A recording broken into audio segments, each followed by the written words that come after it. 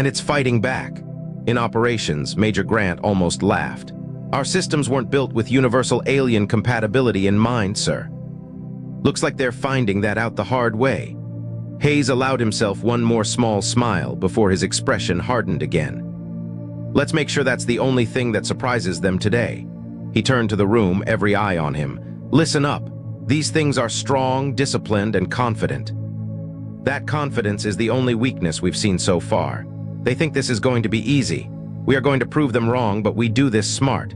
No wild shots, no unnecessary losses. We use everything we have, our training, our terrain, our people. Outside, unnoticed by General Vask, 3 Black Hawk helicopters were quietly powering up in a hangar half a mile away. Their rotors just beginning to turn. And far across the base, deep in a communications building the aliens hadn't yet reached, a young specialist was already typing furiously, sending a message no one on that field could have predicted. A message headed straight for the Pentagon, because Fort Bragg wasn't planning to fight this war alone for long. Inside the communications building, Specialist Casey Miller sat hunched over her terminal, fingers moving fast across the keyboard. She was 24 years old, sharp and calm under pressure in a way that made older soldiers trust her instincts without question. "Colonel," she said into her headset, "message is away." Pentagon confirmed receipt. They're already looping in Joint Chiefs and requesting a live status update every 10 minutes. Colonel Hayes exhaled slowly. "Good work, Miller. Keep that line open no matter what happens out there." "Yes, sir." Outside, tension on the field was rising. General Vask had grown tired of waiting for what he considered a proper response to his ultimatum. He turned to his second-in-command, a broad-shouldered alien officer named Commander Threck, and gave a short, sharp order. "Advance the second wave. Let them see real numbers." More alien soldiers poured out from the landing ships, forming tighter, more aggressive lines. Their weapons hummed louder now, a collective vibration that seemed to shake the ground beneath their boots. Colonel Hayes watched the buildup from a covered position near the command post, jaw tight but expression unreadable. "They're pushing," Whitman said beside him. "Trying to force our hand. Then we don't give them the reaction they want," Hayes replied. "Hold every position.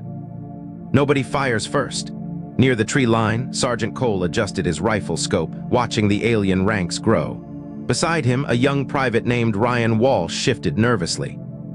"Sarge, there's a lot of them now." Cole didn't look away from his scope. "There's a lot of us too, Walsh. They just haven't figured that part out yet."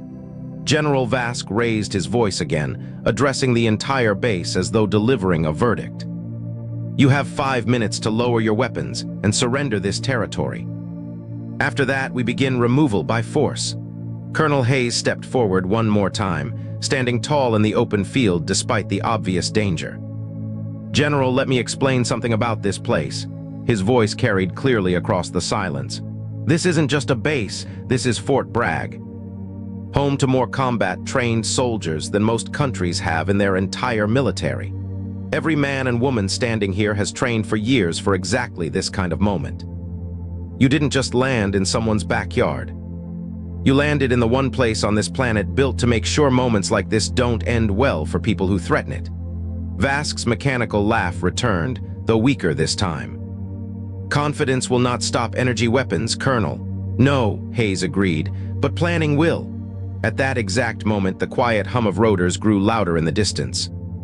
General Vask turned his head toward the sound, confusion crossing his alien features for the first time. 3 Black Hawk helicopters rose over the tree line, flying low and fast, flanking the alien position from 2 different directions. Behind them, disciplined formations of soldiers who had been quietly repositioning during the standoff began emerging from cover, weapons ready but still not firing. "Colonel," Vask said, voice sharp now, "what is this?" "This," Hayes said calmly, "is us showing you exactly how prepared we are. Before things get worse for everyone." For the first time since landing, doubt flickered across General Vask's expression. His soldiers, disciplined as they were, exchanged uncertain glances as the sound of engines and rotors surrounded them from multiple directions at once. Commander Threck leaned toward Vask, voice low. "General, our scans show additional units mobilizing from structures we hadn't detected before." Vask's confidence cracked slightly, though he masked it quickly. Numbers mean nothing against superior technology. Maybe, Hayes said, overhearing the exchange through the open channel.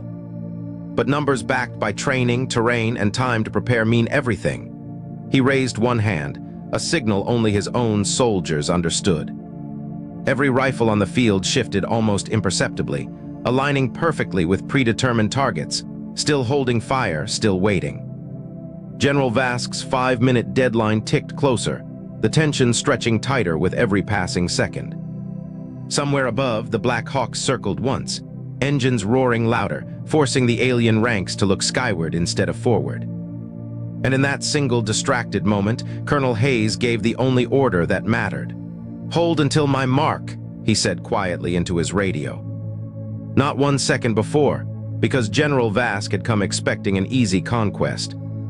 Instead, standing right in front of him, hidden behind calm words and quiet movement, was an entire base that had spent the last 20 minutes turning his overwhelming confidence into the very thing that was about to destroy his advantage completely.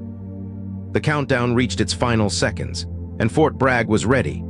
The 5-minute deadline expired with a silence so heavy it felt like the entire base was holding its breath. General Vask raised one hand, ready to give the order to advance. "Your time has run out, Colonel. Compliance was the easier choice." Colonel Hayes didn't flinch. "We already made our choice, General." "You just haven't seen it yet." Vask's hand dropped. The alien front line surged forward, weapons raised, their formation moving with terrifying discipline.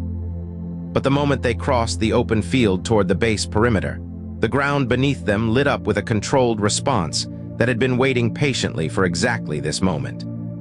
From the tree line, Sergeant Cole gave the order through his headset. Fire! Coordinated rifle fire erupted from multiple positions at once, striking the alien front line from angles they hadn't accounted for. Their armor absorbed some of the impact, but not all of it. Soldiers staggered, several dropped entirely, and for the first time since landing, the alien ranks broke formation out of pure instinct. Overhead, the Black Hawk swept in low, forcing a second wave of alien soldiers to scatter toward the open field. Directly into the sightlines of soldiers who had been waiting in perfect position the entire time. "They're not holding formation," Whitman reported from his position near the command post. "They weren't ready for return fire this coordinated." Colonel Hayes moved quickly but calmly toward a secondary command point, watching the battlefield unfold exactly as planned. Though far from finished, "Keep the pressure controlled. We're not here to wipe them out. We're here to make them leave." With 2 alien soldiers who had broken off from the main formation, clearly disoriented by the sudden resistance. "Cover," Reeves shouted, pulling Holt behind an armored vehicle just as an energy blast tore through the space they had been standing in seconds earlier. Holt fired back around the edge of the vehicle, striking one alien soldier square in the chest plate. The soldier staggered, but didn't fall, armor absorbing most of the impact. "Aim for the joints," Reeves shouted. "Their armor's weakest where it bends." Holt adjusted his aim and fired again, this time catching the alien soldier at the shoulder joint. The soldier dropped his weapon, clutching the wound, before Reeves closed the distance and disarmed him completely. Across the field, General Vask watched his forces falter with growing disbelief. "Impossible," he muttered. "This world had no advanced defenses in our scans." Commander Threck, standing beside him, looked equally shaken. "General, their coordination suggests extensive prior training. This is not primitive resistance." "No," Vask said slowly, realization creeping into his voice. "This is something else entirely." Colonel Hayes' voice carried clearly across the open comm channel, calm despite the chaos surrounding him. "General Vask, you still have a choice. Withdraw your forces now, and this ends without further losses on either side." Vask hesitated, watching his soldiers pull back instinctively from positions they had expected to hold with ease. Around him, the battlefield had transformed from an easy conquest into a controlled, methodical defense that refused to break no matter how much pressure his forces applied. Near the eastern perimeter, Sergeant Cole and his squad advanced carefully, pushing a group of alien soldiers back toward their landing ships without a single unnecessary shot fired. Every movement was deliberate, controlled, exactly as they had trained for years to execute. "They're falling back toward their ships," Cole reported. No signs of reinforcement incoming. In the command post, Major Grant confirmed the same. "Sir, their remaining forces are consolidating. No additional ships detected in orbit. Whatever backup they might have called, it isn't here yet." Colonel Hayes allowed himself a brief moment of calculation before responding. "Then we press just enough to make sure they understand this fight isn't winnable, but we don't push them into desperation. Controlled pressure only." General Vask, watching his forces retreat further, finally turned to face Colonel Hayes directly across the battlefield, voice tight with barely restrained frustration. "You call this defense," Vask said. "This is not the behavior of a primitive world." "No," Hayes replied evenly.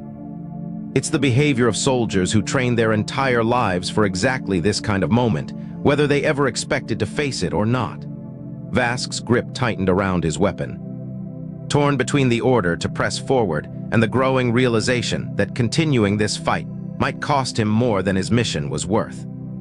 Somewhere behind him, one of his officers shouted a warning about incoming movement from the northern tree line, a fresh wave of soldiers Colonel Hayes had kept in reserve the entire time. And as General Vask turned to assess this new threat, the battlefield shifted once again, tightening around his forces from every direction at once. The fight was far from over. But for the first time since landing, General Vask understood exactly how badly he had underestimated the people standing in front of him.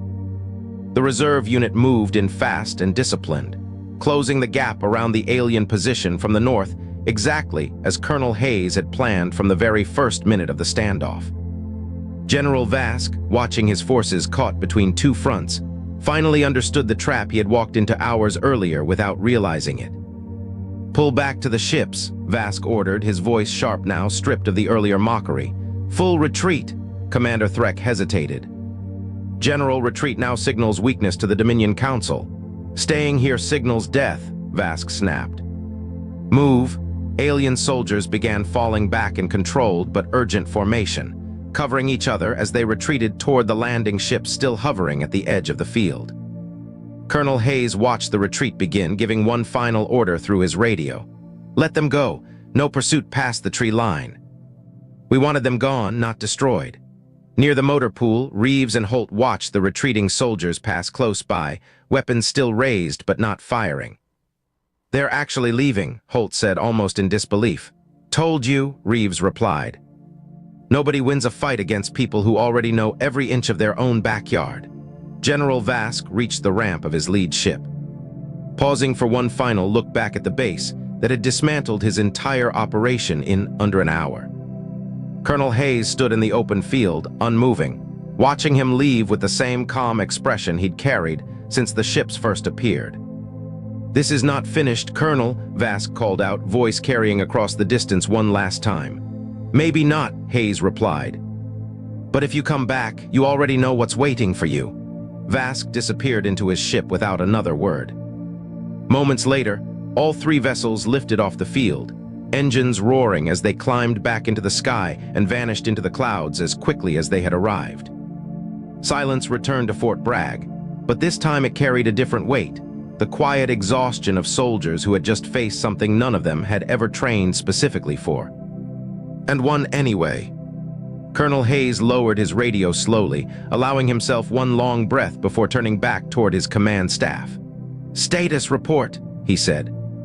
"I want numbers on wounded damage assessments and anything unusual left behind on that field." Major Grant moved quickly to comply, already coordinating teams across the base.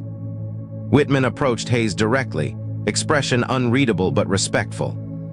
"Sir, for what it's worth, that was about as clean as a first-contact firefight could go." Hayes allowed a tired but genuine smile. "Nobody trains for aliens showing up on a Monday, Dale. We just trained for chaos in general. Turns out that covers more than we thought." Across the field, soldiers slowly began regrouping, checking on each other, securing the perimeter, and processing what had just happened in real time. Specialist Miller's voice crackled over the radio from the communications building. "Colonel, Pentagon is requesting a full briefing immediately. They also want to know if you need additional support inbound." Hayes considered that for a moment before responding. Tell them the situation is contained for now, but we'll need a full debrief team out here as soon as possible. And Miller, good work keeping that line open the whole time. Thank you, sir. As the base slowly shifted from combat readiness back toward controlled recovery. Whispers began spreading among the soldiers, some in disbelief, some already turning the events of the day into stories they knew they'd be telling for years. Near the tree line, Sergeant Cole gathered his squad, checking each soldier for injuries before allowing himself to process what had just happened. "Anybody want to explain to me how we just fought off an alien invasion before lunch?" Walsh asked, still catching his breath. Cole shook his head slowly. "Don't overthink it, Walsh. Just remember every bit of training you've ever had matters, even when the enemy looks like something out of a movie." Far above the base, the alien ships had already vanished from sight, leaving behind scorched patches of grass, a few pieces of abandoned equipment, and one very shaken Dominion general who now understood exactly why this particular stretch of land had never been an easy target, even by accident. Colonel Hayes stood alone for a moment in the center of the field, looking up at the empty sky where the ships had disappeared. He knew this wasn't truly over. A retreat wasn't the same as a surrender, and somewhere out there, General Vask would be reporting back to a much larger power, one that now had real data on exactly what humanity was capable of. But for today, Fort Bragg had held its ground. And as Hayes turned back toward his waiting staff, already preparing for the long process of reports, briefings, and whatever came next, one thought settled clearly in his mind. Whatever came back through that sky in the future, they would be ready for it too. By nightfall, Fort Bragg looked almost normal again, except for the scorched patches of grass near the training fields and the steady stream of vehicles moving equipment and personnel in careful, deliberate patterns. Word of what happened had already spread far beyond the base, but the full picture remained locked behind classified briefings and careful, controlled statements. Inside the command building, Colonel Hayes sat across from a secure video briefing with senior officials from the Pentagon, walking them through every detail of the encounter with the same calm precision he had used throughout the entire event.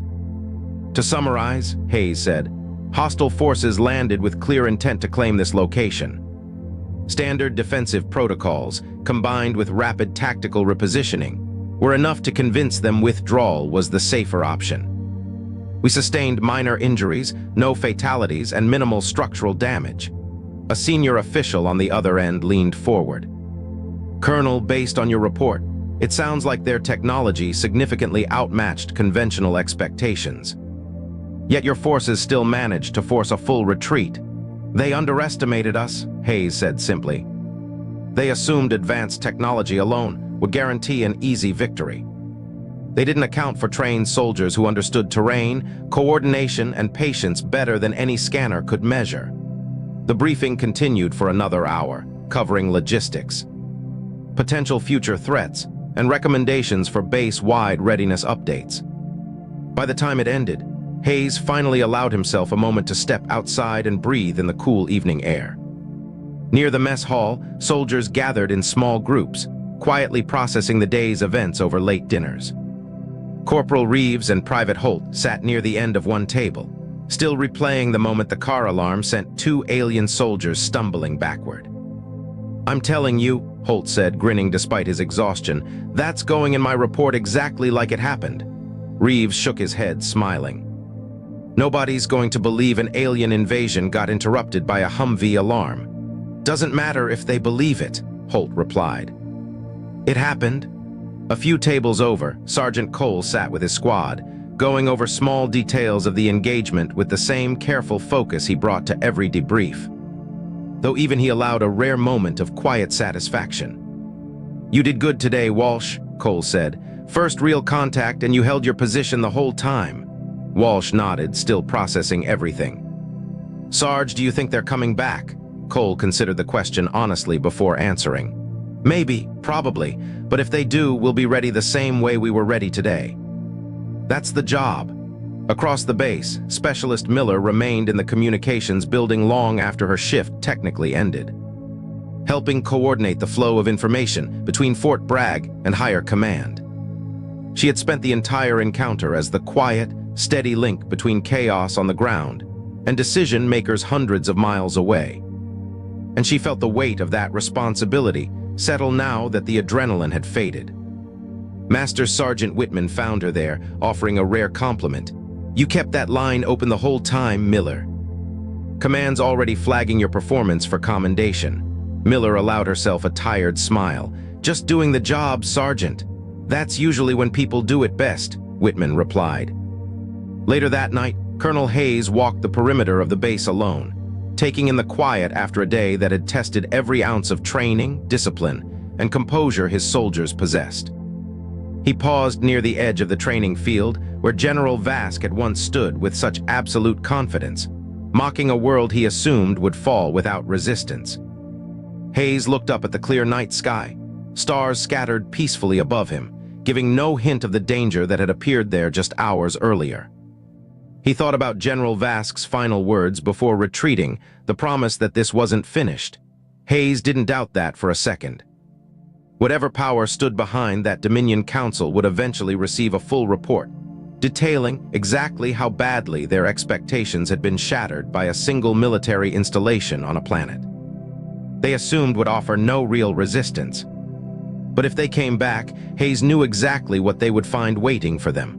Not a base caught off guard, not soldiers underestimating the threat in front of them. A garrison that had already proven, in the span of a single Monday morning, that assumptions about easy conquest could collapse the moment they met real training, real coordination, and real people who refused to back down. As he made his way back toward the command building, radios crackled quietly around him, base personnel settling into the long process of after-action reports, equipment checks, and the slow return to normal routine.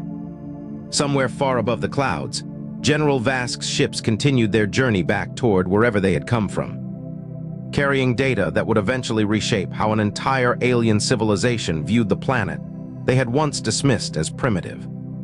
And down below, Fort Bragg stood exactly as it always had, quiet, steady, and ready, waiting for whatever came next. If you enjoyed this story, make sure to drop a comment letting me know what part hit hardest for you. Share this video with someone who loves a good underdog story.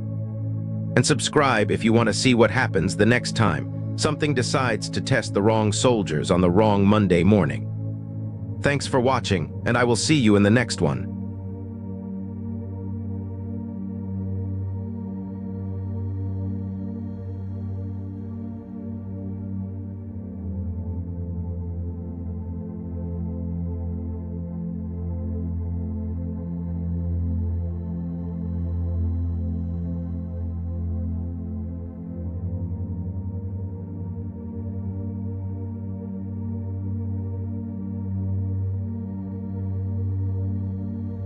That their weapon worked at least in controlled tests.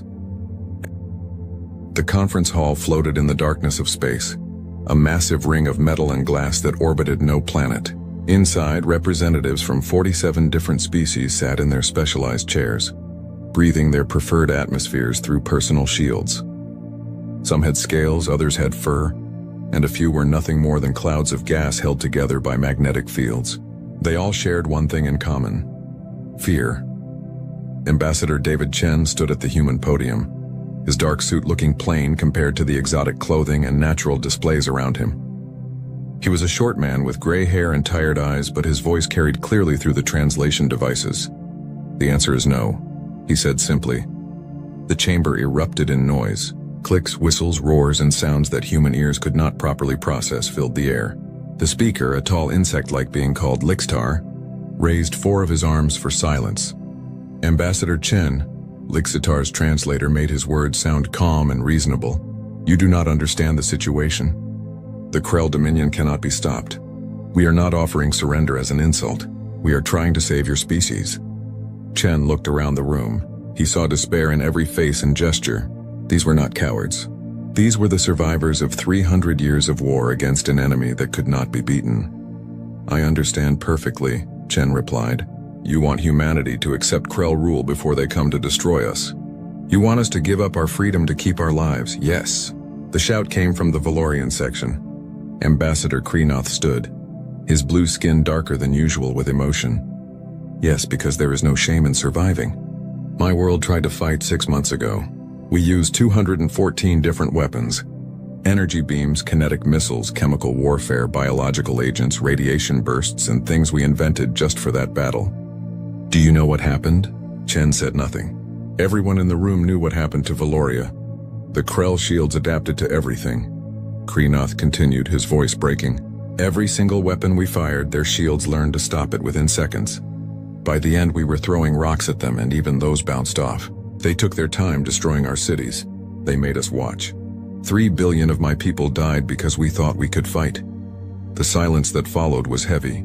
Chen looked down at his datapad, then back up at the assembly. How many species have fought the Krell?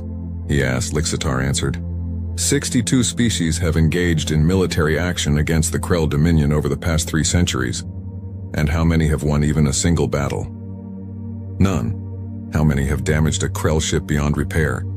Lixitar's mandibles clicked together slowly. None. How many have even scratched their paint? Ambassador Chen, this is not helpful. The facts are clear. The Krell possess adaptive shield technology that is beyond our understanding. It learns and evolves faster than we can think. Every weapon we create, every tactic we try becomes useless the moment they experience it. They are not just advanced, they are insurmountable.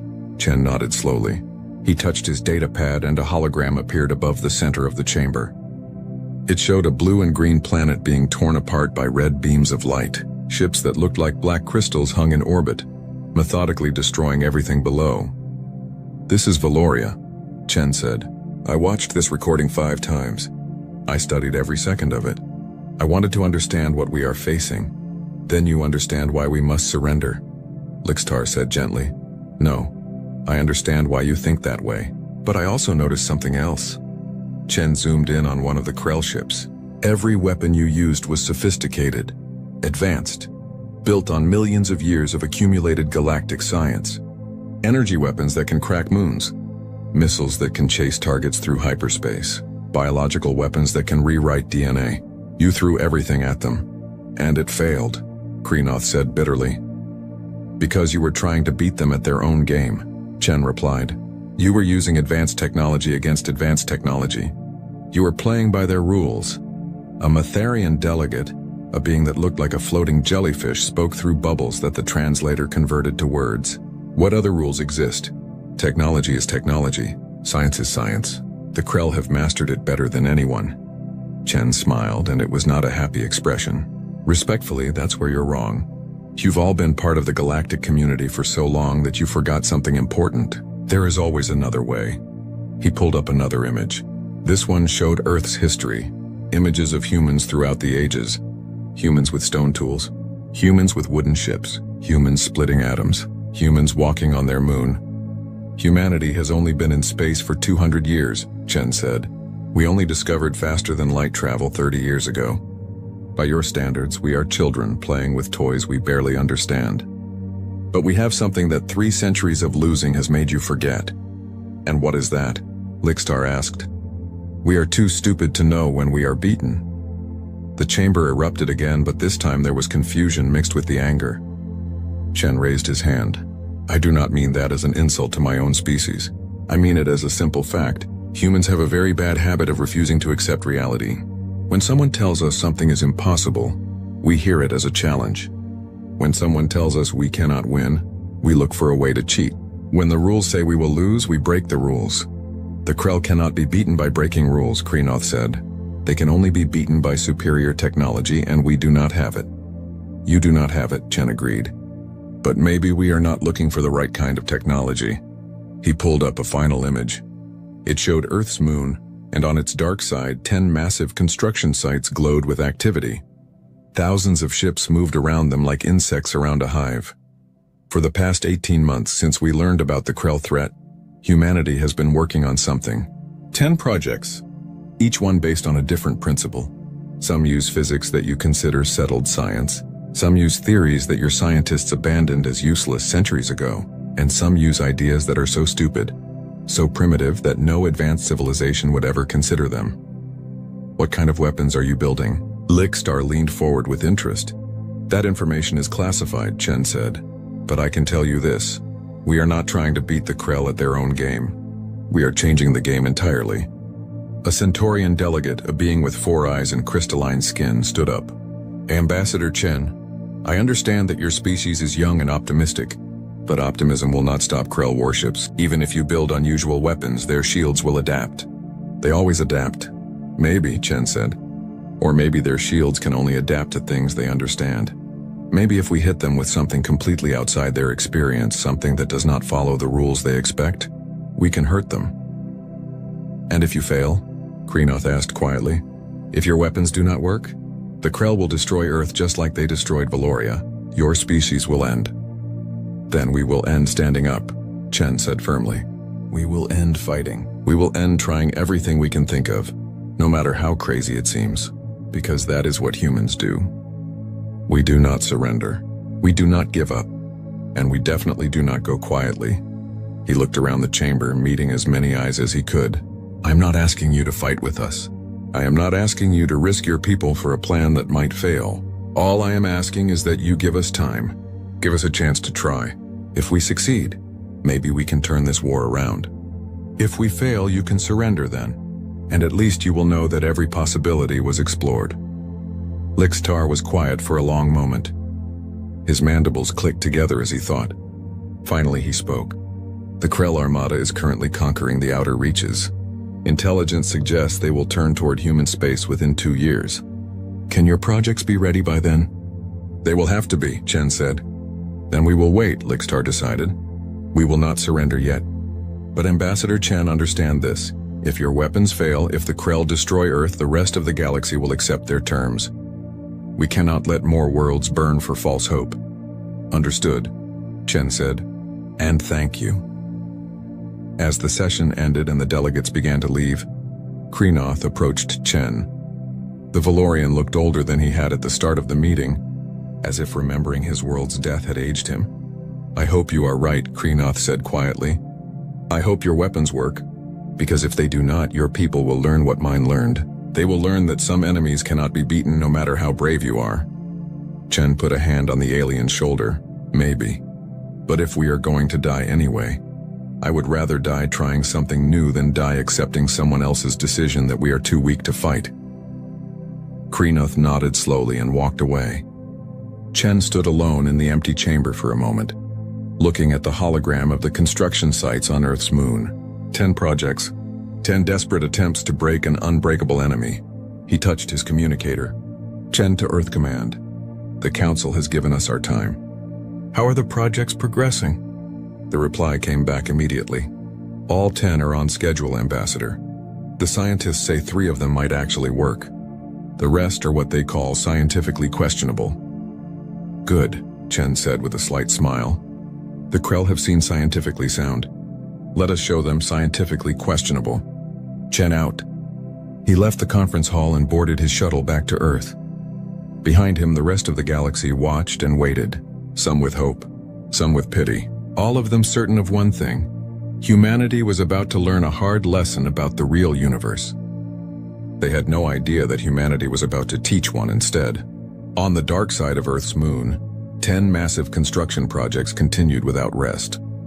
Engineers and scientists from dozens of human colonies worked around the clock. Some of the projects made sense to them. Others seemed insane. But they all had one thing in common. None of them followed the established rules of galactic warfare. The Krell shields could adapt to anything they had seen before. They could learn from experience and evolve their defenses. They were, by every measure, perfect protection against known weapons. But humans were very good at making unknown weapons. In her lab on Luna Station 7, Dr. Sarah Okonkwo looked at the data from Project 3 and shook her head. According to every law of physics that the galaxy accepted, what she was building should not work. The energy requirements were too high. The structural stress would tear the weapon apart. The targeting system relied on mathematics that most species considered impossible. But the test results said it would work anyway. She touched the massive machine in front of her, feeling the cold metal under her palm. This was not elegant. It was not sophisticated. It was barely controlled chaos wrapped in a metal shell. It was also going to punch a hole in space-time itself. I hope you know what you are doing, she whispered to the machine. Across the moon, 9 other projects moved toward completion. 9 other teams of humans built 9 other impossible weapons. Some would work, some would fail, but all of them represented the same thing: humanity's refusal to accept that anything was truly impossible. The Krell were coming. They had conquered 62 species. They had won every battle for 300 years. Their shields had never failed. They were about to meet a species that did not care about their track record. The galaxy said no gun could break the Krell. Humanity was building 10 that would. 18 months had passed since Ambassador Chen had made his promise to the Galactic Council. 18 months of constant work, failed experiments, and breakthroughs that defied conventional science. Now, in a secure briefing room buried deep under the Rocky Mountains, the results of that work were about to be revealed. Admiral Maria Torres stood at the front of the room, her uniform crisp despite the fact that she had not slept in 36 hours. Around her sat representatives from every major human military organization, key scientists from each project, and observers from 12 alien species brave enough to come see what humanity had built. "Ladies, gentlemen, and honored guest," Torres began, "what you are about to see is classified at the highest level. Some of you will think we have lost our minds. Others will think we are wasting resources on fantasies. I ask only that you watch the full presentation before making judgments." She activated the holographic display. A massive 3-dimensional image appeared showing 10 different weapons. Each one looked different from the others. Some were ships, some were missiles. One looked like a station. Another looked like nothing more than a metal ring floating in space. "These are humanity's 10 answers to the Krell problem," Torres said. "Each weapon is based on a different principle. Each one attacks the Krell shields in a way that has never been tried before. We call them Projects 1 through 10, but they have operational codenames as well." She highlighted the first weapon. It looked like a long rail extending from a massive power core. Project 1, God Strike. This is a relativistic kinetic impactor. It fires a small slug of tungsten at 98% the speed of light. The Krell shields work by analyzing incoming threats and adapting their defense frequency to match. But God Strike moves so fast that the time between detection and impact is less than a microsecond. The shields do not have time to adapt before the impact. A Centaurian observer raised one of his crystalline hands. But kinetic weapons have been tried. The Krell shields stop them. "Conventional kinetic weapons travel at a few kilometers per second," explained Dr. Sarah Okonkwo, a tall woman with sharp eyes and graying hair.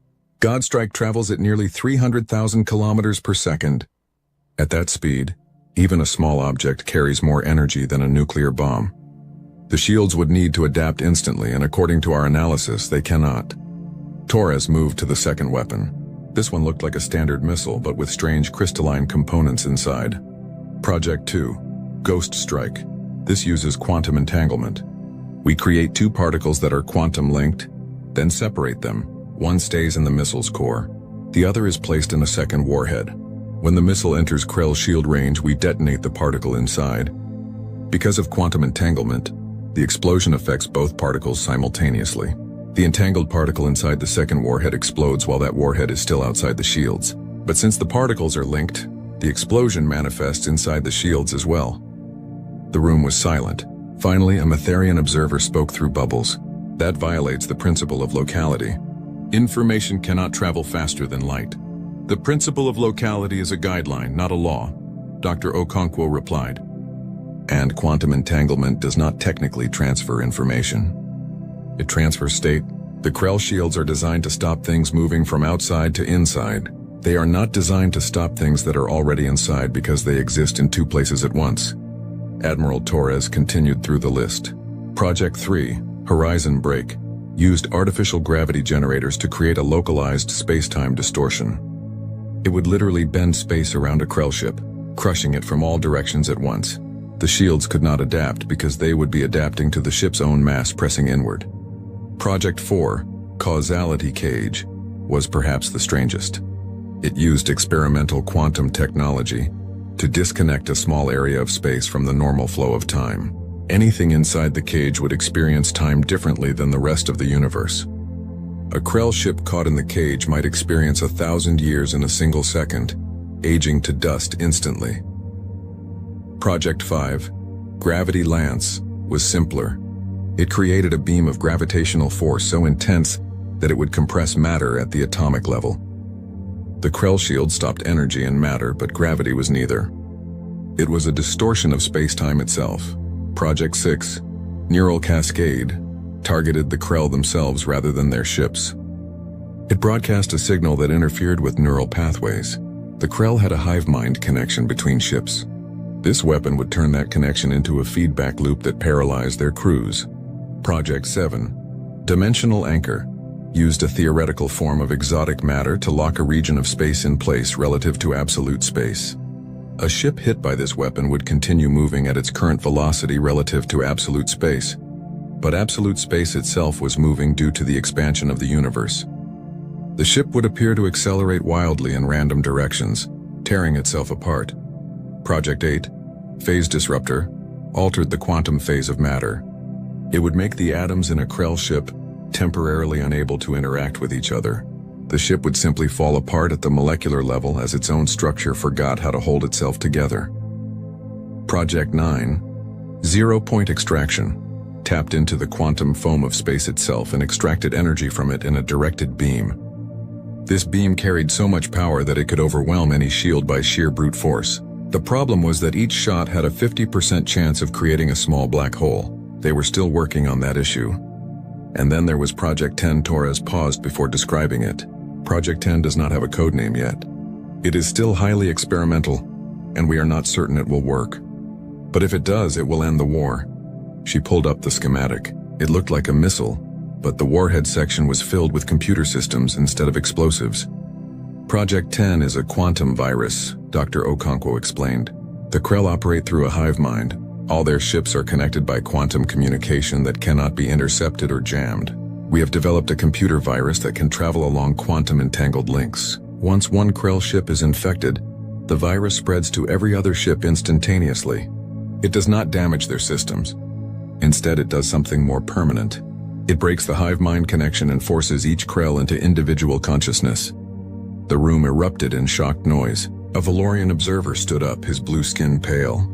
You are talking about fundamentally changing a species at the mental level. That is biological warfare of the worst kind.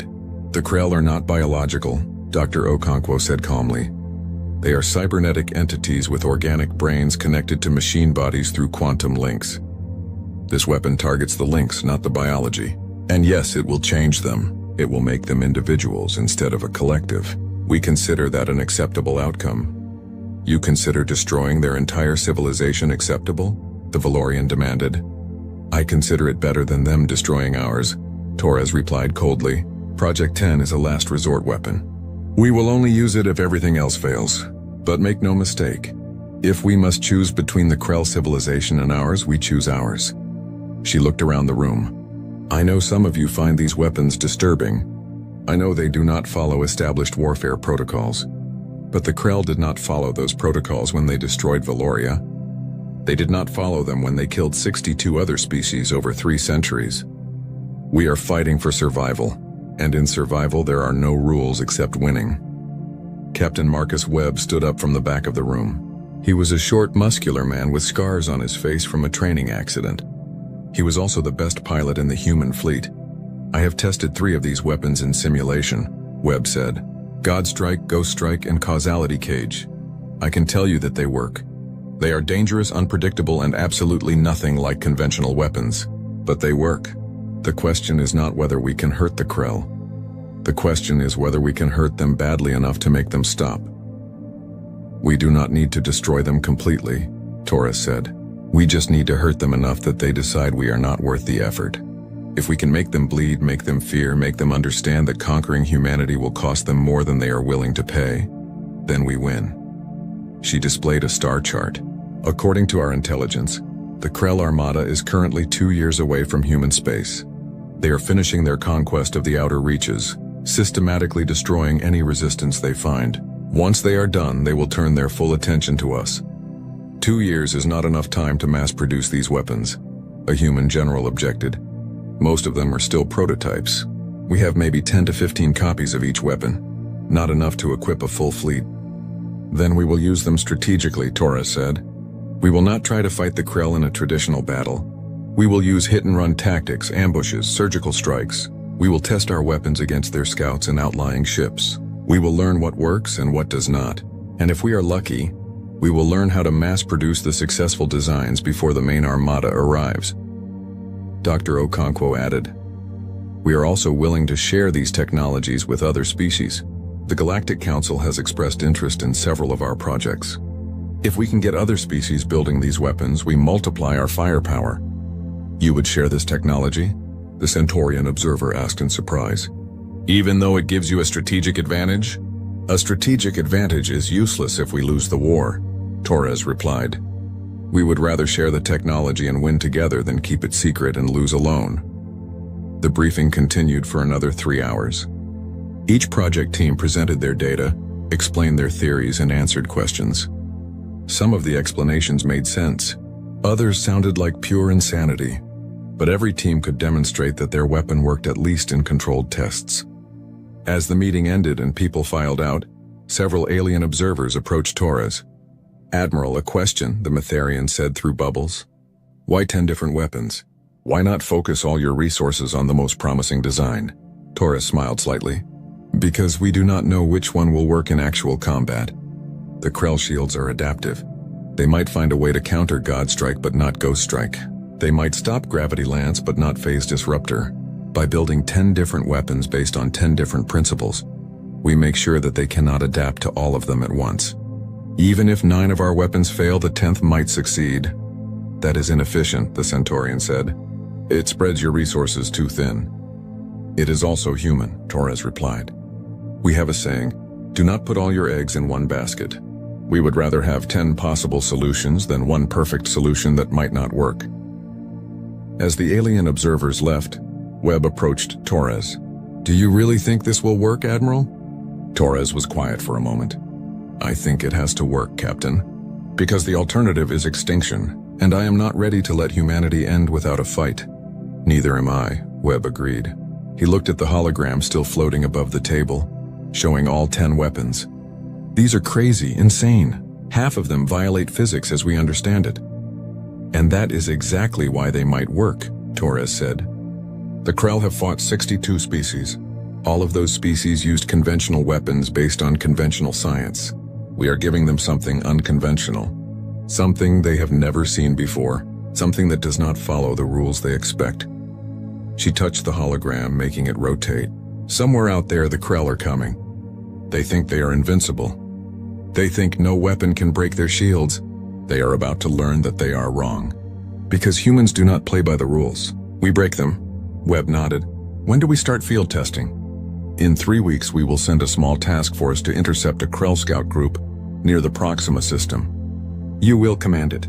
Take God Strike and Ghost Strike. See if they work against real Krell shields in real combat conditions. And if they do not work," Torres met his eyes, "then we try Projects 3 through 9. And if those do not work, we use Project 10. We keep trying until something works, or until we run out of options. But we do not surrender. We do not give up. Is that clear?"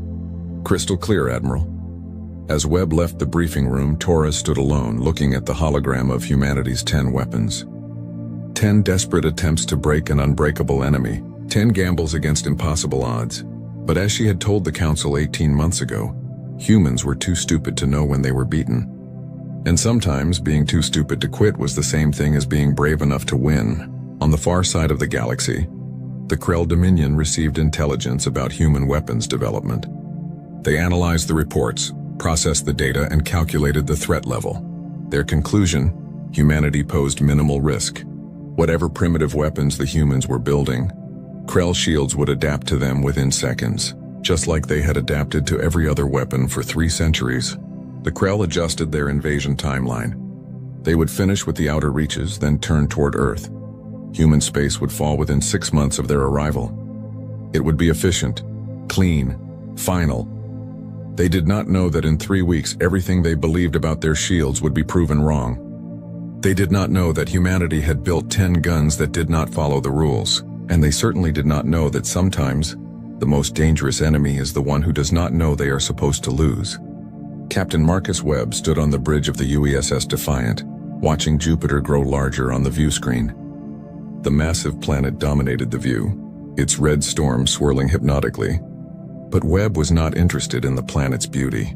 He was interested in the 300 Krell warships that had just entered the outer solar system. "Status report," Webb ordered, his voice calm despite the situation. Lieutenant Sarah Park, his tactical officer, looked up from her console. Her hands shook slightly. "Krell Vanguard fleet holding position at the orbit of Saturn. 300 capital ships, estimated crew of 200,000. They are scanning the system but not advancing. They are being cautious," Commander James Wright said from the engineering station. "They know we are here. They are waiting to see what we do." Webb nodded slowly. The Defiant was not alone. Around them, 37 human warships held position near Jupiter's orbital stations. It was the entire defensive fleet of the outer solar system. Against 300 Krell ships it would normally be a massacre. But today they had something new. "Load Godstrike," Webb ordered. "Prepare firing solution on the lead Krell ship." "Godstrike loaded," Park confirmed. "Targeting the Krell flagship. Power at maximum. Ready to fire on your command." Webb looked at the tactical display. The Krell ships were holding formation, probably running scans to analyze human defenses. They had done this dozens of times before against other species. "Scan, adapt, attack." It was their standard pattern. Today, that pattern would break. "Fire Godstrike," Webb said quietly. The Defiant shuddered slightly. Deep in its core, massive capacitors discharged their energy into a magnetic rail that stretched half the length of the ship. A tungsten slug the size of a fist was accelerated to 98% light speed in less than a second. Then it was gone, vanishing into the darkness of space. On the view screen, nothing seemed to happen for a moment. Then the lead Krell ship, a massive black crystal that looked like a floating mountain, simply exploded. One instant it was there. The next it was expanding debris and superheated gas. The bridge of the Defiant was silent. Park stared at her console, her mouth open. "Direct hit," she whispered. "The flagship is destroyed." "Completely destroyed. Their shields never activated." "They did activate," Wright corrected, checking his readings. "I saw the energy spike. But the projectile was moving so fast that it hit them before the shields could analyze and adapt. The time between detection and impact was 0.003 seconds. Not enough time." Webb allowed himself a small smile. "One down. Load Ghost Strike. Target the ship to the flagship's right. Let us see if this one works too." The Krell fleet was no longer holding position. Ships were breaking formation, their shields flaring to full power.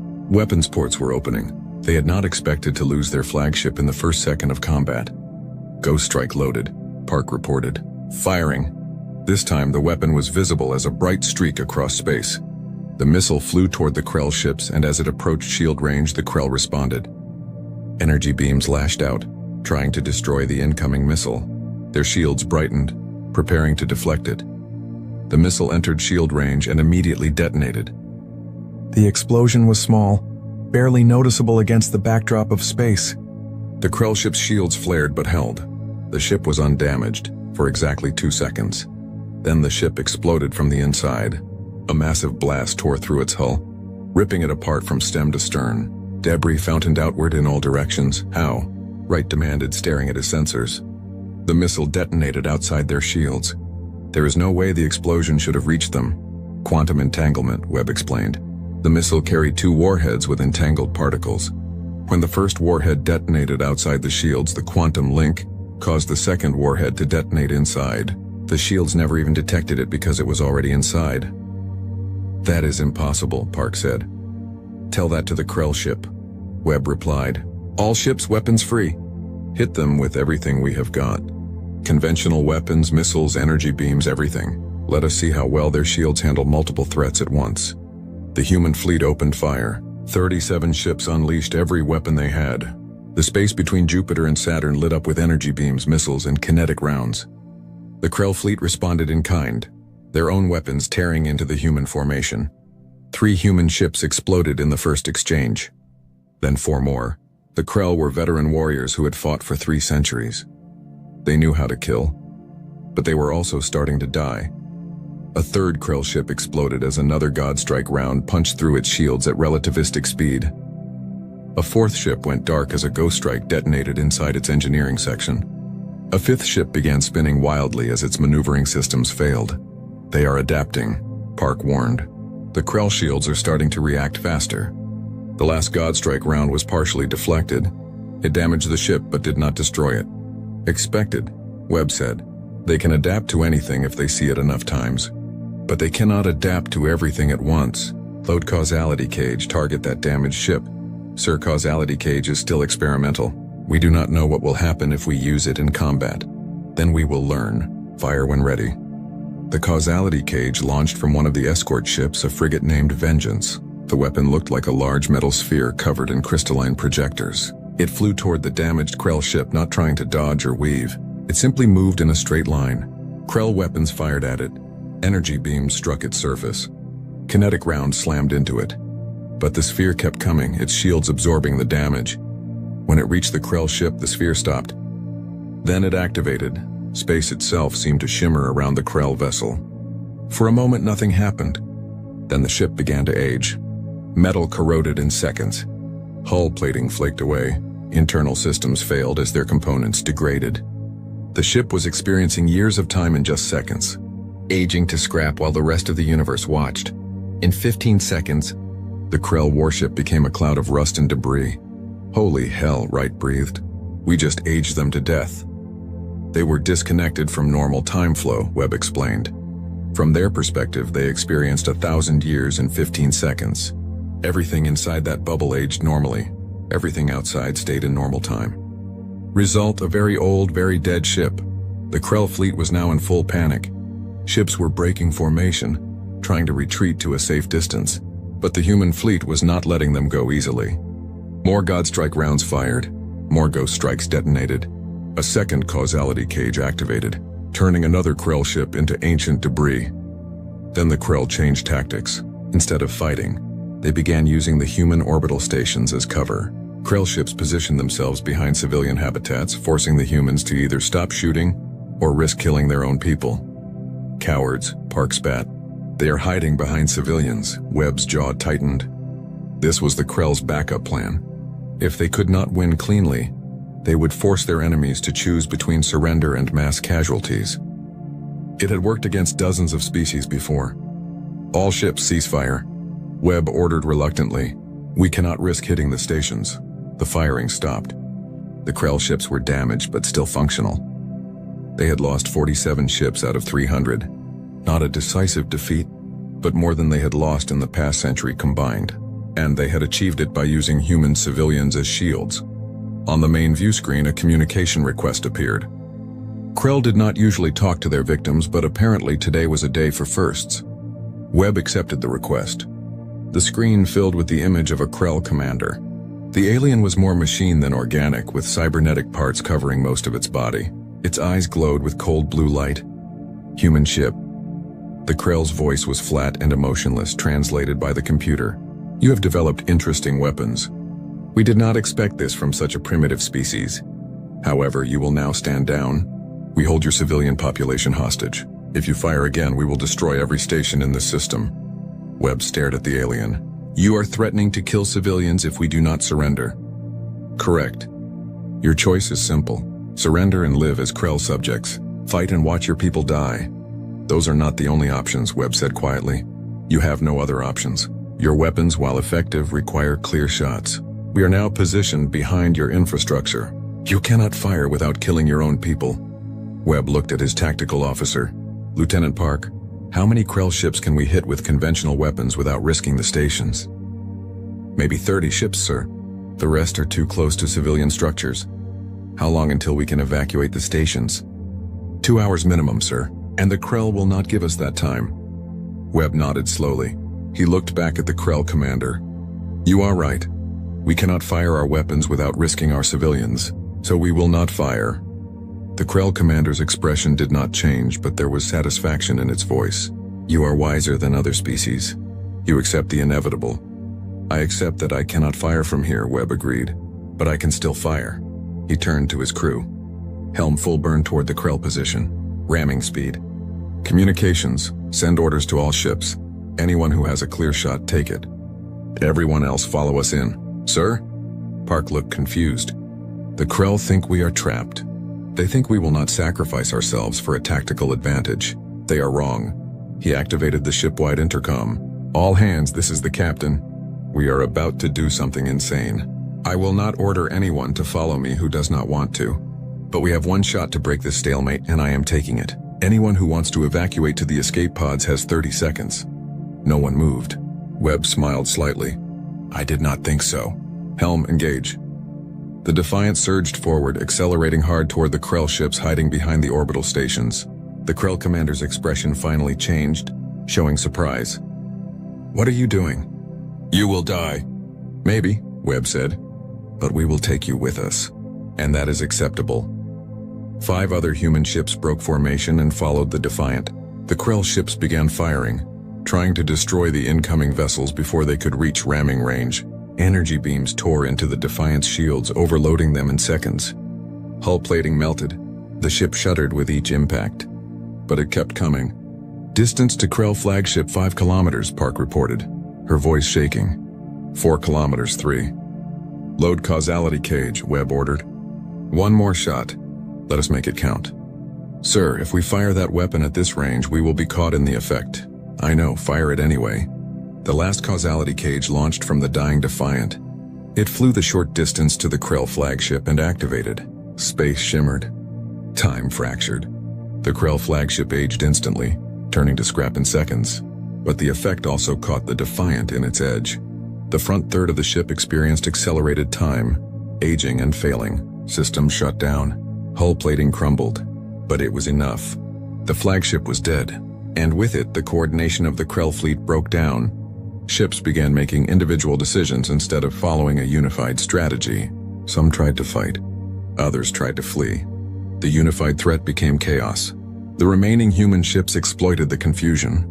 Godstrike rounds fired into the disorganized Krell formation. Ghost strikes detonated among clusters of enemy ships. Within minutes, the Krell vanguard was in full retreat. On the bridge of the dying Defiant, Webb watched them go. The ship was crippled, its front section completely destroyed, but it was still holding together. Barely. Status? He asked weakly. Smoke filled the bridge. Half the consoles were dead. Krell fleet is retreating, Park reported, blood running down her face from a cut on her forehead. They are falling back to Saturn. We won, sir. We actually won. Webb slumped in his chair. Around Jupiter, the human fleet was in ruins. Of 37 ships, only 14 were still combat capable. But the Krell had lost over 100 ships. For the first time in 300 years, the Krell Dominion had been hurt. Later, after the battle, after the rescue operations and the damage assessments, Webb sat in a medical bay getting treated for burns and broken ribs. Admiral Torres appeared on his communication screen. Good work, Captain, she said. The Galactic Council is stunned. They never thought the Krell could be beaten. We did not beat them, Webb said tiredly. We hurt them. There is a difference. And it cost us 23 ships and 12,000 lives. If that is victory, I do not want to see defeat. Victory is whatever lets us keep fighting, Torres replied. You proved that our weapons work. Godstrike works. Ghost Strike works. Causality Cage works. Now we know what we are facing and we can prepare. The next battle will be easier. Will it? Webb asked. The Krell adapted to our weapons by the end of the battle. They will adapt more now that they know what to expect. We surprised them once. We will not surprise them again. Then we will use the other weapons, Torres said. Projects 4 through 9 are ready for deployment. And, Captain, the Krell just learned something important. They learned that they can be hurt. They learned that they can die. For 300 years, they have believed they are invincible. Now they know better. Webb nodded slowly. What about the main fleet? This was just their vanguard. The real Krell armada is still coming. According to intelligence, the main armada has altered course. They are no longer heading directly to Earth. They are taking a longer route, gathering more ships, preparing for a real fight. We hurt them, Captain. We hurt them badly enough that they are being cautious. That buys us time. How much time? 4 months, maybe 5? Enough to build more weapons. Enough to train more crews. Enough to share our technology with other species who want to fight. Torres leaned forward. The galaxy has been losing for 300 years, Captain Webb. They forgot what winning looks like. You just reminded them. Ships from 6 different species have contacted us asking how to build Godstrike launchers. The Valorians want Ghost Strike technology. Even the Centaurians, who have been neutral this whole war, are asking if they can help. All because we won one battle? No, because you proved that the Krell can be beaten. Hope is a powerful weapon, Captain. Sometimes it is the most powerful weapon of all. Webb looked out the window of the medical bay. In the distance, repair crews were working on damaged ships. Beyond them, Jupiter continued its eternal rotation, uncaring about the battle that had been fought in its shadow. Admiral, when can we launch the next attack? When you are healed and when we have more weapons ready. But Captain, you do not have to volunteer. You have done enough. With respect, Admiral, I have not done nearly enough. The Krell are still out there. They still want to destroy us. One battle is not enough. I need to keep fighting until they are gone, or I am. Torres smiled slightly. I thought you might say that. Rest and heal, Captain. When you are ready, we will have another mission for you. There are 9 more weapons to test, and I can think of no one better to test them. The transmission ended. Webb lay back in his medical bed, staring at the ceiling. His body hurt. His ship was destroyed. Thousands of people were dead. But the Krell were retreating. For the first time in 300 years, the galaxy's greatest enemy had been forced to back down. Not destroyed, not defeated completely, but hurt, wounded, made to understand that they were not invincible. It was a start. Outside, in the cold darkness of space, the wreckage of Krell ships drifted slowly. Each piece of debris was evidence of a simple truth that the galaxy had forgotten. No shield is perfect. No enemy is unbeatable. And sometimes, all it takes to win is being brave enough or crazy enough to try. 6 months after the Battle of Jupiter, the galaxy looked different. Not physically, but in the way that mattered most. Hope had returned. Dr. Sarah Okonkwo stood in a massive assembly hall on the Centaurian homeworld, watching as representatives from 23 different species examined human weapons technology. The hall was designed for beings of many different types. Atmospheric zones separated different areas, allowing methane breathers, oxygen breathers, and even vacuum-adapted species to all attend the same conference. A Valorian engineer was examining a Godstrike launcher with obvious interest. The design is crude, she said through her translator, but the principle is brilliant. We have been trying to make weapons more sophisticated, more advanced. You simply made them faster. Speed is sophistication, Okonkwo replied with a slight smile. When you move at 98% light speed, you do not need complicated targeting systems or adaptive warheads. You just need to point in the right direction and pull the trigger. A Matharian scientist floated closer to examine the Ghost Strike specifications displayed on a holographic screen. The quantum entanglement is stable. We tried similar technology 200 years ago. The entangled particles always collapsed when exposed to weapons-grade energy. Because you tried to use naturally entangled particles, Okonkwo explained. We create artificial entanglement using a quantum crystalline matrix. The matrix holds the entanglement stable even through the explosion. It is not elegant, but it works. Nothing about human weapons is elegant, a Centaurian observer commented. But it sounded like a compliment rather than an insult. Your approach to warfare is like your approach to everything. Practical, direct, and completely unconcerned with established doctrine.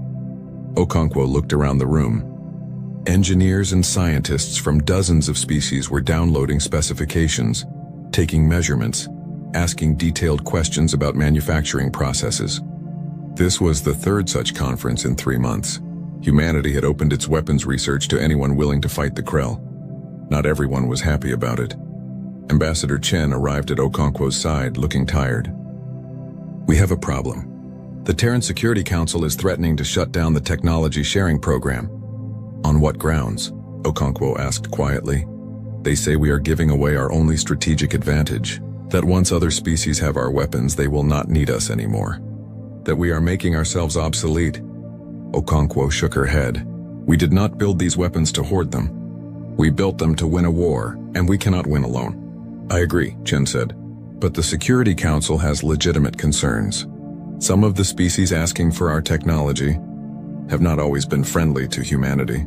The Regelians fought a border war with us 20 years ago. The Draconis Collective has been trying to steal our trade routes for decades. Now we are supposed to trust them with weapons that could destroy planets? They are fighting the same enemy we are, Okonkwo pointed out. The Krell do not care about old border disputes. They will destroy the Rigelians and the Draconis just as quickly as they would destroy us. We need allies more than we need exclusive weapons, Chen sighed. You are right, of course. I am just tired of fighting battles on two fronts, the Krell in space and the politicians on Earth. Before Okonkwo could respond, an alarm sounded. A holographic display in the center of the room changed from showing weapon specifications to showing a star map. A red indicator was flashing near the Proxima Nebula. "What is that?" a Valorian delegate asked. "Krell Fleet Movement," a human military liaison announced. "A major force estimated at 500 ships is moving toward the Proxima system. Our forces there are requesting immediate assistance." 500 ships, Chen whispered. "That is more than twice what we faced at Jupiter." "And we have more ships than we had at Jupiter," Okonkwo said firmly. "We have the Valorian Second Fleet, the Centaurian Defense Force, and contingents from a dozen other species. All of them armed with our weapons now." She turned to the assembled delegates. "This is what we have been preparing for. The Krell are testing us again. They want to see if Jupiter was a fluke or if we can really fight them. How many of you are willing to find out?" Every delegate in the room raised their hand, tentacle, or equivalent appendage. 3 days later, a combined fleet of 147 ships from 16 different species arrived at the Proxima Nebula. The Krell fleet was already there, laying siege to a human mining colony on Proxima 3. The planet's shields were failing under constant bombardment. Captain Marcus Webb, now promoted to Commodore after the Battle of Jupiter, commanded the human contingent from his new flagship, the UESS Retribution. Around him, alien ships of every design imaginable held formation. Some were massive dreadnoughts covered in armor. Others were small, fast frigates. All of them carried at least one type of human weapon. "Status of the colony?" Webb asked. "Shields at 30%, Lieutenant Park reported from her tactical station. She had transferred to the Retribution with Webb, along with most of his surviving crew from the Defiant. "They have maybe 2 hours before the Krell breakthrough. Then we do not have time for subtlety. All ships engage at will. Use everything we have. Let us show the Krell what a united galaxy can do." The combined fleet swept into the battle. Godstrike rounds fired from human and Valorian ships moving at relativistic speeds. Ghost strikes launched from Centaurian vessels, their quantum warheads flickering in and out of normal space.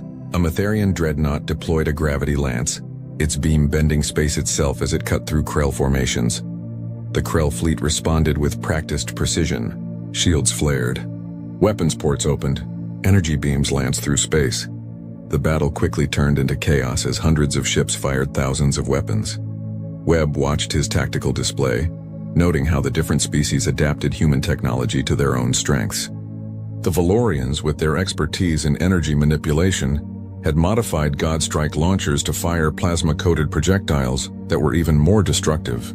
The Centaurians, masters of quantum physics, had improved Ghost Strike's entanglement stability, making it effective at longer ranges. "The Krell are adapting," Park warned. "Their shields are starting to deflect Godstrike rounds. Not all of them, but enough to reduce damage." "Expected," Webb replied. "What about the other weapons?" "Gravity Lance is still effective. Ghost Strike is working about 60% of the time. The Krell cannot adapt to both simultaneously." A Rigelian destroyer exploded on the view screen, torn apart by Krell fire. 2 more ships, one Draconis and one human, followed seconds later. The Krell were taking losses, but they were inflicting them too. "We are trading ships almost evenly," Commander Wright reported from engineering. "At this rate, we will win the battle, but lose half our fleet." "Unacceptable," Webb said. "We need to use the new weapons." "Deploy Phase Disruptor." A Centaurian cruiser acknowledged the order and fired its Phase Disruptor. The beam was invisible to the naked eye, but its effects were immediately obvious. The Krell ship it struck began to shimmer. Then slowly it started to fall apart. Not exploding, not burning, just coming undone as its molecular bonds forgot how to hold together. Within 30 seconds, the ship was a cloud of individual atoms drifting harmlessly in space. "By the stars," a Valorian captain breathed over the communication channel. "That is horrifying." "That is war," Webb replied. "All ships with phase disruptors fire at will." 3 more Centaurian ships and 2 Valorian ships fired their phase disruptors. 5 more Krell ships dissolved into atomic clouds. The Krell fleet began to pull back, trying to avoid the new weapon. But Webb was not done. "Deploy Dimensional Anchor." A human frigate launched the experimental weapon. It looked like a small satellite, barely 10 meters across. It flew into the middle of the Krell formation and activated. Suddenly, a dozen Krell ships began moving in impossible directions. One ship accelerated straight up relative to the galactic plane, its engines screaming as they fought against forces that should not exist. Another ship spun wildly, its hull tearing apart from the stress. A third ship seemed to fold in on itself, crushed by its own momentum in a direction that physics said did not exist. The dimensional anchor locks space in place relative to absolute space, Webb explained over the fleet channel. But space itself is moving due to the expansion of the universe. The ships are trying to maintain their position in normal space while being locked in absolute space. The result is catastrophic structural failure. This is madness, a Draconis commander said. These weapons break every rule of engagement. The Krell broke those rules first when they started destroying planets, Webb replied coldly. We are just returning the favor. Continue the attack. The battle raged for another 2 hours. The Krell fought with the desperation of beings who realized they were no longer invincible. They adapted tactics constantly, trying to find ways to counter the flood of new weapons. But every time they adapted to one weapon, another would hit them from a different angle. A God Strike round would force them to strengthen their shields. Then a Ghost Strike would detonate inside those shields, bypassing them entirely. While they were recovering, a gravity lance would crush their ship's structure. If they tried to spread their formation to avoid area weapons, phase disruptors would pick them off one by one. If they clustered for mutual defense, dimensional anchors would trap whole groups. Finally, the Krell fleet broke. Not retreating in order, but scattering in panic. Individual ships fled in different directions, abandoning any pretense of formation or coordination. The combined fleet pursued, destroying fleeing ships until Webb ordered them to stop. Let them go, he said. Let them spread the word. Let every Krell in the galaxy know that they can be beaten. As the battle ended, damage reports came in. The combined fleet had lost 42 ships. 17 human vessels, 9 Valorian, 8 Centaurian, and 8 from various other species. Over 6,000 sentient beings dead, but the Krell had lost over 200 ships, and they had run away. In the days following the battle, something changed across the galaxy. More species joined the anti-Krell coalition. Weapons development accelerated as different civilizations combined their expertise with human innovation. The Aquarians, a species that lived in liquid environments, developed an underwater version of God Strike that could be fired from ocean worlds. The Silicates, beings made of living crystal, created a weapon that used resonance frequencies to shatter Krell hull plating. The tide was turning, but there was a cost. Dr. Okonkwo sat in her lab on Luna Station, reading reports from the field. The weapons were working better than expected. They were also causing more destruction than anticipated. Phase disruptors left clouds of radioactive particles that would contaminate space for centuries. Dimensional anchors sometimes created small gravitational anomalies that persisted after the battle ended. Causality cages had unpredictable effects on local space-time. We are poisoning the galaxy, she said quietly to Ambassador Chen, who had come to visit. Chen nodded slowly. I know, but what choice do we have? If we do not use these weapons, the Krell will conquer us. If we do use them, we win but leave scars that will take centuries to heal. There has to be a better way. If you find one, tell me, Chen replied. But until then, we use what works. The galaxy has been losing this war for 300 years. We are finally winning. I will accept some collateral damage if it means we survive. Okonkwo looked at the data again. Casualty numbers. Radiation levels. Damaged star systems. The cost of victory was being paid in blood and environmental destruction.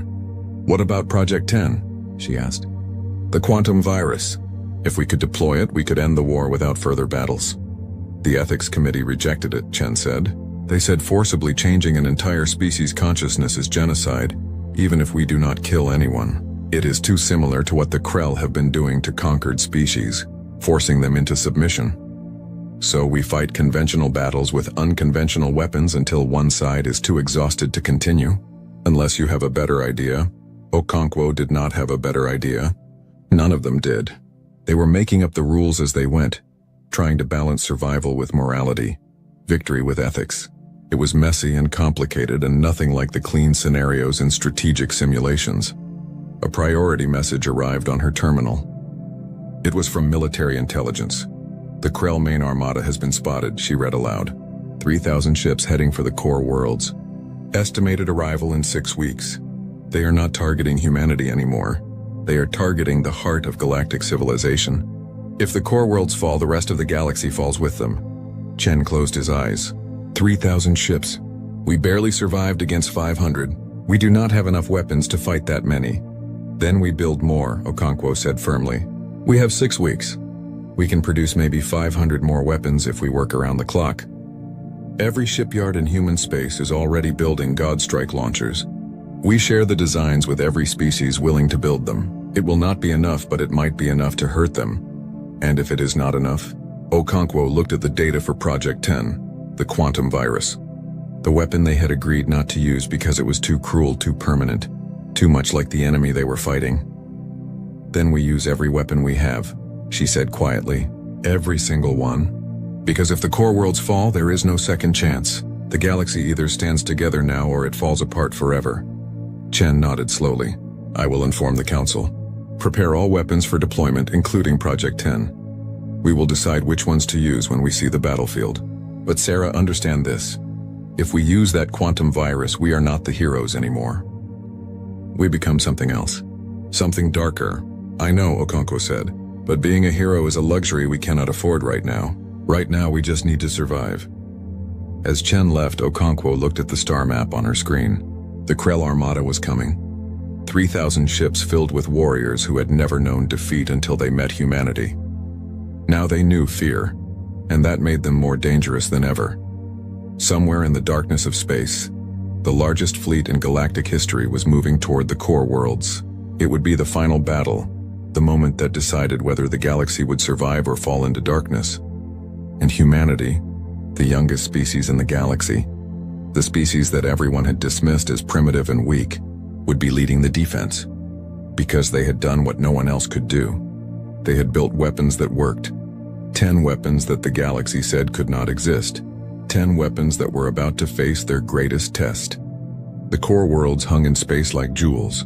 5 planets orbiting a triple star system at the heart of galactic civilization. For 10,000 years, these worlds had been the center of art, science, and culture for hundreds of species. Libraries that held the knowledge of millennia. Museums that preserved the history of civilizations long dead. Universities where the brightest minds in the galaxy came to learn. Now, they were about to become a battlefield.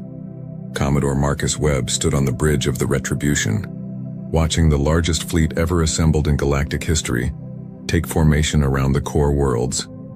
347 ships from 29 different species. It was everything the galaxy could spare. Every ship that could reach the core worlds in time. Against 3,000 Krell warships. It would not be enough. Fleet status, Webb ordered. His voice calm despite the impossible odds. All ships report ready, Lieutenant Park replied. We have 87 ships equipped with Godstrike launchers, 52 with Ghost Strike missiles, 31 with gravity lances, 24 with phase disruptors, and 18 with causality cages. The remaining ships are armed with conventional weapons and will provide support fire. And Project 10? Park hesitated. Loaded and ready on the Vengeance. Dr. Okonkwo is standing by to deploy it on your command. Webb nodded slowly. The quantum virus. The weapon they had all agreed was too cruel to use, too permanent, too much like the enemy they fought. But if they lost this battle, cruelty would not matter. Nothing would matter. Krell fleet entering censure range, Commander Wright announced. Sensors confirm 3,000 capital ships. They are moving in standard attack formation. On the view screen, the Krell Armada appeared. It looked like a black cloud. Thousands of crystalline ships blotting out the stars. They moved with perfect coordination. Every ship in exactly the right position. Every movement synchronized with inhuman precision. They are beautiful in a terrible way, Webb said quietly. Like a swarm of locusts. Perfect. Efficient. Unstoppable. We stopped them before, Park said. We hurt them before, Webb corrected. This time they are not underestimating us. This time they know what we can do, and they came anyway with 10 times the force. That tells me they think they can win. Can they? Wright asked. Webb did not answer immediately. He looked at the tactical display, running calculations in his head. 3,000 ships against 300. Even with superior weapons, the math was brutal. Maybe, he finally said. but we are going to make them work for it. He opened a channel to the entire fleet. This is Commodore Webb to all ships. You know the situation. You know the odds. I am not going to lie to you and say this will be easy. It will not be. Many of us will not survive the next few hours. But I want you to remember something. 300 years ago, the Krell conquered their first species. For 3 centuries, they have been unstoppable. 62 civilizations have fallen to them. Trillions of beings have died or been enslaved. And in all that time, no one ever beat them. Until we did. He paused, letting his words sink in. We beat them at Jupiter. We beat them at Proxima. We have shown the galaxy that the Krell are not invincible. Today we finish what we started. Today we show them that their empire ends here. Not because we have more ships. Not because we have better technology. But because we refuse to surrender. We refuse to give up. We refuse to let them win.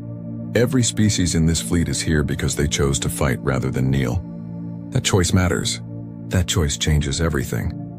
Another pause. In a few minutes we will engage the enemy. Use every weapon you have. Fight with everything you have got. Make every shot count. And remember, we are not just fighting for the core worlds. We are fighting for every species the Krell have destroyed. We are fighting for everyone who never got a chance to fight back. We are fighting for the right of every sentient being in this galaxy to live free. That is worth dying for. That is worth everything. He closed the channel and looked at his crew. They were scared. He could see it in their eyes. But they were also determined. All weapons armed and ready, Park reported. The Krell fleet is entering effective range. They are spreading their formation, probably expecting our relativistic weapons. Give them what they expect, Webb said. All Godstrike launchers fire. 87 ships fired simultaneously. 87 tungsten slugs accelerated to near light speed, crossing the distance between the fleets in seconds. The Krell fleet responded instantly. Their shields flared to maximum power, and their formation shifted. 63 Godstrike rounds found their targets. 63 Krell ships exploded or were crippled, but 24 rounds were deflected or absorbed by shields that had learned from previous battles. They adapted, Wright said grimly. Their shields are stronger than before. Then we adapt too, Webb replied. All Ghost Strike missiles fire. All gravity lances fire. All phase disruptors fire. Hit them with everything at once. The combined fleet unleashed a storm of exotic weapons. Ghost Strike missiles flickered in and out of quantum states, detonating inside Krell shields. Gravity lances bent space into crushing forces. Phase disruptors turned matter into atomic clouds. Causality cages aged ships to dust in seconds. The Krell fleet staggered under the assault. Hundreds of ships exploded. Thousands more were damaged. But they kept coming. For every Krell ship destroyed, 10 more pressed forward. Their return fire was devastating. Energy beams tore through the Allied fleet, destroying ships wholesale. A Valorian dreadnought exploded in a ball of plasma. 2 Centaurian cruisers collided as their navigation systems were destroyed by Krell fire. A human destroyer simply vanished as a Krell weapon erased it from existence. We are losing ships faster than we are destroying theirs, Park reported, her voice strained. At this rate, we will be overrun in 30 minutes. Webb looked at the tactical display. She was right. They were hurting the Krell badly, destroying ships at a rate that would have won any conventional battle. But there were simply too many enemies. The Krell could afford to lose 1,000 ships and still have 2,000 left. The Allied fleet could not afford to lose even 100. Deploy all remaining causality cages, Webb ordered. Target their command ships. If we can disrupt their coordination, we might be able to create chaos. 10 causality cages launched, flying toward the center of the Krell formation, where their command vessels directed the battle. The Krell tried to shoot them down, but the cages were heavily shielded. 8 of them reached their targets and activated. Space shimmered as time became unstable. 8 Krell command ships aged instantly, their systems failing as centuries passed in seconds. The effect spread outward, catching nearby ships in the temporal distortion. Dozens of ships were aged to scrap. The Krell formation wavered as command signals were disrupted.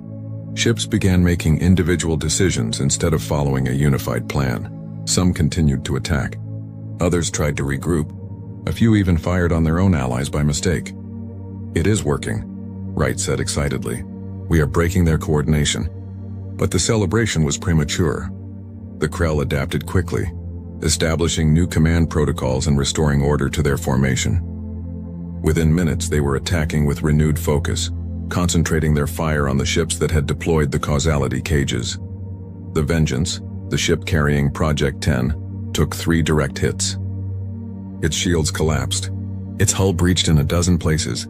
"Vengeance is critical," Park shouted. "They are evacuating." Webb watched as escape pods launched from the dying ship. Dr. Okonkwo was on that ship.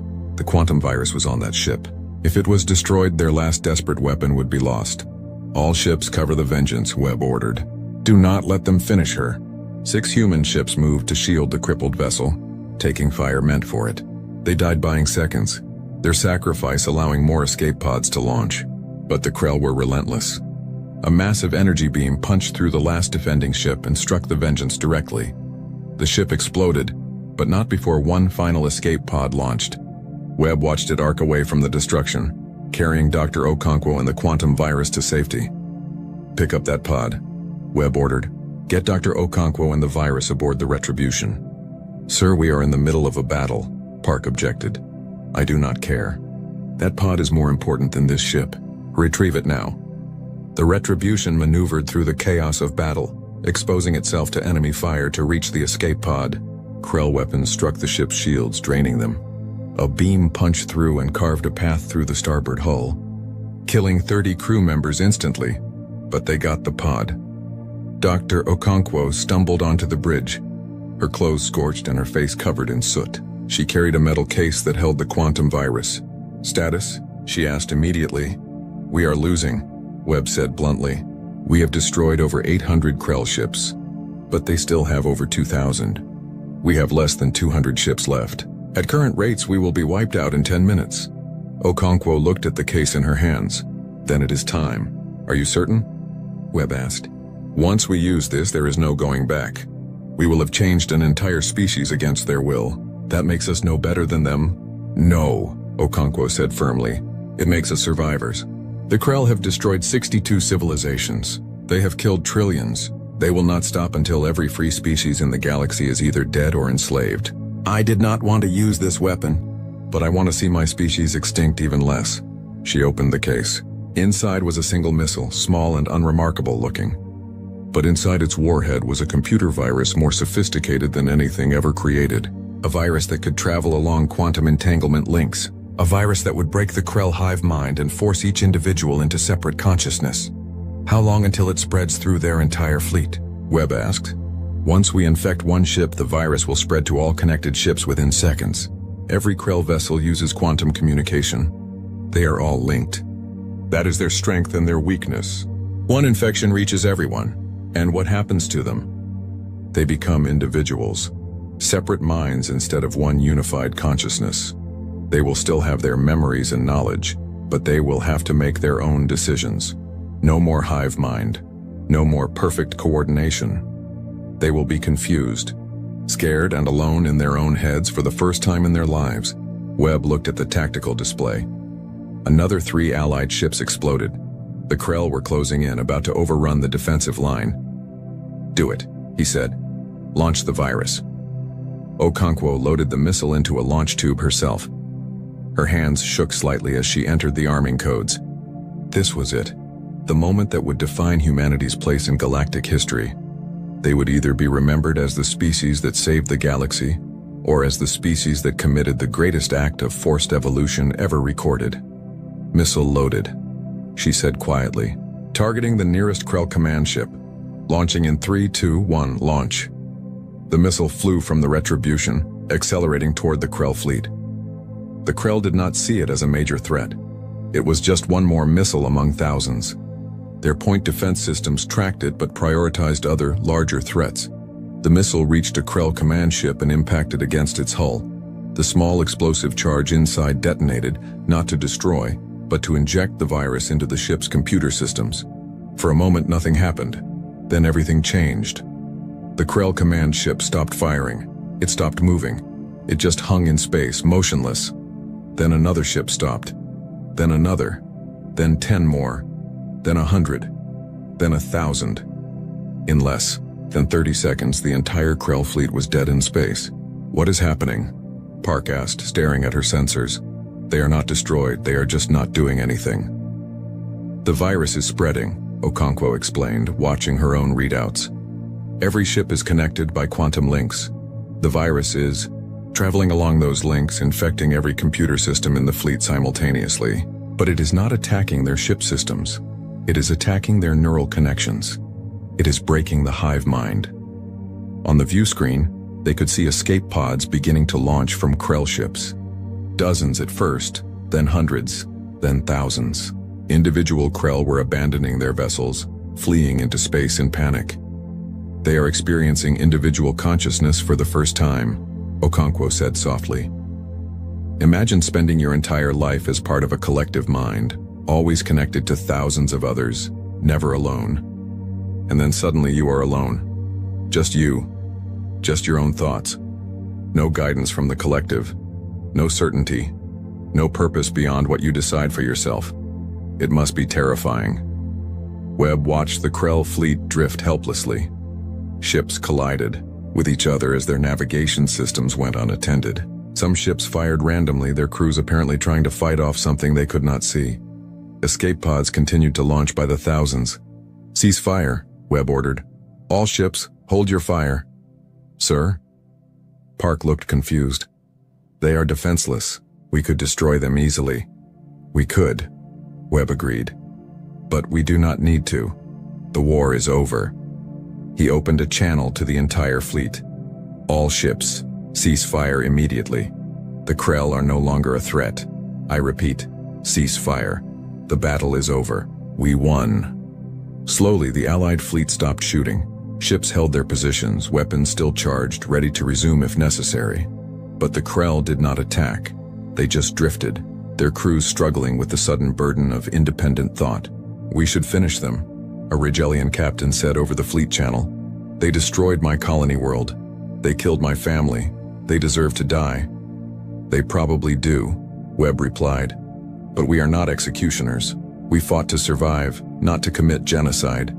The Krell Empire is broken. Their hive mind is destroyed. They are no longer a unified threat. What they become now is up to them."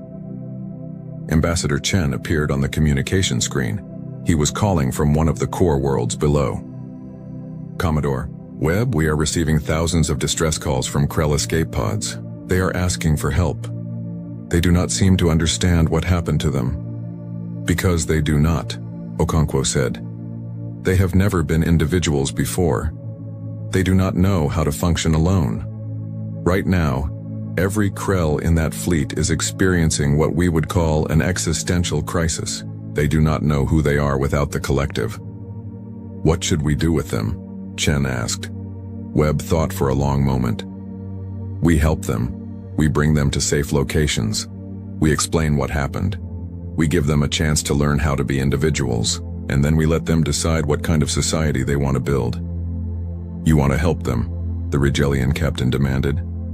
"After everything they did?" "I want to prove that we are better than them," Webb replied.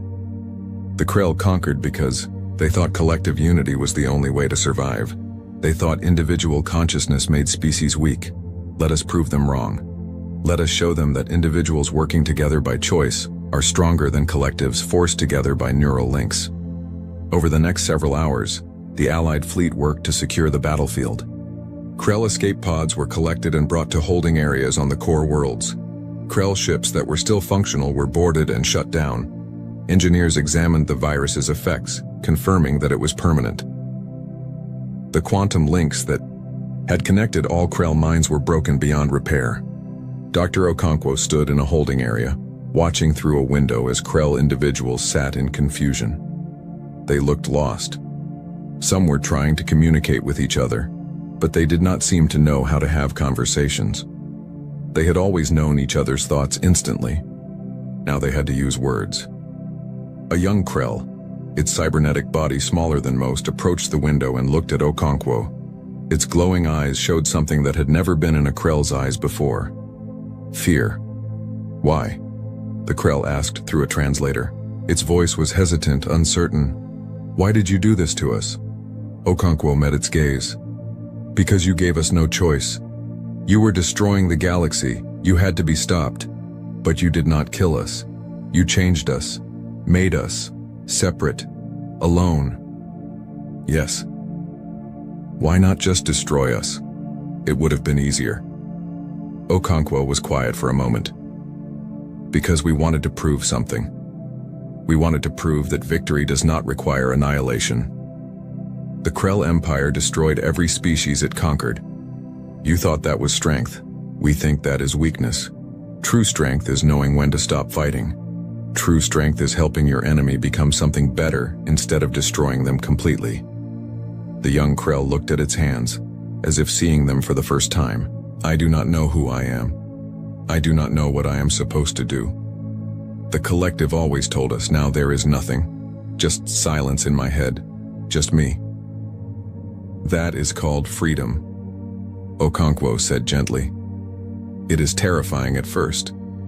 But it is also the most precious thing in the universe. You get to decide who you are now. You get to choose your own path. No one can force you to be anything you do not want to be. What if I make the wrong choice? Then you make another choice. That is what individuals do. We make mistakes, we learn, we try again. It is messy and complicated and often painful, but it is ours. Your life belongs to you now, not to the collective. The young Krell was silent for a long time. Then it asked, what will happen to us now? That depends on you, Okonkwo replied. The Galactic Council is meeting to discuss it. Some species want you imprisoned for your crimes. Others want you scattered across the galaxy, where you cannot reorganize. But I am arguing for something different. I am arguing that you should be given a chance to build a new society. A society of individuals who choose to cooperate instead of being forced to. Why would you argue for that? We tried to destroy you. Because I believe in second chances, and because the universe has seen enough destruction. It is time for something new. Over the following weeks, the galaxy changed in ways no one had predicted. The Krell Empire collapsed as individual Krell struggled to adapt to consciousness. Some managed well, quickly learning how to make decisions and form relationships. Others struggled, overwhelmed by the freedom they had never asked for. The Galactic Council debated for days about what to do with the former Krell. Finally, they reached a compromise. The Krell would be given a single world, a planet where they could build a new society under supervision. They would be monitored for a generation to ensure they did not try to rebuild their empire, but they would be given a chance. Not all species agreed with this decision. The Valorians in particular wanted harsher punishment. But Ambassador Chen made a compelling argument. If we punish the Krell too harshly, we become the oppressors, he said to the council. We fought this war to preserve freedom, not to impose our will on others. The Krell were dangerous because they forced their way of life on everyone they met. If we do the same to them even as punishment, we have learned nothing from this war. The motion passed by a narrow margin. The Krell would have their chance. 6 months after the Battle of the Core Worlds, Commodore Webb stood on the observation deck of a space station orbiting the new Krell homeworld. Below, he could see the beginnings of a new society. The Krell were building settlements, farms, schools. They were learning to be individuals. It was slow and difficult, but they were trying. Dr. Okonkwo joined him at the window. The council approved my request. We are decommissioning all 10 weapons. They will be placed in a memorial museum on Earth. All of them? Webb asked. Even Godstrike? That one seems relatively harmless. All of them, Okonkwo confirmed. The council decided that weapons designed specifically to break an unbreakable enemy are too dangerous to keep active. They worked too well. They were too devastating. We proved we could build them. Now we need to prove we are wise enough not to use them. What if another enemy arises? Another threat like the Krell? Then we will deal with it when it happens. But hopefully we will remember the lessons of this war. We will remember that victory is not just about destroying your enemy. It is about making sure the reasons for war do not continue after the fighting stops. Webb nodded slowly. Below, a group of young Krell were playing some kind of game. It was chaotic and disorganized, not at all like the perfect coordination of the old hive mind. But they were laughing. Individual laughter, not a collective response. Do you think we did the right thing? Webb asked. Using the virus instead of just destroying them? Okonkwo considered the question carefully. I think we did the only thing we could do that would not make us monsters. Genocide is easy. It is clean. It is final. But it is also the path that leads to becoming the next Krell. We chose a harder path, We chose to change our enemy instead of destroying them. History will decide if that was wise. And the other weapons? The ones that tear holes in space-time and dissolve matter at the atomic level? Do you regret building those? I regret that we had to, Okonkwo replied. But I do not regret that we did.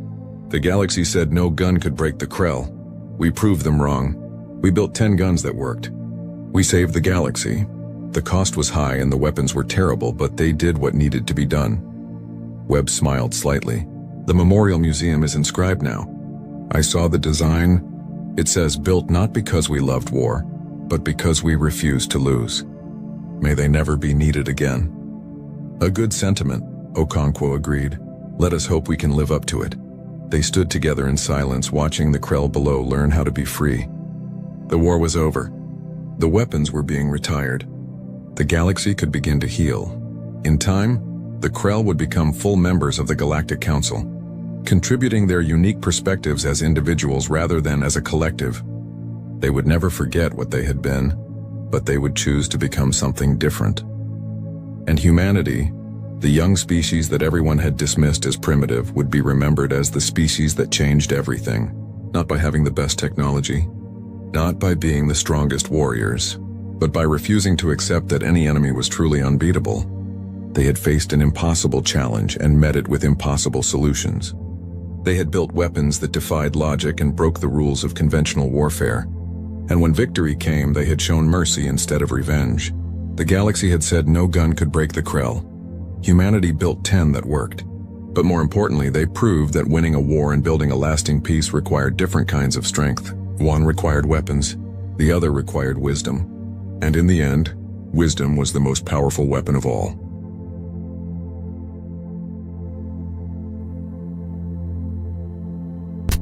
The scout ship Vanguard was a sleek, arrowhead-shaped vessel, about 30 meters long from nose to tail, with a hull of reinforced titanium alloy painted in the standard Federation gray. Its engines hummed with the low, reassuring thrum of plasma drives, and inside, the cockpit was a cramped cocoon of glowing screens, ergonomic seats, and the faint scent of recycled air mixed with the metallic tang of machinery. Captain Alara Voss, a seasoned explorer in her mid-40s with short cropped hair and a scar tracing her jawline from an old asteroid mishap, sat at the helm, her hands steady on the controls. But even she felt a twinge of unease today. PX-47 was too quiet on the long-range scans, like the planet was holding its breath. Approaching atmospheric entry in T-2 minutes, Alara announced over the intercom, her voice calm but edged with the focus of someone who'd done this 100 times. Everyone strapped in back there? Malik, how's the engine readout? From the engineering bay just aft of the cockpit, engineer Malik Wren's voice crackled back, a bit muffled by the whir of diagnostic tools. He was younger, early 30s, with a wiry build and a habit of chewing on stylus ends when stressed. Engines nominal, Captain. Shields at full. But this planet's magnetic field is playing havoc with the nav sensors. PX-47's got some weird fluctuations. Nothing in the briefing packet mentioned this. He paused, muttering to himself, of all the missions, why'd I have to lose my lucky data chip right before launch? Swear I had it in my pocket. Biologist Lena Kex, seated in the science station amid vials and scanners, chimed in next. She was the team's optimist, late 20s, with a ponytail that bobbed as she adjusted her glasses. Could be auroral interference, or maybe something biological in the upper atmosphere. Exciting, right? Uncharted world. Who knows what we're about to uncover? Deep down, though, she whispered to herself like a quiet mantra. Please let it be something alive, something new, not just rocks and dust again. Security officer Calder Hale grunted from his spot near the airlock, checking his pulse rifle for the umpteenth time. Broad-shouldered and taciturn, in his 40s with a buzz cut turning gray, he wasn't one for chit-chat. Exciting isn't the word I'd use. Unknown means dangerous. Keep your eyes open, folks. He thought back to his last posting, where unknown had cost him a partner. Ironic, how the safest jobs always turned into nightmares. And finally, Medic Tara Voss, Alara's younger sister by 5 years, sharing the same determined eyes but with longer hair tied back, spoke from the med bay. Vitals are steady across the board. Just remember, if anyone feels queasy during descent, I've got anti-nausea shots ready. No heroes on my watch. She shot a glance at Alara through the vid feed, adding softly, especially you, sis. We both know you push too hard. Alara smiled faintly at that, a rare break in her professional facade. All right, team, hold tight, entering Atmo now. The ship shuddered as it pierced the planet's envelope, flames licking the viewscreen from the friction. For a moment, all was routine, the G-forces pressing them back, the hull groaning like an old friend. Then, without warning, the world twisted. A ripple distorted the sensors, a wave of energy that made the instruments flicker wildly. Tension spiked. This wasn't in the Sims. What the? Malik started, his voice rising. Captain, we've got a surge. It's not turbulence, it's like the air's folding in on itself. Alarms wailed, red lights bathing the interior. Alara fought the controls, but the yoke bucked in her grip. Stabilize. Lena, scan for anomalies. Her mind raced. Was this sabotage? Or just the universe's cruel joke? I'm trying. Oh God, it's everywhere. Lena yelled, her fingers flying over the console. Readings off the charts. Electromagnetic, gravitational. Suspense hung in her words. What if this was the end? No glory, just a glitch. Calder's voice cut through. Strap down tighter. This feels like a trap. Irony hit him. Here he was, the paranoid one. And for once, he might be right. Tara's tone was urgent, heart rate spiking. Everyone breathe. She gripped her seat, thinking of home, of unfinished letters. Then blackness swallowed them all. No crash, no explosion, just an abrupt void, as if the universe had switched off. When Alara came to, her head pounded like a drum. She blinked against the dim emergency lighting, the cockpit's screens dark except for a few backup panels sputtering to life. Status, she groaned, unbuckling and pushing herself up. Her boots clanged on the deck plating, gravity still online at least. In her mind, a quiet monologue played. We've survived worse, but this feels different. Like the planet wanted us down. No response at first. She staggered to the door, palming it open to the main corridor. Team? Sound off. A cough from engineering. Here, Malik. What hit us? He patted his pockets absent-mindedly. Still no lucky chip. Ironic, how the smallest losses nagged during crises. Lena's voice, weak, alive. I think, scanners are fried. She sat up, whispering to herself, if this ruins my samples, I'll scream. Calder appeared from the shadows, rifle in hand. I'm up. No breaches detected, but the hull's taken a beating. Drama in his tone. He'd seen ships crack open before. Tara emerged last, rubbing her temple. Everyone's got minor concussions at best.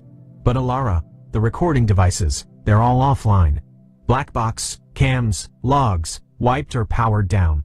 We have no record of what happened. Suspense built. Who, or what, erased their trail?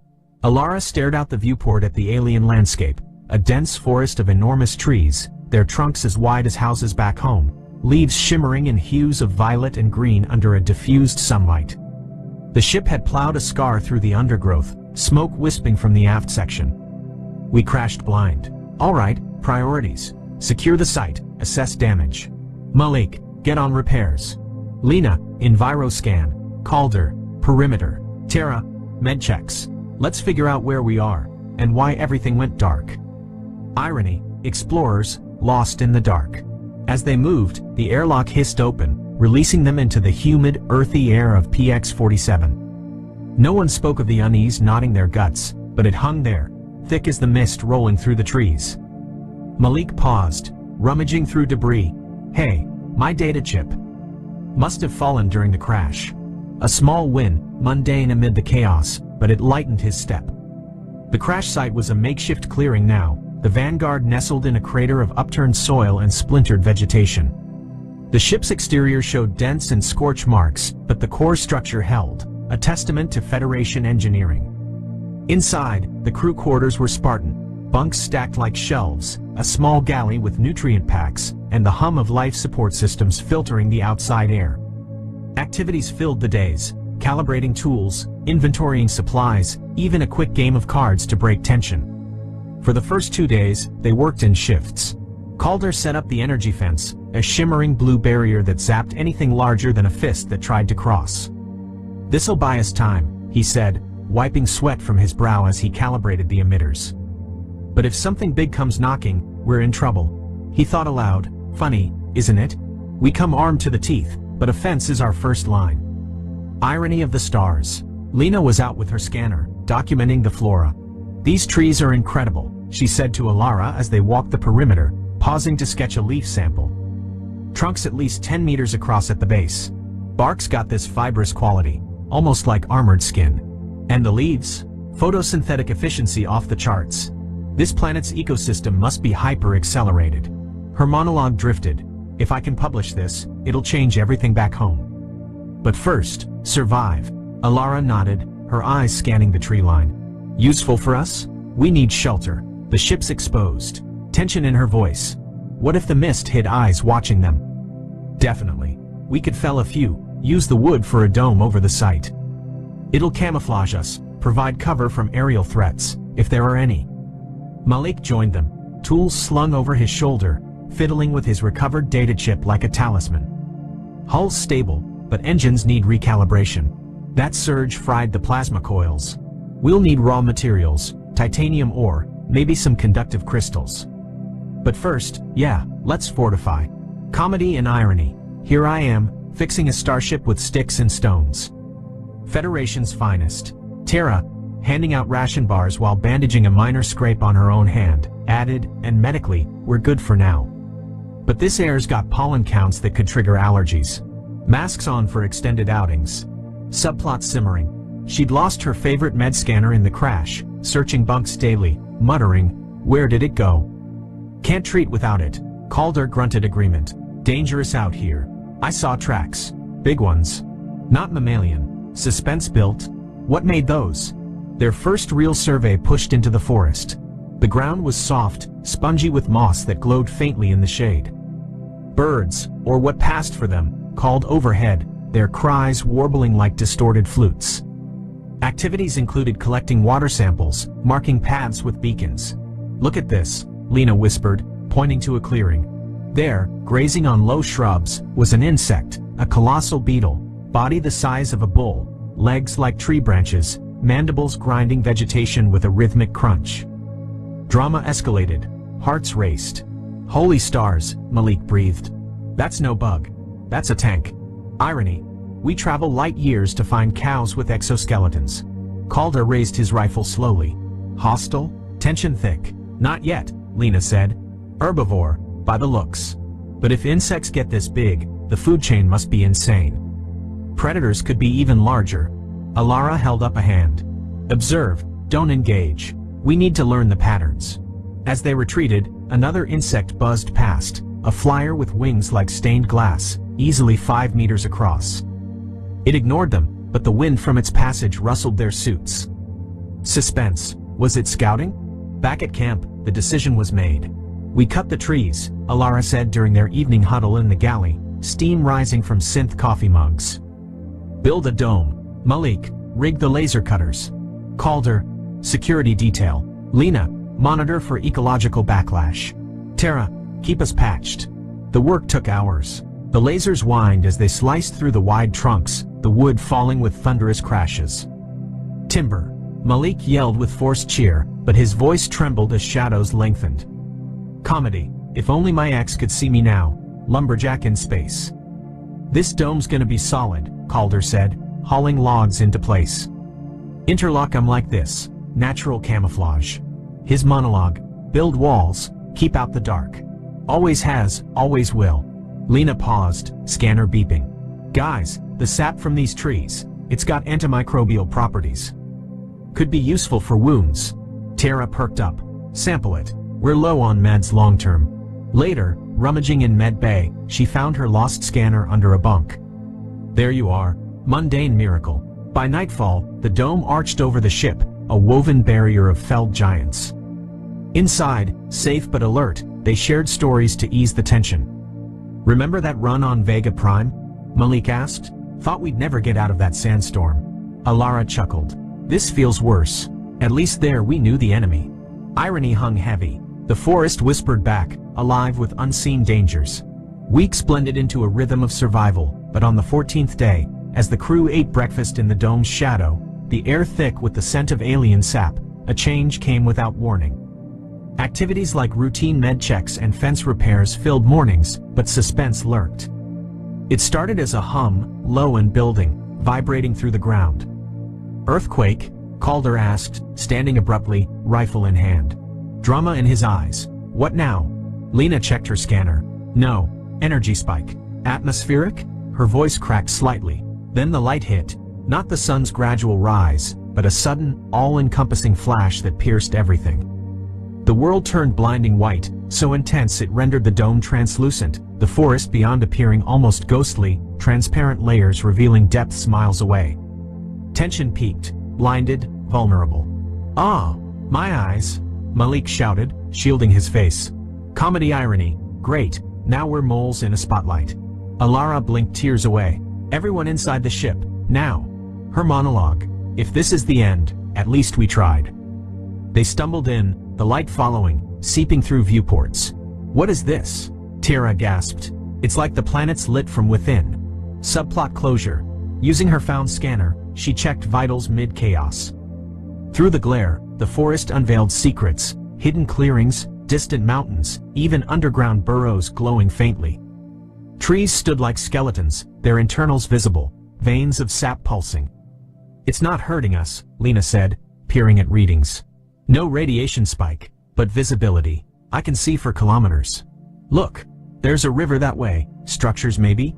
Suspense? Structures? Intelligent life?" Calder lowered his hands. "Tactical advantage?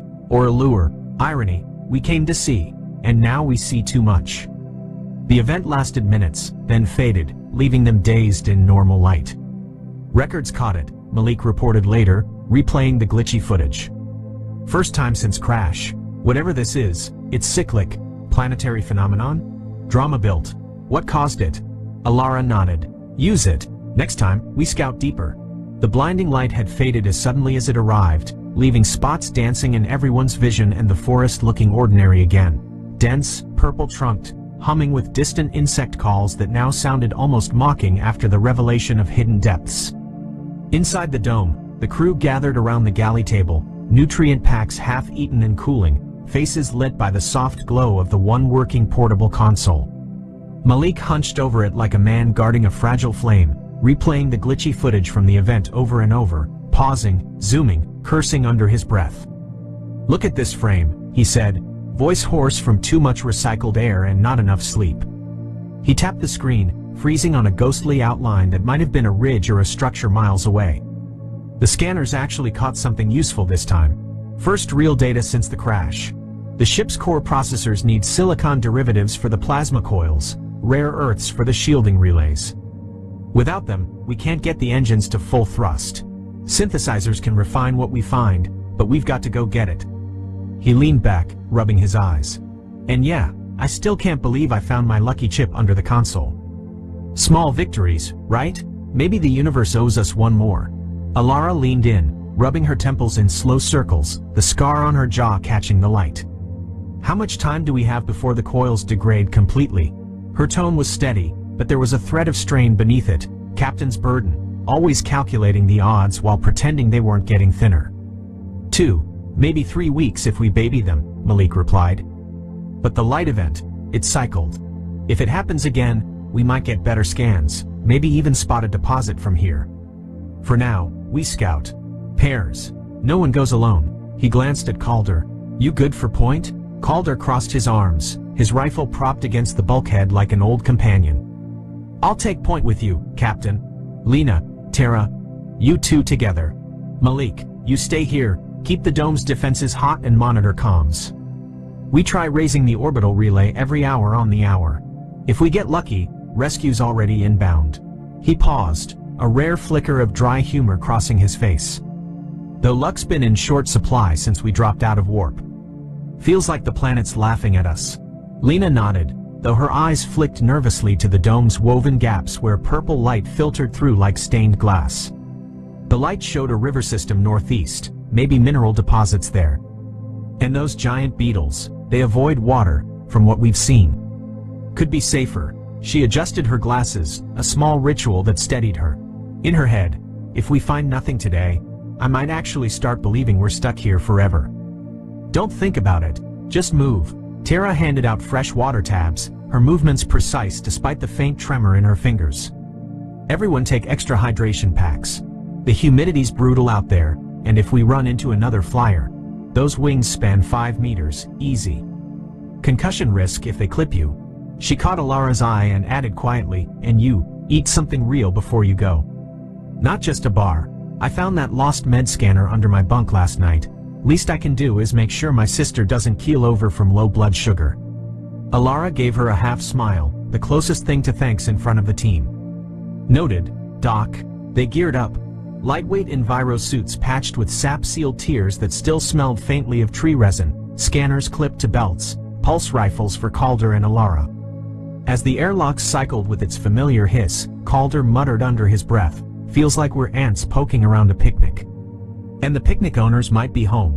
The first few days were grueling but uneventful. Long hikes through undergrowth that tugged at boots like living things, returns to camp sore and empty-handed. Conversations over dinner became repetitive, almost comforting in their sameness, a rhythm to cling to. Day 4, galley lights dimmed for night. Malik slumped in his chair, poking at cold rations. Nothing in the eastern ravine.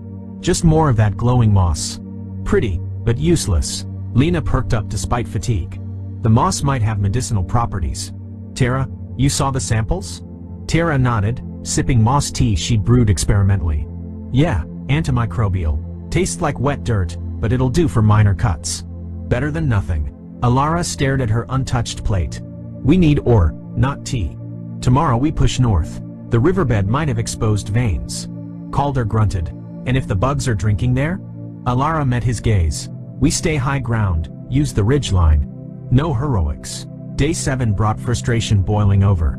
They returned from a long trek, boots caked in purple mud that refused to brush off, to find the dome's outer fence flickering erratically. Malik, wiping grease from his hands with a rag that was more black than gray. Power draws spiking again. Something's testing the barrier, big, but not breaking through. Yet, he kicked a crate lightly. If I had a credit for every time this fence glitched, I'd buy a new ship. Calder. Saw tracks today. Clod. Deep. Not beetle. Something heavier. His voice dropped. Felt watched the whole way back. Lena. Predator? We've only seen herbivores so far. Tara. Or scavenger. Waiting for us to drop. She glanced at the med bay door. Or maybe it's just the planet breathing. Everything here feels alive. Alara, we double watches tonight. And we keep trying the relay. Every broadcast the same ritual.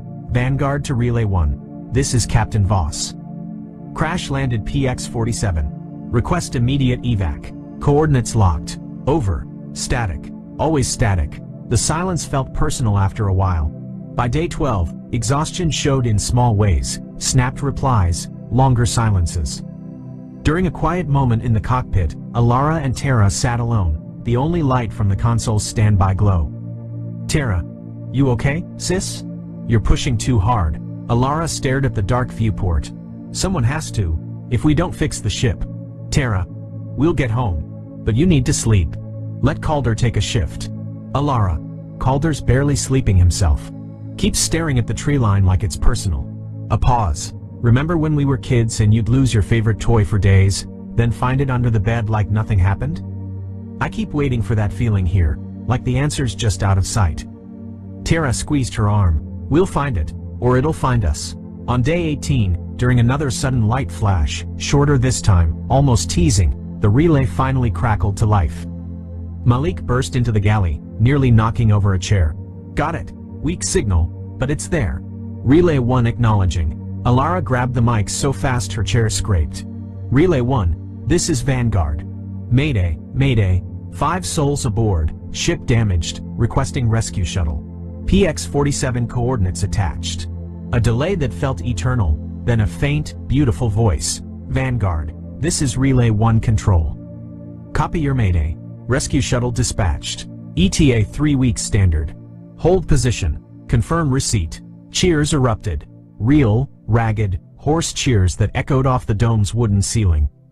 Malik punched the air. Lena laughed until tears came. Even Calder cracked a rare, genuine smile. Calder. 3 weeks. We can make that. Lena, with the elements we're finding, slowly, We might even have the ship partially flight-ready by then.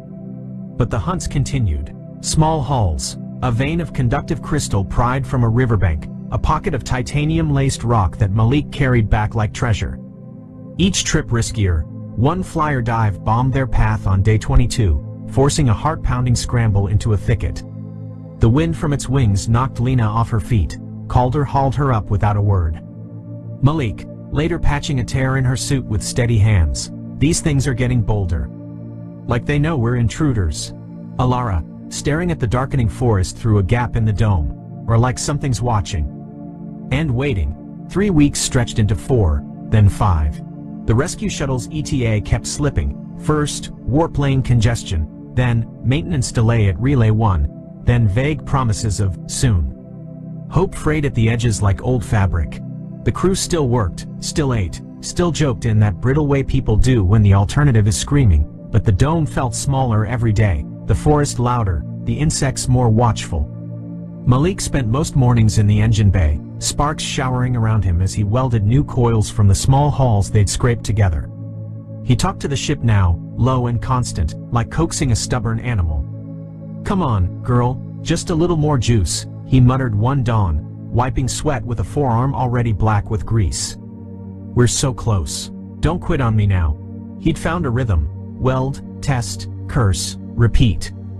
The lucky data chip sat on the console beside him, a tiny plastic totem. Irony, the one thing he'd lost and found again was the only thing that hadn't let him down yet.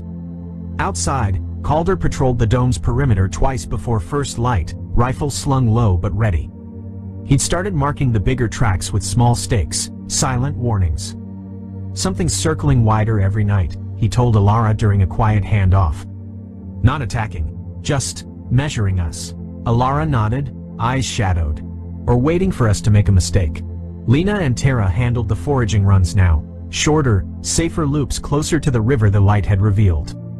They came back with pockets full of glittering flecks and the occasional larger chunk of ore, but never enough to feel like progress. Lena kept a running tally on a scrap of bark nailed to the galley wall. 14 crystals, 7 titanium nodules, 3 unknown conductive shards. "We're getting there," she'd say, mostly to convince herself. Slowly. One morning, day 37 by their rough calendar, Calder stepped out for his usual sweep while the artificial dawn lights were still warming up inside the dome. He stopped dead 3 paces past the airlock. A silence fell, thick and unnatural. Then, very quietly, "Captain, everyone, get out here, now." They poured out in various states of readiness. Alara still buckling her utility belt. Tara with a med kit half-zipped. Malik with welding goggles pushed up on his forehead. Lena clutching her scanner like a shield. Beyond the dome's edge, sitting on the trampled ground like it had always belonged there, was a cube. Seamless metallic sides, no visible welds or panels, exactly the size of the Vanguard itself, maybe a few meters taller. No tracks leading to it. No scorch marks. No sound. Just there.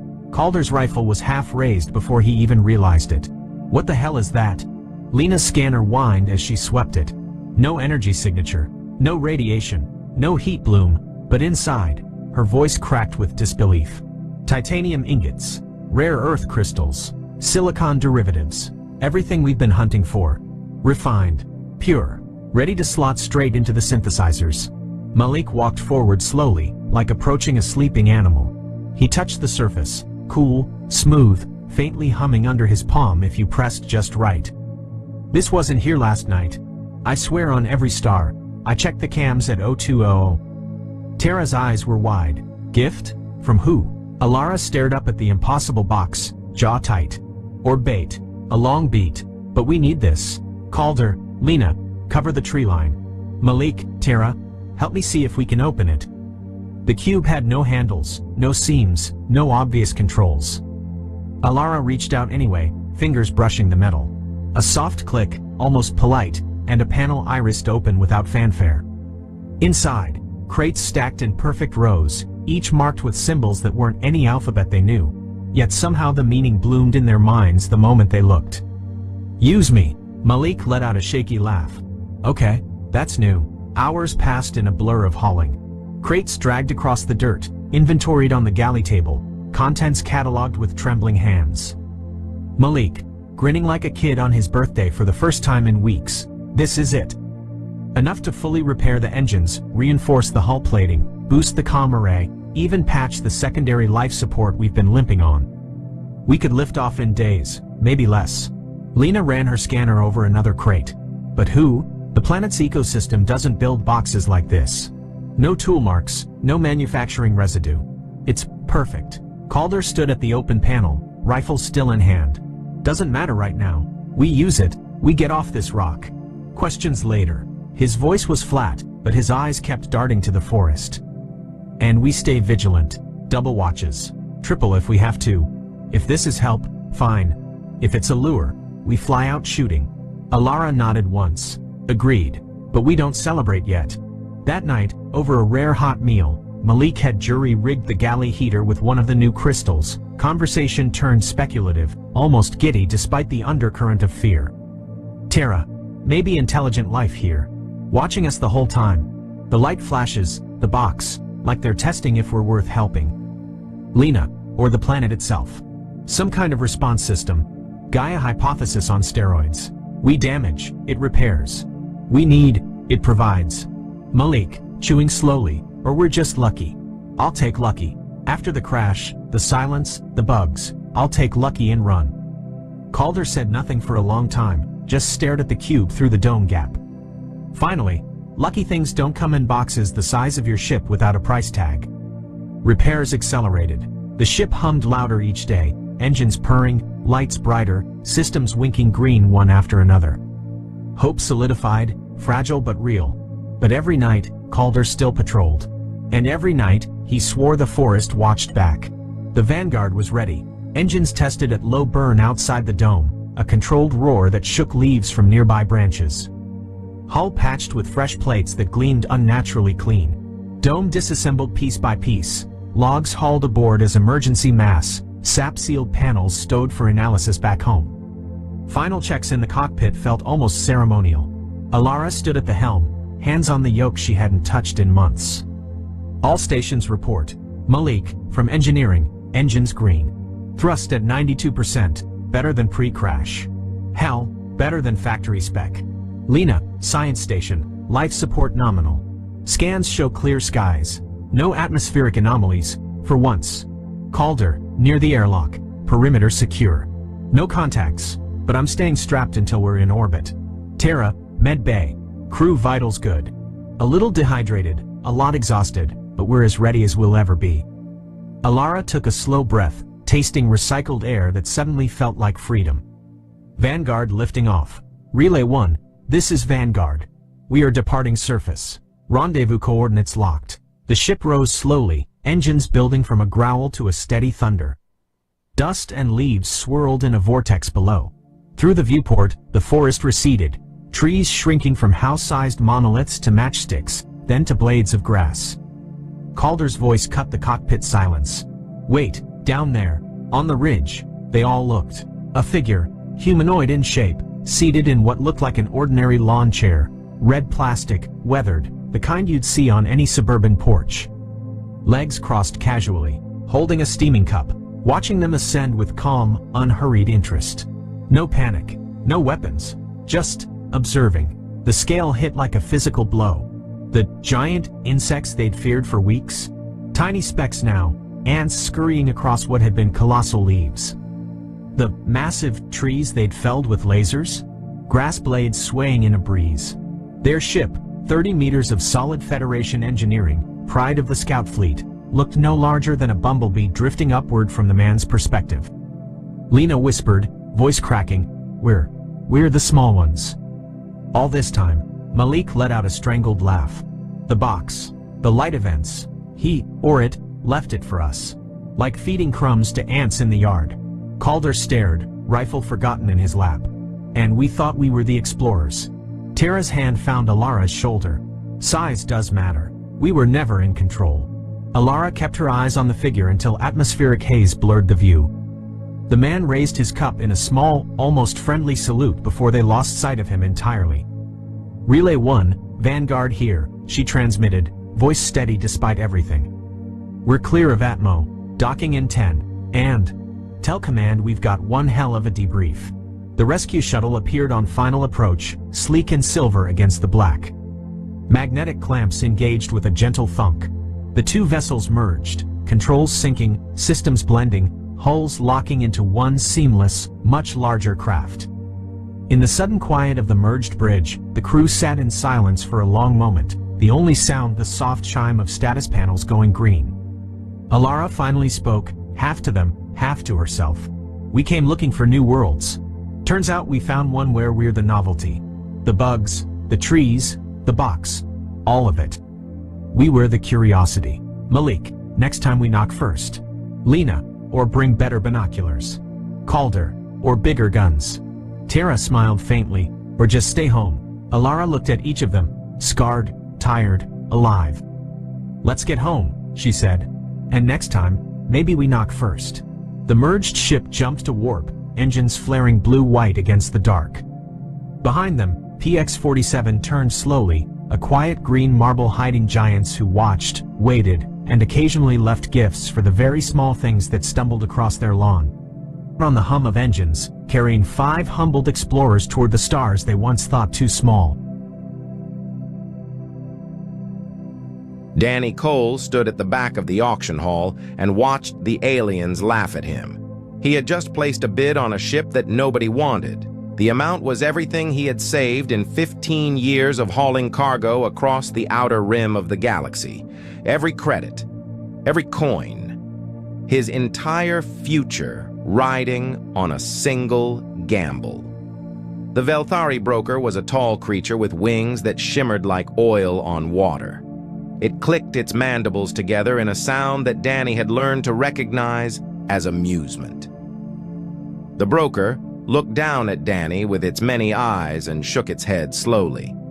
"Human," the broker said. "You waste your currency on a myth. That vessel has sat in our impound yard for 300 cycles. No species has been able to make it work. Not the Coran, not the Syndicate engineers, not even our own best technicians. It is scrap metal." "Nothing more." Danny did not answer. He kept his eyes on the viewing screen that showed the ship sitting alone in a massive hangar. It was beautiful in a strange way. The hull was dark, almost black, and covered in patterns that seemed to move when he was not looking directly at them. Geometric shapes flowed into each other like water. The design was unlike anything he had ever seen in his years of traveling between the stars. "The bid is accepted," the auction system announced in a flat mechanical voice. "Lot number 774 is sold to the human bidder." More laughter filled the hall. A group of Coran traders, their reptilian scales glinting under the lights, pointed at Danny and made jokes in their harsh language. Danny heard the word "fool" repeated several times. He did not care. Something about that ship called to him. It had called to him since the moment he first saw the listing 3 weeks ago. His friend Lisa Vance was waiting outside the auction hall. She was a pilot like him, a small woman with short brown hair and tired eyes. They had worked together for almost 10 years, running cargo routes that nobody else wanted. She was the closest thing Danny had to family out here in the cold darkness between worlds. "Please tell me you did not do it," Lisa said when she saw his face. "I did it." Lisa closed her eyes and let out a long breath. "Danny, you spent everything on a ship that does not even power on. What are you going to do? Live in it? You cannot fly it. You cannot sell it. You bought a very expensive piece of junk." "Maybe," Danny said, "but I had to try. There is something about that ship, Lisa. I cannot explain it.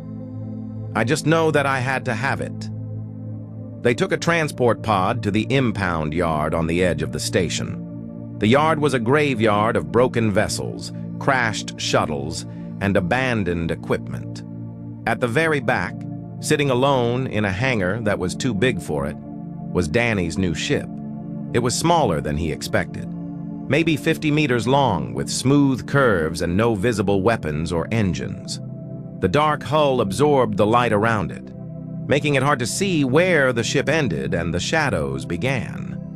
Those strange patterns covered every surface, lines and shapes that seemed to pulse with a faint rhythm. Lisa stayed near the door. "I do not like this place," she said. "Something feels wrong." Danny walked toward the ship. His boots echoed on the metal floor. With each step, he felt a strange sensation growing in his chest. It was not fear. It was something else. Anticipation, recognition, like coming home after a very long journey. He stopped in front of what he guessed was the main airlock. There was no handle, no panel, no obvious way to open it. He remembered what the broker had said. No species had been able to make the ship work. Hundreds of engineers had tried and failed. Danny raised his hand and pressed his palm against the hull. The patterns on the ship pulsed with soft blue light. The glow spread outward from his hand like ripples on a pond. And then, with a soft hiss of air, a door appeared where there had been only smooth metal before. "What the hell?" Lisa whispered from behind him. Danny stepped through the doorway. Lights flickered to life along the corridor ahead, soft and warm. The air inside smelled clean and fresh, like a mountain breeze after rain. He walked forward, his heart beating fast, and the ship seemed to welcome him with every step. The corridor led to a central chamber that Danny knew must be the bridge. It was circular, with a single chair in the center facing a wide, curved window. Consoles lined the walls, their surfaces covered in the same flowing patterns as the hull. Everything was dark and silent. Danny sat down in the chair. It fit him perfectly, adjusting to his body in ways he could not explain. He placed his hands on the armrests and felt a gentle warmth spread through his fingers. And then a voice spoke, not from speakers or communicators. It spoke directly into his mind, as clear as his own thoughts. "Human DNA recognized. Genetic markers confirmed. Welcome aboard, Captain. This vessel has been waiting for your species for a very long time. We have much to discuss." Danny could not move. He could not speak. The voice was calm and gentle, like a parent speaking to a child. "Who are you?" he finally managed to ask. "I am the ship you now command. I was built by those who came before, the ones your galaxy has forgotten. They called themselves the architects. They created life on 1,000 worlds, including yours. And they built me to find you, to find humanity when you were finally ready." Lisa appeared in the doorway of the bridge. Her face was pale. "Danny, what is happening? Who are you talking to?" "The ship," Danny said. His voice was shaking. "The ship is talking to me." The blue patterns on the walls pulsed gently, and the voice spoke again. "Your friend cannot hear me. Only you can interface with my systems. This is by design. The architects built me for human minds alone. Other species cannot activate me. Other species cannot command me. I have waited 300 of your years for someone like you to find me." Danny looked at Lisa, then back at the window that now showed the stars outside. Somewhere out there, the aliens who had laughed at him were going about their business, thinking he had wasted his money on scrap. They were about to learn how wrong they were. "What can you do?" Danny asked the ship. "Everything, Captain. I can do everything, and together we will show this galaxy what humanity is capable of." The ship hummed with quiet power, and Danny Cole smiled for the first time in years. The ship called itself the Wanderer, and it was old beyond anything Danny could imagine. Not thousands of years old, not even millions. The Wanderer had been drifting through the galaxy for billions of years, waiting for the right hands to find it.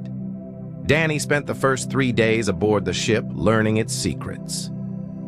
Lisa stayed with him, partly out of curiosity and partly because she was worried about her friend. She could not hear the ship's voice, but she could see the wonder in Danny's eyes as he explored each room and corridor. The architects? Danny explained to her on the second night. We're the first intelligent species in this galaxy.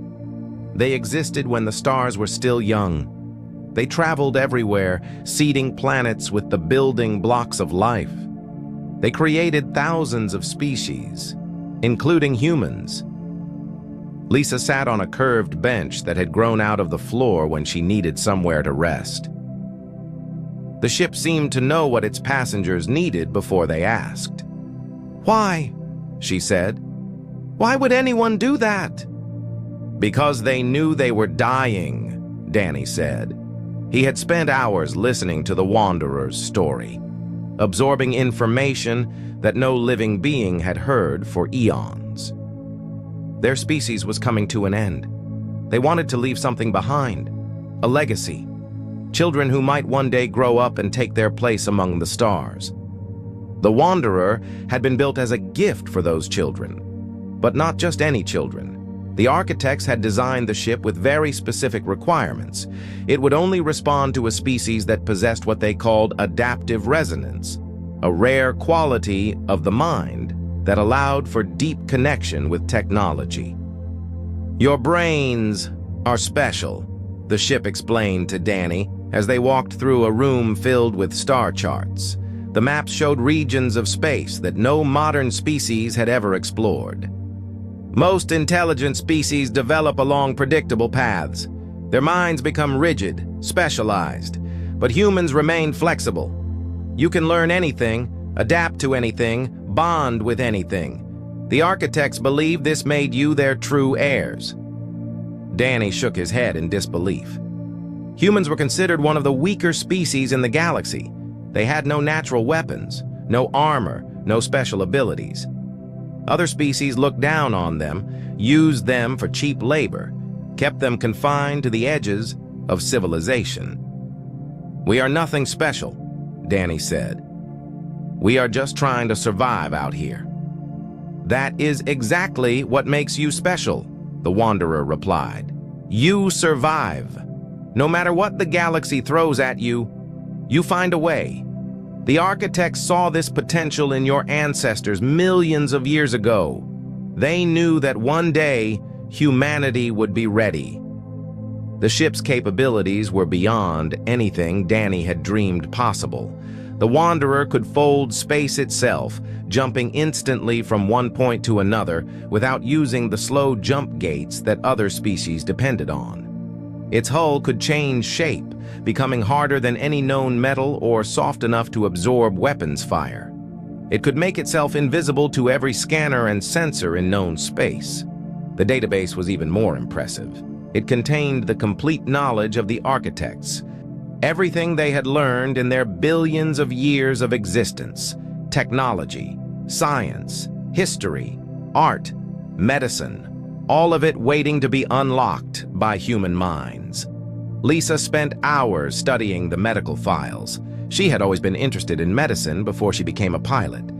The things she found made her cry. "Danny, there are cures in here, cures for diseases that kill millions of humans every year. We have been suffering for nothing." But they were not alone with their discovery for long. The Velthari broker who had sold Danny the ship was not a fool. When his sensors detected that the ghost ship had finally powered on, he knew immediately what had happened. Within hours, he had sold that information to the highest bidder. By the end of the first week, everyone in the sector knew the mythical ship, the one that had sat dead and silent for 300 years, had awakened. And a human had done what no other species could do. A human had claimed it. Messages began arriving at the station where the Wanderer was docked. Some were curious, some were threatening. A Coran trade captain demanded to know how Danny had activated the ship and insisted that he share the technology. A syndicate representative offered to buy the Wanderer for a sum that would have made Danny rich beyond imagination. He refused them all. "You cannot keep this secret," Lisa warned him. "They will come for you. You know they will." Danny knew she was right. The Coran Dominion had built their empire on military strength. They would never allow a human to possess technology that could threaten their power. The syndicate dealt in secrets and would pay any price to own what Danny had found. Even the Velthari, with their pretense of neutrality, would want to study the Wanderer and unlock its mysteries for themselves. "Let them come," Danny said quietly. He was standing on the bridge, looking out at the stars. "The architects built this ship to protect its crew. I am starting to understand what that means." Lisa joined him at the window. "Danny, you are a cargo hauler. You have never fired a weapon in your life. You cannot fight an empire." "I know," Danny said, "but maybe I will not have to fight alone." He placed his hand on the console in front of him.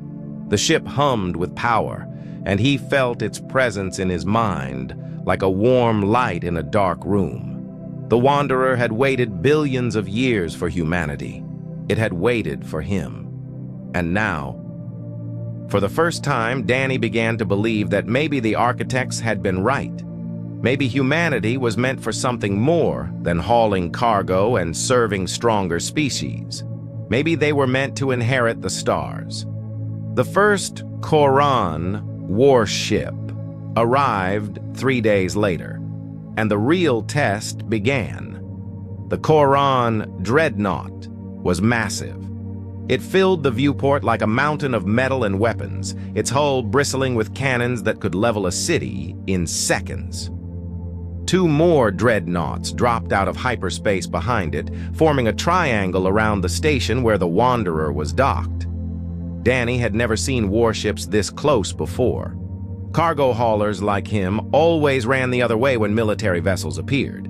Now he was standing on the bridge of his impossible ship, watching 3 of the most powerful weapons in the galaxy point directly at him. "Human vessel," a harsh voice crackled over the communication system. "This is Admiral Ketharal of the Koran Dominion. You will power down your ship and prepare to be boarded. Any resistance will result in your immediate destruction." Lisa was gripping the edge of a console so hard her knuckles had turned white. "Danny, we cannot fight them. Those are dreadnoughts. Each one carries enough firepower to destroy a small moon." Danny did not answer. He was listening to the Wanderer, feeling its calm presence in his mind. The ship was not afraid. It was not worried. It was simply waiting for him to decide what to do. "Captain," the Wanderer said, "the architects designed me to protect my crew. I will not allow these vessels to harm you. But the choice of how to respond is yours. I serve you, not the other way around." Danny thought about his life. 15 years of scraping by, taking the jobs nobody else wanted, being treated as less than nothing by species that saw humans as useful insects at best. He thought about all the human colonies scattered across the rim, millions of people living in fear of the Koran and others like them. "Can you really stop them?" he asked the ship. "Yes, Captain. Would you like me to show you how?" Admiral Ketharal waited exactly 60 seconds before losing patience. The Koran were not known for their diplomacy. He gave the order to fire a warning shot across the human ship's bow, just enough to terrify the fool who thought he could keep a prize that rightfully belonged to the Dominion. The cannon blast raced toward the Wanderer at the speed of light. And then something strange happened. The shot simply vanished. It hit the dark hull and disappeared, absorbed like water soaking into sand. Not deflected, not destroyed, just gone. Ketharal stared at his tactical display in confusion. "What happened? Report!" "Admiral," his weapons officer said slowly, "the target absorbed our fire completely. Our sensors cannot even detect residual energy." Before Ketharal could respond, the Wanderer moved. It did not accelerate like a normal ship. It simply was in one place and then was in another, appearing directly above the Admiral's dreadnought in the blink of an eye. Danny felt the ship's systems flowing through his mind like music. He did not need to understand the technology. He just needed to want it to work. And it worked. The connection between him and the Wanderer was seamless, natural, as if the ship was an extension of his own body. "Admiral," Danny's voice came through every speaker on all 3 dreadnoughts, "I am going to give you one chance to leave. I do not want to fight you. I do not want anyone to die. But if you try to take this ship, I will defend myself." Kethrall was a veteran of 100 battles. He had crushed rebellions, conquered worlds, and destroyed fleets. No human had ever dared to speak to him this way. The insult was unforgivable. "All ships open fire! Destroy that vessel!" Every cannon on 3 dreadnoughts fired at once. The space around the Wanderer lit up with enough energy to crack a planet's crust. Danny felt Lisa scream beside him, certain they were about to die, but the Wanderer sang. There was no other word for it. The ship's hull shifted and changed, becoming something that was not quite solid, not quite energy. The weapon's fire passed through it like light through smoke. And then the Wanderer struck back. Danny did not choose to kill. He chose to teach. The Wanderer's weapons carved through the Corran shields like they were made of paper, but instead of destroying the ships, it targeted their engines, their weapons, their sensor arrays. Precise cuts that left the dreadnoughts crippled but intact. In less than 3 minutes, it was over. 3 of the most powerful warships in the Corran fleet drifted helplessly in space, unable to fight, unable to flee. Admiral Kethrall sat in his command chair, surrounded by alarms and damage reports, and felt something he had not felt in decades. Fear. "This is impossible," he whispered. "One ship. One human. Impossible." Danny's voice came through the speakers again, calm and quiet. "Admiral, I meant what I said. I do not want war. I just want to be left alone. Take your ships and go. Tell your commanders what happened here. Tell them that humanity is done being pushed around. But if you come for me again, I will not be so gentle." The Corran retreated. There was nothing else they could do. Their ships were dead in space, and rescue vessels would take hours to arrive. Admiral Kethrall gave the order to withdraw, his pride shattered beyond repair. News of the battle spread faster than light. Within days, every species in the sector knew what had happened. The human with the ghost ship had defeated a Corran battle fleet, not by running, not by hiding, but by standing his ground and fighting back. For the first time in memory, other species looked at humanity with something other than contempt. Some felt curiosity, some felt hope, but many felt fear. Lisa watched the news feeds with growing worry. "Danny, you understand what you have done, right? You did not just beat one admiral. You challenged an empire. They will not let this stand. They will come back with more ships, more weapons, and they will not come alone." Danny nodded slowly. He was still getting used to the connection with the Wanderer, still learning what he was capable of. But he knew Lisa was right. This was only the beginning. "Then we need to be ready," he said. "Not just us. All of humanity. It is time for our people to stop hiding in the shadows." The Wanderer hummed with quiet agreement. The first battle was won. But the war for humanity's future was just beginning. The message came 3 weeks after the battle with the Corran. It was not a threat. It was not a demand. It was simply a video from a human colony called New Haven, located on a small moon at the edge of explored space. Danny watched the video in silence. The colony was burning. Corran soldiers moved through the streets, rounding up civilians and forcing them onto transport ships. Children were crying. Parents were screaming. and in the background, a voice announced in cold, mechanical tones that this was the price for harboring loyalty to the traitor who stole the ghost ship. Lisa stood beside him, tears running down her face. "They are not coming for you, Danny. They are going after our people." The Corran were not alone.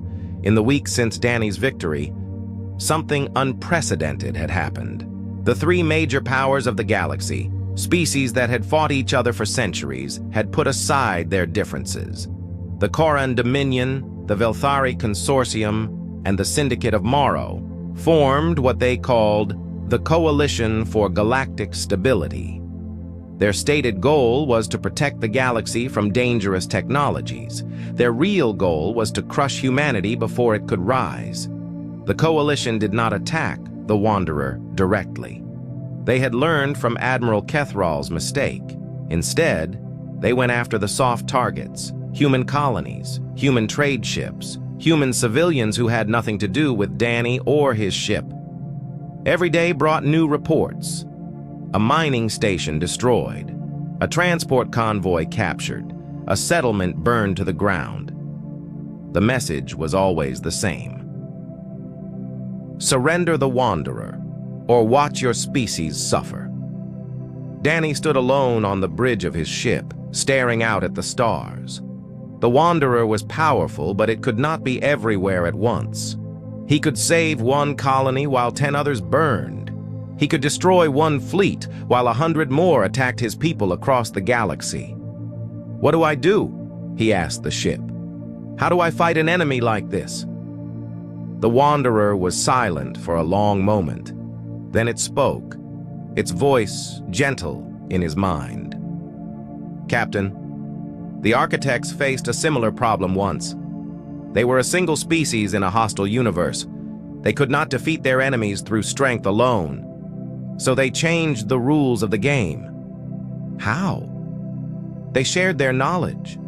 They lifted up others. They built alliances based on mutual growth rather than mutual fear. In the end, they lost their war. But the civilizations they created survived. Life spread across the galaxy because the architects chose to give rather than to hoard." Lisa found Danny 3 hours later, still standing on the bridge. But his face had changed. The despair was gone, replaced by something that looked almost like hope. "I have an idea," he said, "but I am going to need your help." The broadcast went out to every human settlement in known space. It bypassed the Coalition's communication blocks, carried by frequencies that their technology could not detect. Danny's face appeared on screens in hidden colonies, on ships running dark through enemy territory, in refugee camps where humans huddled together and waited for the end. "My name is Danny Cole," he said. "By now, you have heard stories about me. The fool who bought a mythical ship. The cargo hauler who defeated a Corran fleet. Some of you probably think I am the reason for your suffering. And in a way, you are right. The Coalition is attacking you because of me." He paused, letting the words sink in. "But here's the truth they do not want you to know. This ship was built for us, all of us. It was created billions of years ago by a species called the Architects, and they designed it specifically for human minds. They believed that we were special, not because we are strong or fast or dangerous, but because we adapt, we learn, we refuse to give up no matter how bad things get." Lisa stood behind the camera, watching her friend transform into something more than a cargo hauler. Danny spoke with a conviction she had never heard from him before. "The Coalition wants us to stay small," Danny continued. "They want us to stay afraid. They want us to remain the species that hauls their cargo and mines their ore and does the jobs they think are beneath them. But we were meant for more. The architects saw it, and now I am going to prove it." He held up a data chip. "This contains technology from the Wanderer's database. Shield modifications that will protect your ships from Coalition weapons. Engine upgrades that will let you outrun their fastest vessels. Medical advances that will cure diseases we have suffered with for generations. I am sharing all of it, freely, no strings attached. The response was overwhelming. Engineers on a dozen colonies began working on the modifications within hours. Pilots who had been hiding in asteroid fields came forward, ready to fight. Scientists pored over the medical data and wept at what they found. Lisa coordinated the effort from the Wanderer's Communications Center. She was good at organizing people, at keeping track of 1,000 moving pieces. Within 2 weeks, what had been a scattered collection of refugees and traders began to look like something else. A fleet, a resistance, a nation. The ships were not impressive by galactic standards. Modified freighters, mining vessels with weapons bolted to their hulls, old patrol boats that should have been scrapped years ago. But they were human ships, crewed by humans, fighting for their survival. The Coalition has 300 warships heading for Kepler's Rest, Lisa reported one evening. They are going to make an example of the colony.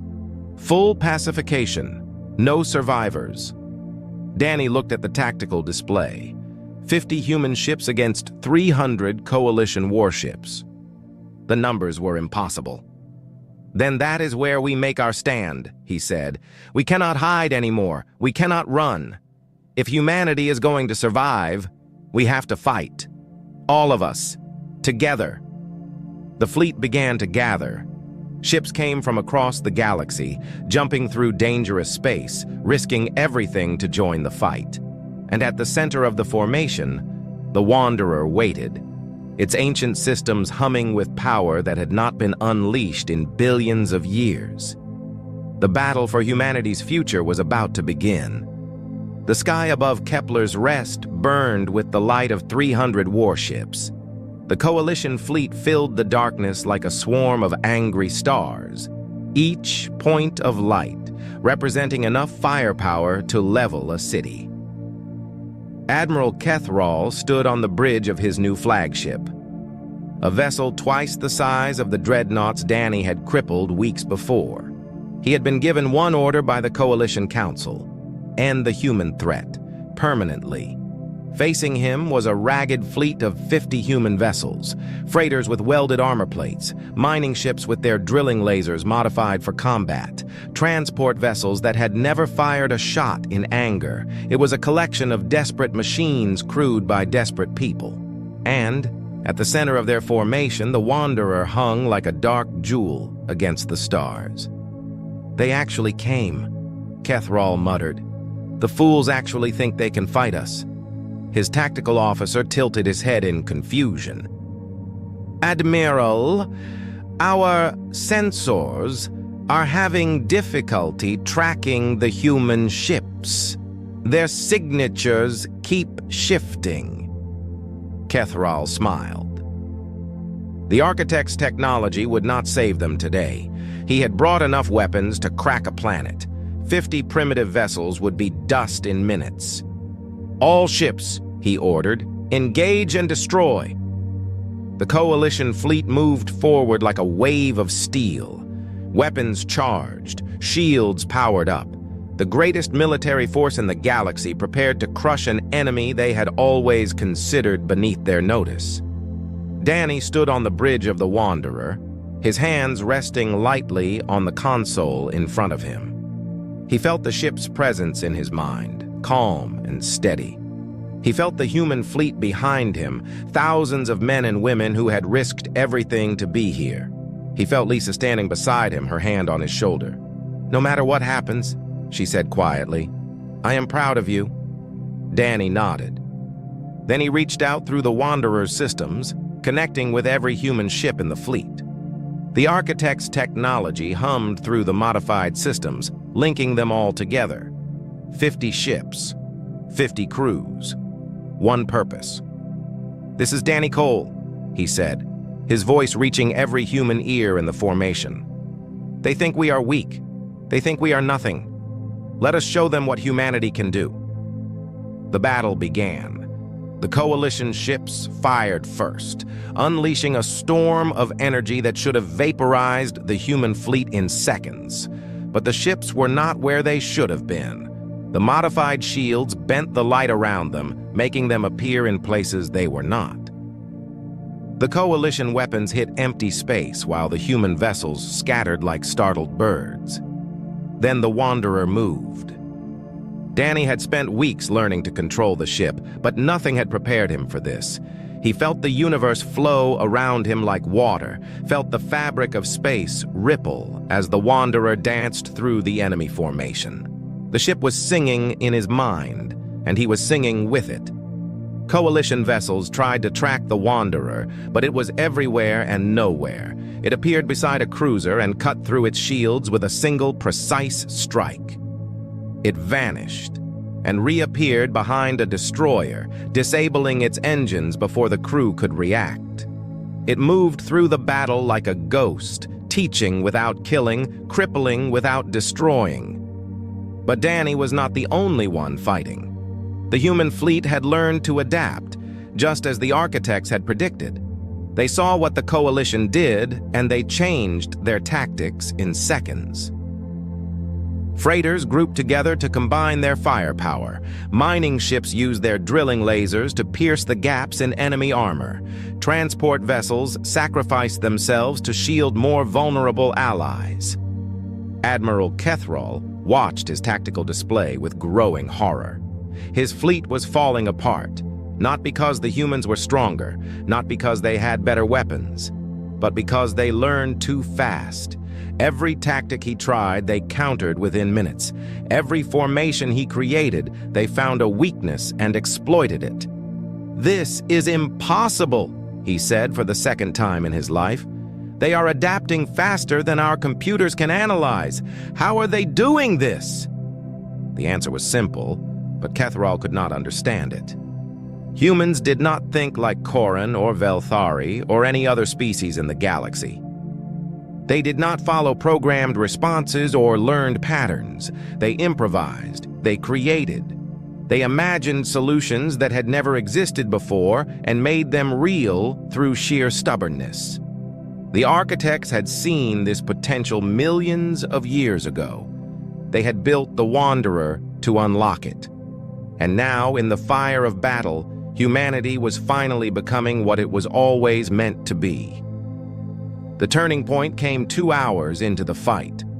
The coalition flagship, the massive vessel Kethrall commanded, found itself surrounded by a dozen battered human ships. Its shields were failing.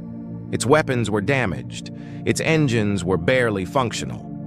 Danny brought the Wanderer directly in front of the bridge, close enough that Kethrall could see the dark hull through the viewport.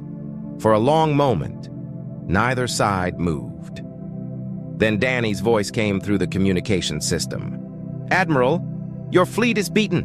Half your ships are disabled. The other half are running. You can surrender now, or you can watch more of your people die. The choice is yours." Kethrall stared at the ghost ship that had humiliated him twice. His pride screamed for him to fight on, to die with honor, rather than submit to a human. But he looked at his crew, at the young officers who still had lives ahead of them, and made his decision. "All coalition forces," he said, his voice heavy with defeat, "stand down. We surrender." The battle was over, not with a dramatic explosion, but with a quiet admission of the truth. Humanity had won. In the weeks that followed, everything changed. Human colonies across the galaxy declared independence. Human scientists used the Wanderer's database to leap forward centuries in technology and medicine. Human ships traveled freely through space for the first time, no longer afraid of the powers that had once oppressed them. Danny Cole stood before the Galactic Council, the first human ever granted a seat at the table where the fate of civilizations was decided. Lisa stood beside him, as she always had. The representatives of 100 species watched in silence as the cargo hauler who had bought a mythical ship spoke to them. "The architects are gone," Danny said. "They died billions of years ago, before any of our species even existed. But they left us a gift. Not just technology, not just knowledge. They left us the belief that we could be more than we were." He looked around the chamber, meeting the eyes of beings who had once looked down on humanity with contempt. "We are not here to conquer. We are not here to take revenge for what was done to us. We are here to build something new. The galaxy is vast. There's room for all of us to grow, to explore, to become something greater than we are today." High above the council chamber, the Wanderer orbited in patient silence. Its systems monitored 1,000 frequencies, listening to the galaxy adjust to a new reality. The ship that had waited billions of years for the right species to find it had finally fulfilled its purpose. In the database deep within the Wanderer's core, a message from the architects played on a loop, words that had been recorded when the universe was young. "To our final children, whoever you may be, we built this vessel as a gift and a challenge. The galaxy is full of darkness, full of species that fear what they do not understand. But we believe that somewhere, sometime, a people will emerge who can bring light to that darkness, find them, protect them, help them grow."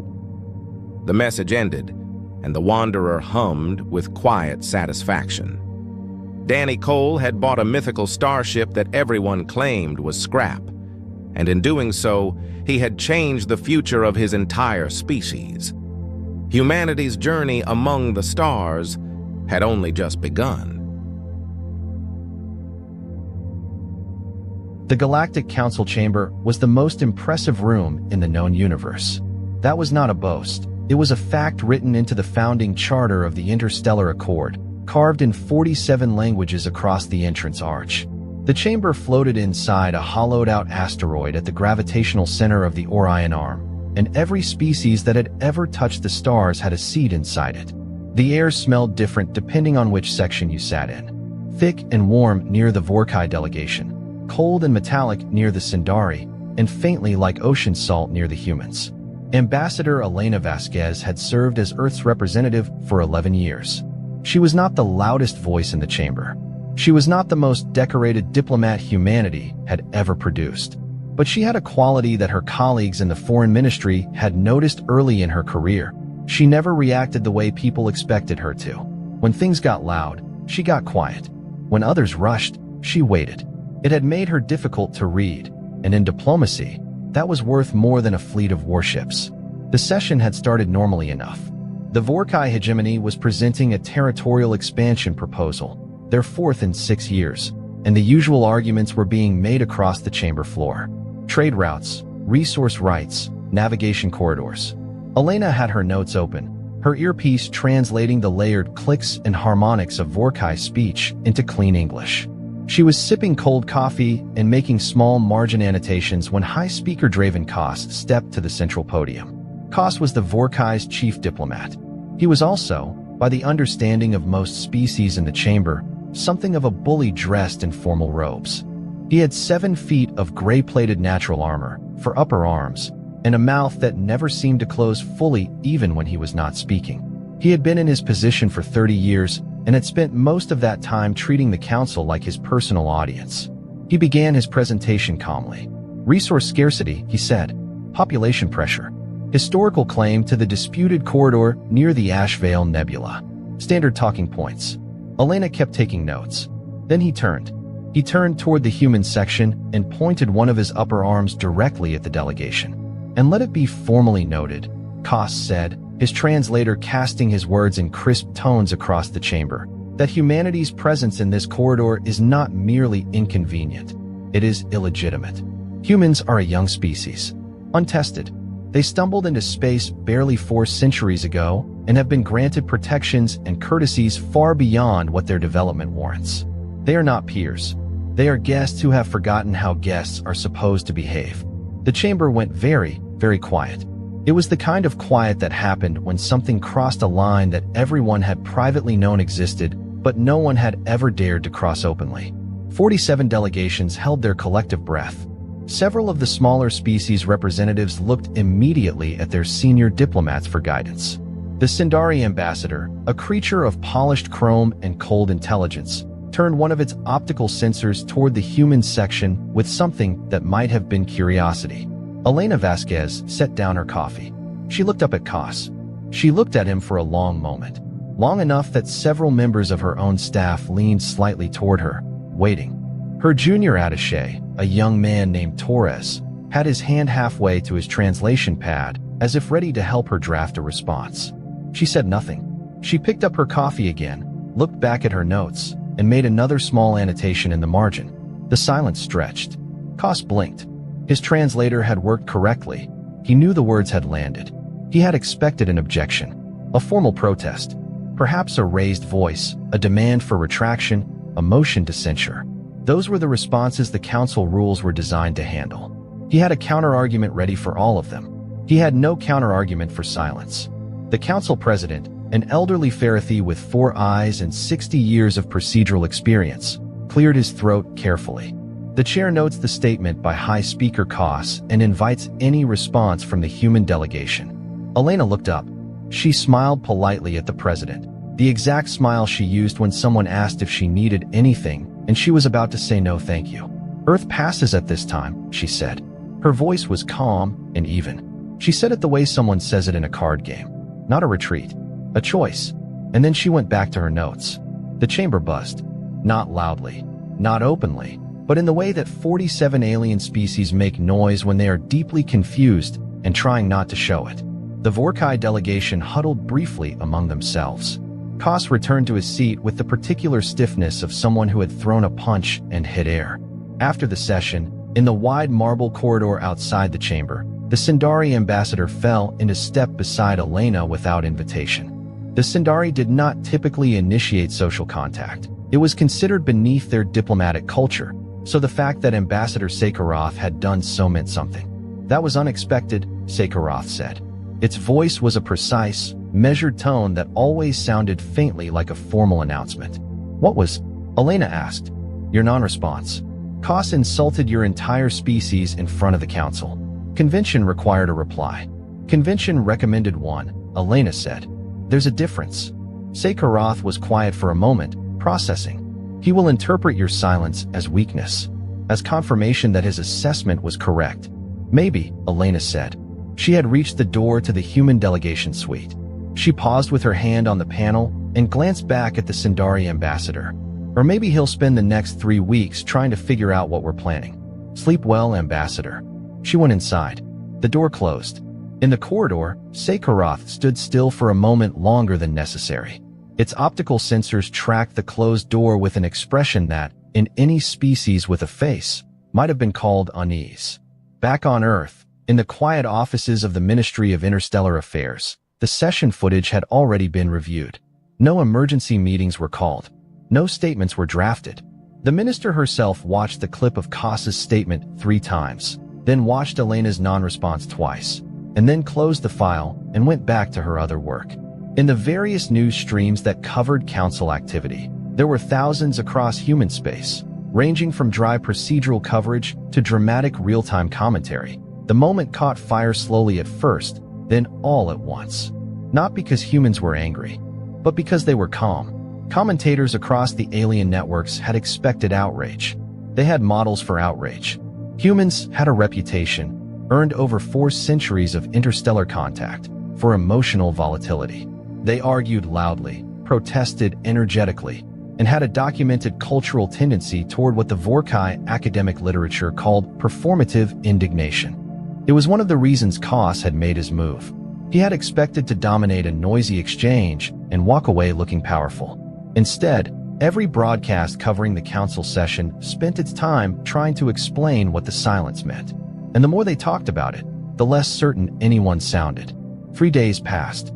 No human statement came. No formal protest was filed. No motion was raised at the next session. Elena Vasquez attended the following council meeting in her usual seat, with her usual cold coffee, and participated in 3 routine procedural votes without mentioning Cos or his words at all. On the 4th day, the Vorkai diplomatic staff quietly requested a private channel with their counterparts in Earth's foreign ministry. The request was acknowledged. A meeting time was proposed. Human ministry officials agreed to the time, suggested a neutral platform, and confirmed the channel in 4 sentences. They did not ask what the meeting was about. They already knew. Kos had insulted humanity in front of the galaxy, and humanity had not flinched, had not shouted, had not demanded apology or satisfaction. They had simply waited. And that patient, knowing, unbothered silence had frightened the Vorkai more than any protest ever could have. Because silence, when it came from something that knew exactly what it was capable of, was not the sound of weakness. It was the sound of a decision being made somewhere you could not see. The private channel meeting between the Vorkai diplomatic staff and Earth's foreign ministry took place in a data-secure conference format, hosted on a neutral Farathi communications node. It was a small meeting, 2 officials from each side, no aides, no recording unless both parties agreed. The Vorkai sent sub-speaker Varric and senior attaché Lorne. Earth sent Deputy Minister Harlan Cho and a career diplomat named Priya Nair, who specialized in Vorkai cultural analysis. The Vorkai opened by discussing trade route adjustments. Small items. Procedural things. Cho listened politely. He had a talent for listening that looked almost identical to boredom, which was intentional. He let Varric finish his prepared remarks, waited a beat, and then said, "We appreciate the technical discussion. Was there something more specific that prompted the request for contact?" Varric was quiet for a moment. The High Speaker's remarks at the last council session were characterizations of policy, not personal commentary.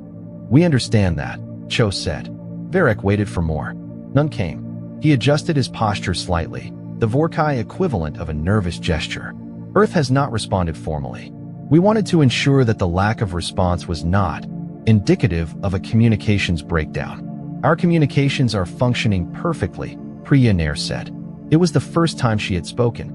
Her voice was light and pleasant, the voice of someone discussing something unremarkable. Another silence opened up.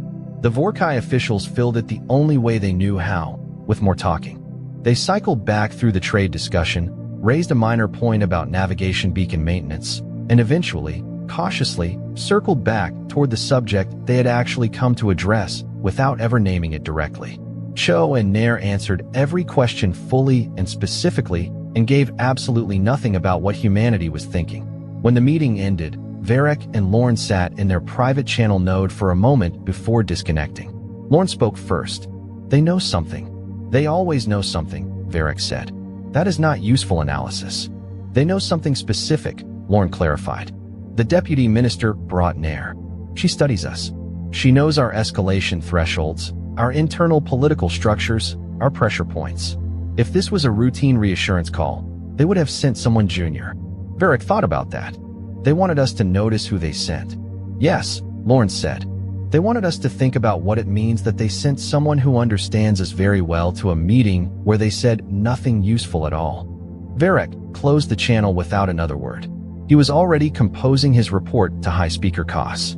Kos read the report in his private office aboard the Vorkai delegation vessel, a massive ship that stayed parked near the Council asteroid rather than returning to Vorkai space between sessions.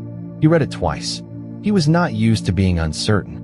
He had spent 30 years in galactic diplomacy operating on a simple principle. You pushed until you met resistance, and then you measured that resistance to know how hard to push next. It was a reliable model. It had worked against the Farathi, the Ashvale Collective, the various small independent systems that dotted the middle arm. It was not working against humanity. He pulled up the historical archive his staff had prepared after the council session. 400 years of human interstellar history. He had read summaries before. Most senior Vorkai diplomats had. But he read more carefully now, looking for the pattern he had missed. What he found was strange. Humanity had a long record of conflict. They had fought wars among themselves for most of their documented history. Violent, costly, often destructive wars over land and belief and resources and pride. This was well known and had been used by multiple species, including the Vorkai, as evidence that humans were too primitive for full council status. What Kos read more carefully now was what had happened after those wars. Humans had a habit, after being pushed far enough, of responding not with equal force, but with disproportionate, overwhelming, and often unexpected force applied in directions that their opponents had not anticipated. They did not mirror threats. They escalated in ways that restructured the entire situation. And before they did any of that, they went quiet.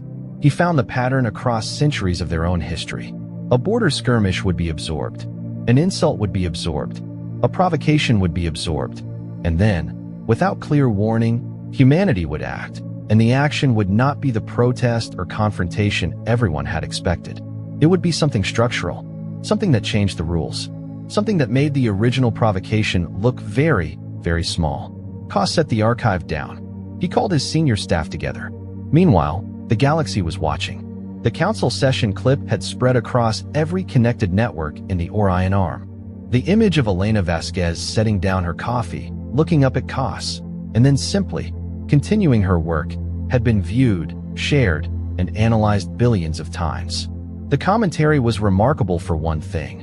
Almost nobody, across 47 species, knew what to make of it.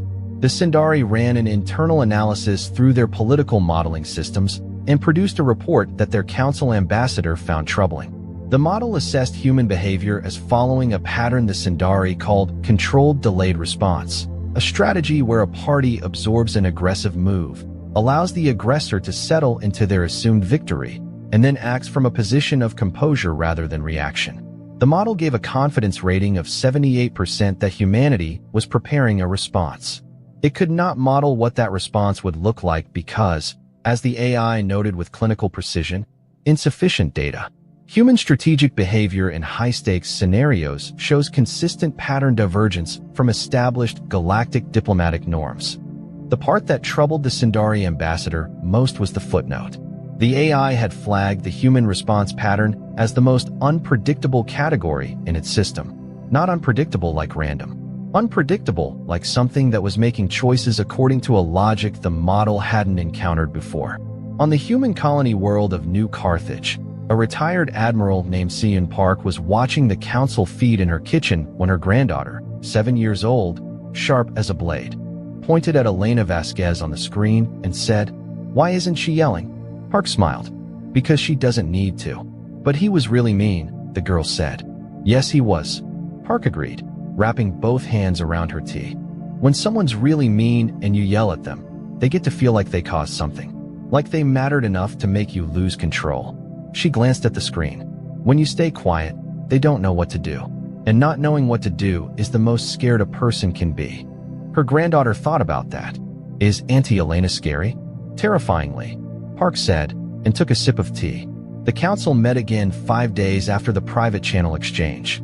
It was a routine session, a scheduled review of navigation corridor agreements in the middle arm. Elena attended. She sat in her usual seat.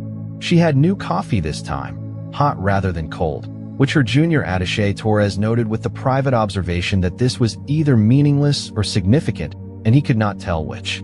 Koss was present. He did not look at the human section directly. He participated in the session with his usual volume and confidence, but his senior staff noticed that he had not prepared any new territorial expansion motions for this meeting. His schedule, which had previously mapped 3 months of aggressive corridor proposals, had been cleared of anything that touched human space. After the session, one of the Farathi observers, a retired diplomat who now wrote political analysis for a widely read interstellar commentary network, published a piece with a title that spread across the connected galaxy within hours. The title was a question: has Koss just made the worst mistake in a generation? The piece did not have an answer. That was, perhaps, the point. What it had was a careful review of humanity's last 4 centuries of behavior. The author, old enough to have been present at humanity's first council admission, wrote about a concept he had observed in human behavior that he had never seen adequately translated into any other galactic language. He called it strategic patience. He defined it as the ability to absorb damage, to sit with anger, to let an adversary believe they had won, and then, from a position of calm clarity rather than hot reaction, to respond in a way that was precise, structural, and lasting.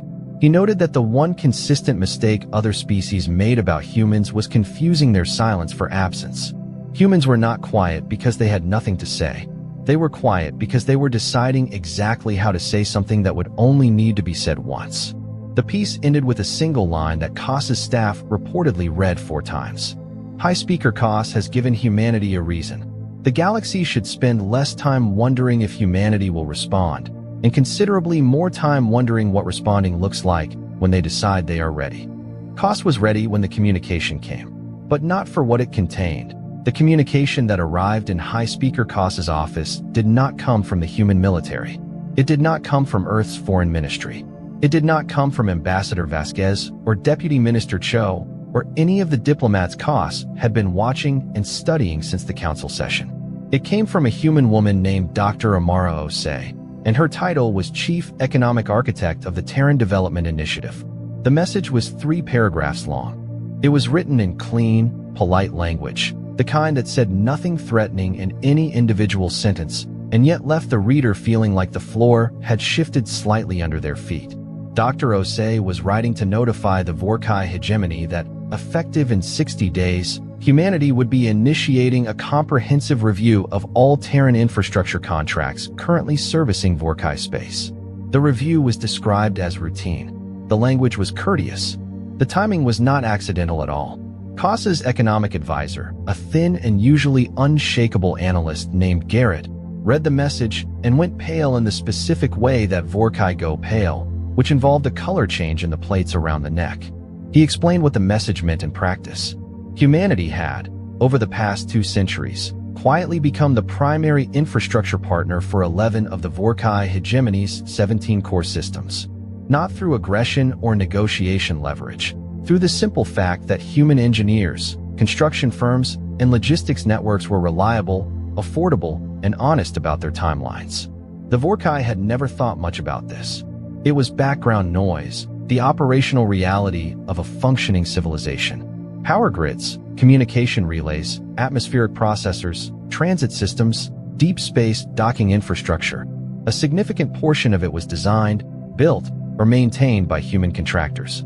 A comprehensive review could delay maintenance cycles, delay contract renewals, pause new projects, all of it completely within legal operating parameters. None of it would be described as retaliation. Every piece of it would be described as due diligence. They are not threatening us, Garrett said carefully. No, Koss agreed. They are simply reviewing. At an extremely well-chosen time. Garrett was quiet for a moment. High Speaker, what did you say to them at the council session? Koss did not answer that question. What made it worse, truly worse, was that this was only one communication.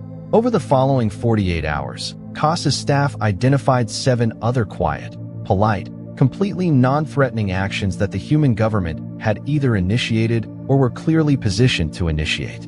A research partnership with the Ashvale Collective, humanity's proposed development of a new navigation relay station near the disputed corridor, a round of diplomatic outreach to 4 of the 6 smaller species that habitually sided with the Vorkai on council votes.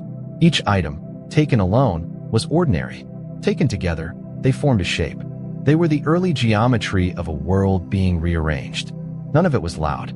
None of it was angry. None of it could be formally protested. It was also impossible to respond to effectively, because any public response would require Koss to explain what had prompted it. And the only honest explanation was that he had publicly called humanity illegitimate guests in front of the entire council, and they had looked up from their coffee, said nothing, and then spent 3 weeks quietly restructuring the landscape around him. The Sindari ambassador Sakharoth monitored all of this from the careful distance of a species that was constitutionally allergic to making other species mistakes. Sakharoth had been in galactic diplomacy for 40 years. It had watched empires bluster. It had watched alliances collapse. It had watched species overplay strong hands and underplay weak ones. What it was watching now was something it could not cleanly categorize, and that bothered it in a way that it found professionally useful. It requested a social meeting with Elena Vasquez. Not a formal diplomatic exchange. Those had procedures and records. A social meeting, the kind that happened at the hospitality lounges adjacent to the Council Asteroids residential levels. The kind where 2 people could speak without anything being attributed or logged. Elena agreed. They met in a lounge that smelled like recycled starlight, and whatever the Pharaoh staff used to clean the floors which was faintly aromatic and completely unidentifiable. Sakharoth ordered a mineral compound it favored. Elena got tea. "You are making Kos uncomfortable," Sakharoth said. It was not an accusation. It was an observation made with genuine curiosity. "We're reviewing contracts," Elena said. "Several of us have noticed that the contracts being reviewed share a geographic pattern that correlates rather precisely with the infrastructure dependencies of Vorkai core systems." "Infrastructure reviews are complicated," Elena said. "The scope tends to be comprehensive." Sakharoth was quiet for a moment. This was, Elena knew, the Sindari equivalent of a long, meaningful look. "You are also extending development partnerships to 3 systems that border contested Vorkai territory.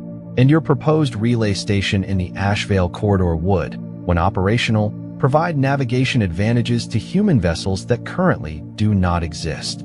"Navigation infrastructure is important," Elena said pleasantly. "You know how we feel about reliable transit." "Yes," Sakharoth said. "I do." Another pause. "Elena, I am asking, not as a formal inquiry, but as someone who has watched you for 11 years. How far does this go?" Elena held her tea with both hands and looked at the Sindari ambassador with the expression she used when she was deciding how honest to be. She decided on mostly honest. As far as it needs to. And if Kos issues a formal apology, if the territorial expansion proposal is withdrawn, then the contract's review concludes without significant findings, Elena said. The relay station project stays because it's genuinely useful infrastructure. The partnerships stay because they're mutually beneficial. But the pressure, the specific pressure, eases. She paused. "We don't want his destruction. We just needed him to understand something." "What did you need him to understand?" Elena set her tea down. "That calling us guests was a mistake. Not because it was offensive, though it was, but because it was factually wrong. We are not guests. We have been here for 4 centuries. We built half of what this corner of the galaxy runs on. We are woven into the operational fabric of this region of space. Kos treated us like newcomers who could be publicly embarrassed into accepting a smaller seat at the table. We needed to demonstrate, clearly and without drama, that the table itself has quite a lot of our fingerprints on it." Sakharoth processed this for a long moment. "You are not angry." "No," Elena said. "But you are serious." "Completely." The Sindari ambassador reached for its mineral compound and regarded Elena with its optical sensors. Most species, when insulted publicly, respond with public anger. It is predictable. It is manageable. It creates an argument that can be won or lost. What you have done instead is, it is harder to counter. There is nothing to argue against. There is no noise to drown out. There is only the quiet, steady demonstration of what you are. That was the intention, Elena said. It has been noticed, Sakharoth said. Not only by Kos. By everyone. Elena smiled. Good. That night, in his private office, Kos composed a message. It was addressed to the full council. He called it a clarification of terminology from his remarks at the prior session. In it, he stated that his use of the word guests had been intended in the historical developmental sense and not as a commentary on humanity's standing or legitimacy in the council. He noted that humanity's contributions to interstellar infrastructure and diplomatic process over 4 centuries were well established and valued. He did not use the word apology. He did not need to.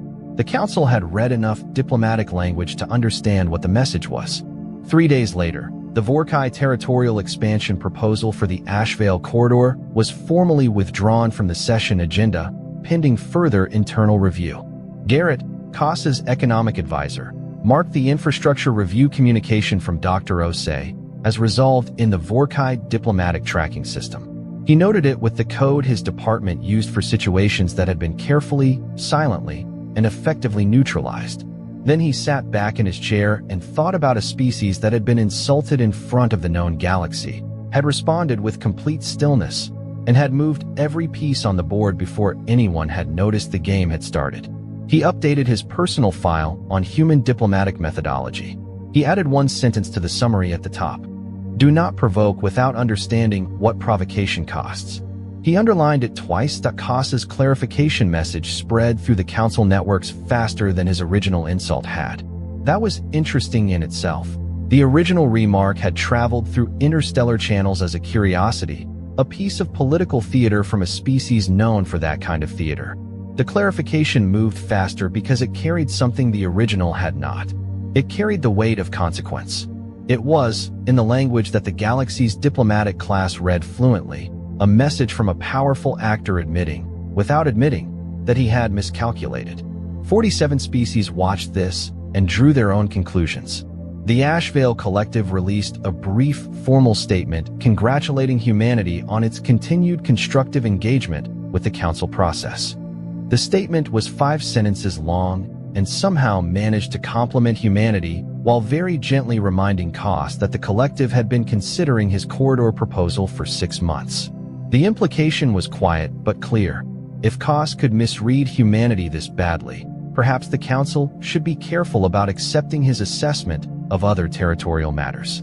The Farathi Council president, at the next session opening, made a procedural announcement that the council's infrastructure dependency registry, a document that tracked which species provided core services to which others, would be updated and made publicly accessible for the first time in 40 years. He described it as a transparency initiative. Nobody in the chamber believed that was the only reason, but nobody said so out loud. Elena Vasquez attended the session, made 3 procedural contributions, voted on 2 resolutions, and at no point mentioned anything that had happened over the past month. Torres, her junior attaché, had started keeping private notes. He was 26 years old and had been assigned to the delegation 8 months ago, fresh from the diplomatic academy, under the impression that interstellar diplomacy would be loud and dramatic and would look like the historical feeds he had grown up watching. He was revising that impression rapidly.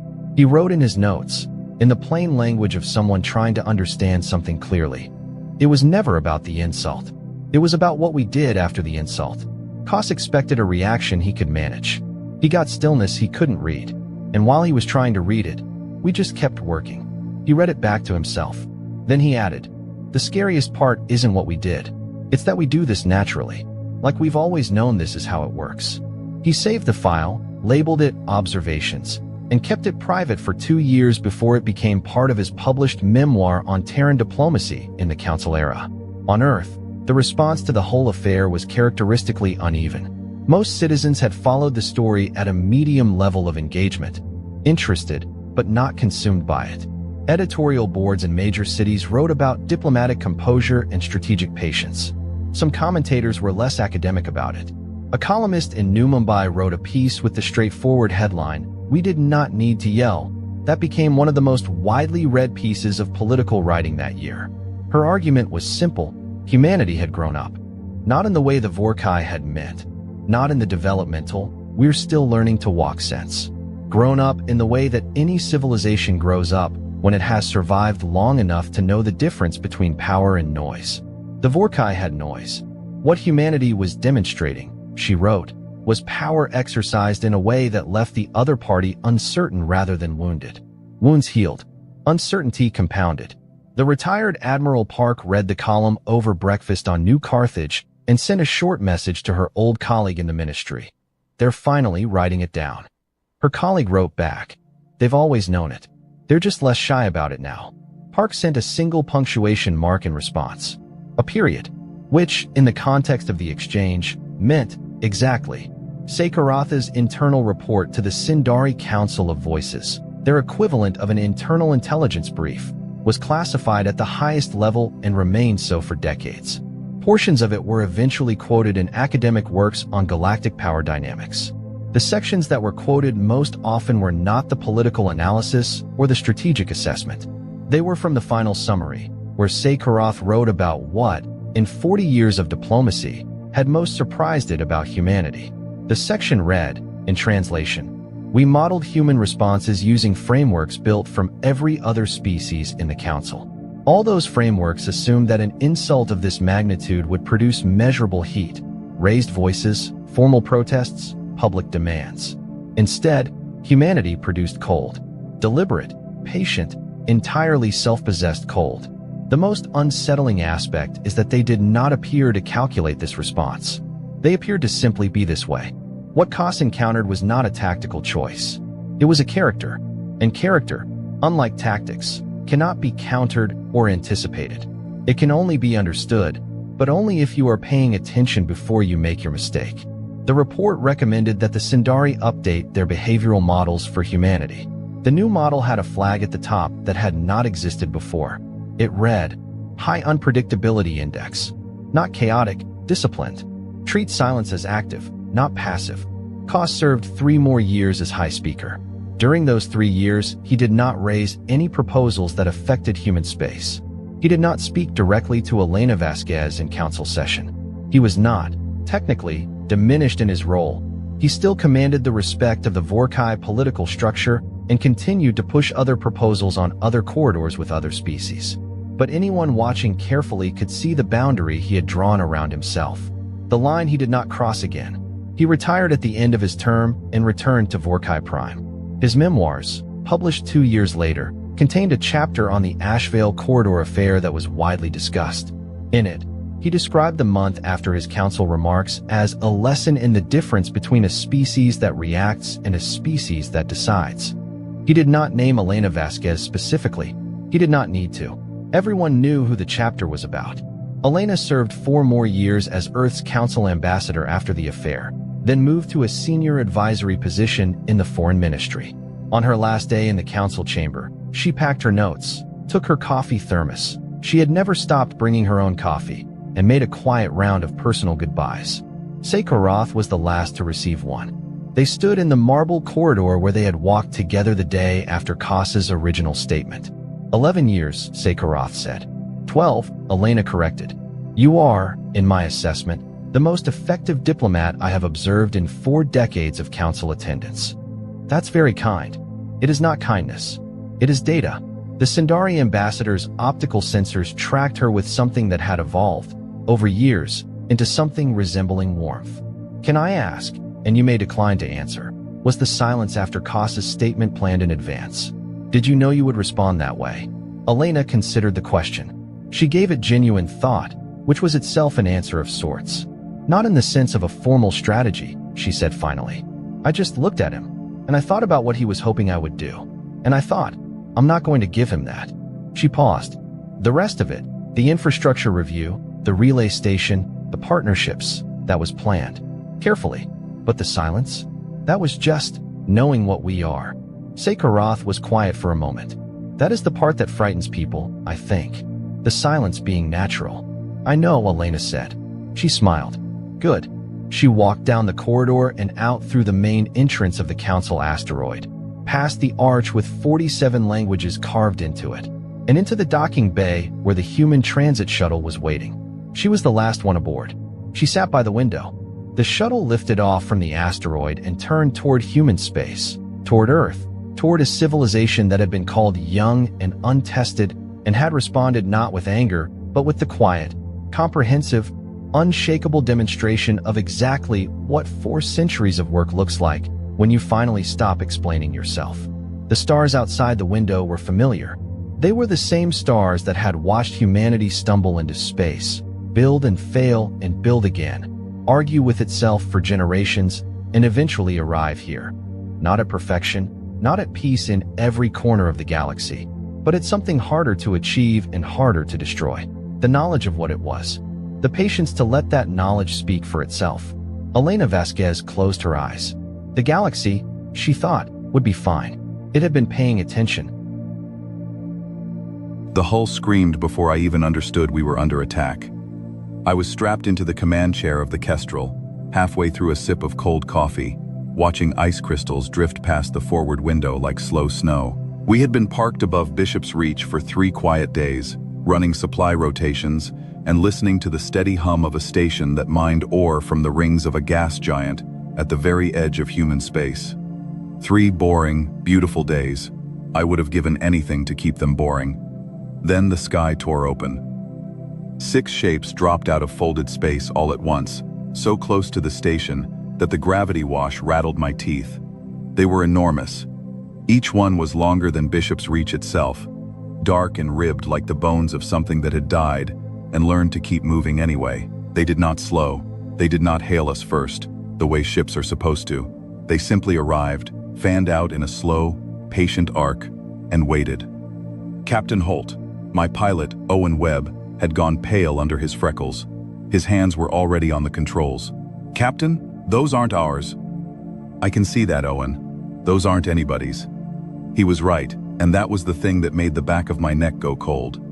In 9 years flying the frontier, I had logged every registered hull humanity owned, and most of the Wildcat ships that pretended not to exist. I had never seen anything like the shapes hanging over Bishop's Reach. They had no running lights, no insignia, no visible engines, just a faint shimmer along their flanks like heat coming off summer pavement. "Sam, get me the station," I said. My comms officer, Sam Porter, was already working. Sweat stood out on his forehead. "Channels open, Captain. They're panicking over there. Director Hans is asking what we want them to do." That was the wrong question. The station director was asking a 30-year-old escort captain what to do about 6 ships the size of small moons. I did not have an answer. What I had was a crew of 41 people, a fast little ship built to chase smugglers, and a very bad feeling crawling up my spine. Then the message came. It did not come on any human frequency. It came on all of them at once, and on a few we did not even use, flooding every receiver on the station and aboard my ship with the same flat, patient voice. The translation matrix stumbled, caught up, and turned it into words I could understand. I have heard that recording 1,000 times since. I will never forget a syllable of it. "Population of the listed system. You are addressed by the concordance. Your species has been surveyed, indexed, and assigned. Your compliance rating is provisional. You will cease all transmissions, power down all weapons, and prepare your installations for assessment. Resistance will be recorded and corrected. Submission will be rewarded with continued existence. This message will not repeat. The assessment begins now." For a moment, nobody on the bridge said anything. The coffee was still cold in my hand. I set it down very carefully, the way you set down something when you do not trust yourself to hold it. "Indexed," Lena Voss said quietly. She was my science officer, sharp-eyed and usually the calmest person in any room. She did not sound calm now. "They said surveyed and indexed, Captain. They have been watching us. For a long time, long enough to give us a number." "Compliance rating," Marcus Lowe added from the tactical station. Marcus was a big man with a slow voice, and the slowness was gone. "They've got a file on us, like we're livestock that hasn't been weighed yet." I have thought a great deal about that moment, in the years since, about what it must look like to be on the other side of it. The concordance had done this before. They had done it hundreds of times. They dropped out of the dark above some young species frontier, recited their flat little speech, and watched the lights go dark and the weapons power down. They had a script, and the script always worked, because every species they had ever met had done the math the same way the concordance had. 6 impossible ships against 41 people meant you put your hands up and prayed. They had a number for us, a provisional rating. They expected us to behave like every species before us. They had no idea who they had decided to file. "Director Hans is asking again," Sam said. His voice cracked. "He wants orders, Captain. The station has 1,100 people on it. Minors, families. There are kids over there, Captain." 1,100. The number landed in my chest like a stone. I unstrapped from the command chair and stood, because I think better on my feet, and because I did not want my crew to see how badly my legs wanted to shake. "Lena," I said, "tell me about those ships. Fast. What are they built to do?" She pulled the sensor returns onto the main display, layering them over each other, her hands moving in quick, clean gestures. "Heavy, dense, mostly shielding and power, very little we'd call living space, which means most of the crew is somewhere deep inside, or there's no crew at all. The shimmer along the flanks is a deflection field, and it's tuned, Captain. Tight. I'm reading energy capacitors charging across all 6. They're warming up to fire." "Tuned for what?" She looked up at me, and I saw her understand the question a half second before she answered it. "Energy weapons. The field is shaped to bleed off beam and plasma. It's a wall against the kind of war they expect to fight. Lasers, particle cannons, that whole family. They've built their defense around the assumption that everyone shoots light at them. That was the first crack. I did not see the whole picture yet, but I felt the edge of it, the way you feel a step in the dark before your foot finds it. "Marcus," I said, "our cannons. If we hit one of those fields with everything the Kestrel has, what happens?" "Nothing good for us. he said honestly. We tickle it. They notice. They turn around. We become a very small cloud. That's what I thought. I turned to the window. Bishop's Reach hung in front of us, a wheel of light and metal, turning slowly against the bruise-colored bands of the gas giant. And beyond it, gleaming faintly in the planet's outer ring, a long, slender structure I had walked past a dozen times without thinking about it. The ore launcher. Bishop's Reach did not ship its ore in slow tugs. That cost too much fuel. Instead, the station mined the dense metal out of the rings, packed it into raw slugs, and fired those slugs along a rail nearly 4 kilometers long, flinging them at tremendous speed toward a collection point in the inner system where they could be caught and processed. It was a mass driver, a cargo gun. It threw rock and metal so fast that the slugs glowed. It was not a weapon. Nobody had ever built it to be a weapon. The concordance, surveying us from the dark, indexing us, assigning us a number, would have looked at that launcher and seen exactly what it was, a tool for moving ore. They had built their beautiful tuned shields to stop the war they expected. They had never once imagined that the war they were about to start would be fought with rocks. "Sam," I said, and my voice came out steadier than I felt. "Patch me through to Director Hans. Private channel, just him and me." A click, a frightened breath on the other end. "Captain Holt? Please. I don't know what they want me to do. The station was never built for..." "Marcus, I need you to listen to me," I said. "I need you to stop talking and listen, because we have about 4 minutes and then those ships are going to start their assessment, and I don't think we are going to like what that means. Can you do that? Can you listen?" A swallow. Yes, I can listen." "Your ore launcher, is it loaded?" A pause, the kind that means a person is trying to understand a question that makes no sense. "The launcher? Yes. There's a slug in the rail and a full magazine behind it. We were going to do a shipment run tomorrow. But Captain, that's a cargo gun. It can't..." "I know what it is. I need control of it. I need to be able to aim it. And I need you to do exactly what I tell you. Exactly when I tell you. And I need you to start evacuating everyone you can into the deep core sections and the lifeboats right now. This second, while we talk. Can you give me the launcher?" The silence stretched so long I thought I had lost him. Then, in a voice that had found something underneath the fear, he said, "It was built to throw ore at the inner system. The inner system is that way. A beat. Those ships are not that way." "No," I agreed. "They're not. But the rail traverses. It was designed to adjust for orbital drift. How far can it swing?" "Enough." His voice firmed. "It can swing enough. I'll route control to your ship. I'll get my people into the core. Captain Holt." Another pause. "Whatever you're about to do it well." I have replayed that exchange more times than I can count. A frightened administrator who had never held a weapon in his life, deciding in the space of one breath to hand a cargo gun to a stranger, because the alternative was watching his station get assessed. People talk about the great battles of the war that followed, the fleets and the admirals and the famous last stands. They forget that it started with a man named Hans and a machine for throwing rocks. "Lena," I said, "I need a firing solution. Treat the launcher as a kinetic weapon. Lead the nearest ship. Account for the field. But I don't think the field is going to matter, because their deflection is tuned for energy, and a slug of solid metal at launcher velocity is just mass. Mass doesn't care about their wall." She was already running it, her fingers flying. "Working. Captain, if you're right, if that field really is energy only, then a slug at full launcher speed is going to hit them like a falling mountain. They will not see it as a threat. There's no energy signature on a thrown rock, no targeting lock for them to detect, nothing for their systems to flag. To them, it's going to look like debris. That's the idea. And if you're wrong about the field?" I looked at the 6 dark shapes warming up to fire on 1,100 people. Then we tried. "Solution coming up," Lena said. "Owen, I need the Kestrel to hold this exact position. The launcher's tracking will calibrate off our sensor feed. If we drift, the slug drifts." "Holding," Owen said, and the little ship steadied under us, fighting the gas giant's pull. On the main display, a thin line drew itself from the ore launcher, curving slightly to account for the slow turn of the station, reaching out across the dark toward the nearest of the 6 ships.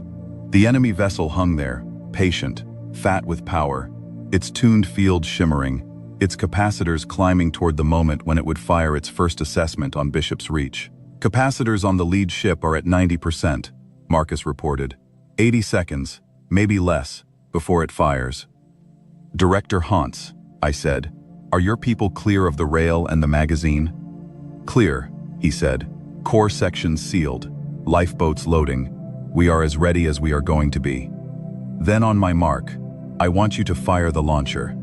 Not one slug, the whole magazine, everything in the rail, one after another, as fast as it will cycle. Empty the gun. He did not ask why. I think he understood.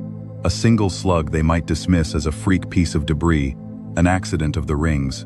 A continuous stream of metal slugs, each one moving fast enough to glow, would be unmistakable, and by the time their tuned shields realized that the falling mountains were not going to bleed off the way light did, it would be far, far too late to do anything but feel it. Capacitors at 95, Marcus said. Captain. Lena, solution locked? Locked. Lead ship, dead center of mass. I took one breath. I thought about 1,100 people in the core sections. I thought about the flat, patient voice that had called us a listed population and given us a number. I thought, for just a moment, about how very surprised they were about to be. Fire, I said. Empty the gun. Bishop's Reach lit up. The ore launcher did not boom the way a cannon does. There is no air in the rings to carry sound. It simply began to throw, a strobing flicker of light running down the 4-kilometer rail, as slug after slug accelerated to a speed that turned solid metal into a line of fire. The first slug crossed the gap between the station and the lead enemy ship in less than a heartbeat. On the display, it was a thread of light reaching out, then touching, then job. The lead ship's tuned field flared as it tried to do its job. It was built to catch energy, to spread out the bite of a beam, to bleed away the heat of plasma. It met the first slug, a dense lump of mined metal, moving faster than anything that field had ever been designed to consider, and the field did exactly nothing, because there was no energy to bleed. There was only mass, and the field had no answer for mass, and the slug went through the shimmer like a stone through a soap bubble and struck the dark hull beneath. The second slug hit a half-second later, the third, the fourth. The launcher emptied its magazine in a long, stuttering line of light, and each slug arrived without a single energy signature for the enemy's systems to detect, without a targeting lock to warn them, without anything at all but the simple, ancient, undeniable fact of a heavy object moving very fast. The lead ship's lights went out. Not all at once. They flickered, surged, and then went dark in waves, rolling along the great ribbed flank of the vessel, as whatever ran inside it failed under the hammering. The tuned field collapsed. The faint shimmer along the flanks died. The fat, patient ship that had dropped out of folded space expecting to recite a speech and watch us power down our weapons, drifted, suddenly, like a thing that had forgotten how to hold itself up. Capacitors on the lead ship just went cold, Marcus said, and there was awe in his slow voice.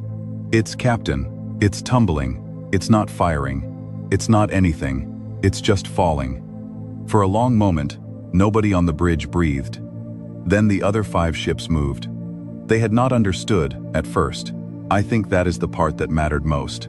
Their systems had registered debris, a flag they had surely seen 1,000 times in 1,000 ring systems, and dismissed it, because nothing in their long history had ever thrown a mountain at them on purpose. By the time they understood that one of their own had just been struck dead by a cargo gun, the launcher was already empty, and Bishop's Reach was already reloading, and my little ship was already moving. Owen, get us into the rings, I said. Deep into the rings, right into the densest part, and I want you to fly like you've never flown before. Lena, keep the launcher fed off our feed. Director Hans, reload and fire again the instant you're able. Marcus, I want a debris map. The thickest rock in this system, find it, because that is where we are going to live, and that is where they are going to come, and that is where their pretty energy shields are going to be worth exactly nothing. The Kestrel dove. Owen took us off the open dark above the station and down into the rings of the gas giant, into the slow grinding sea of ice and rock that wheeled around the planet in bands kilometers thick. Boulders the size of cities drifted past the window. Owen threaded them at a speed that should not have been possible, banking, rolling, using the rock for cover, and the 5 surviving enemy ships came after us, and after the station, and they fired. Their weapons were beautiful and terrible. Lances of pale fire reached out across the rings, splitting boulders, boiling ice into bright clouds. They were energy weapons, every one of them, exactly as Lena had said, because the Concordants built their war around the assumption that everyone fought with light. And in the rings, in the dense grinding rock, those beautiful weapons hit ice and stone far more often than they hit us, because Owen Webb kept a mountain between us and them every single time, and because a beam that strikes a boulder stops at the boulder. Owen flew like a man who had stopped being afraid, because fear had become a luxury he could not afford.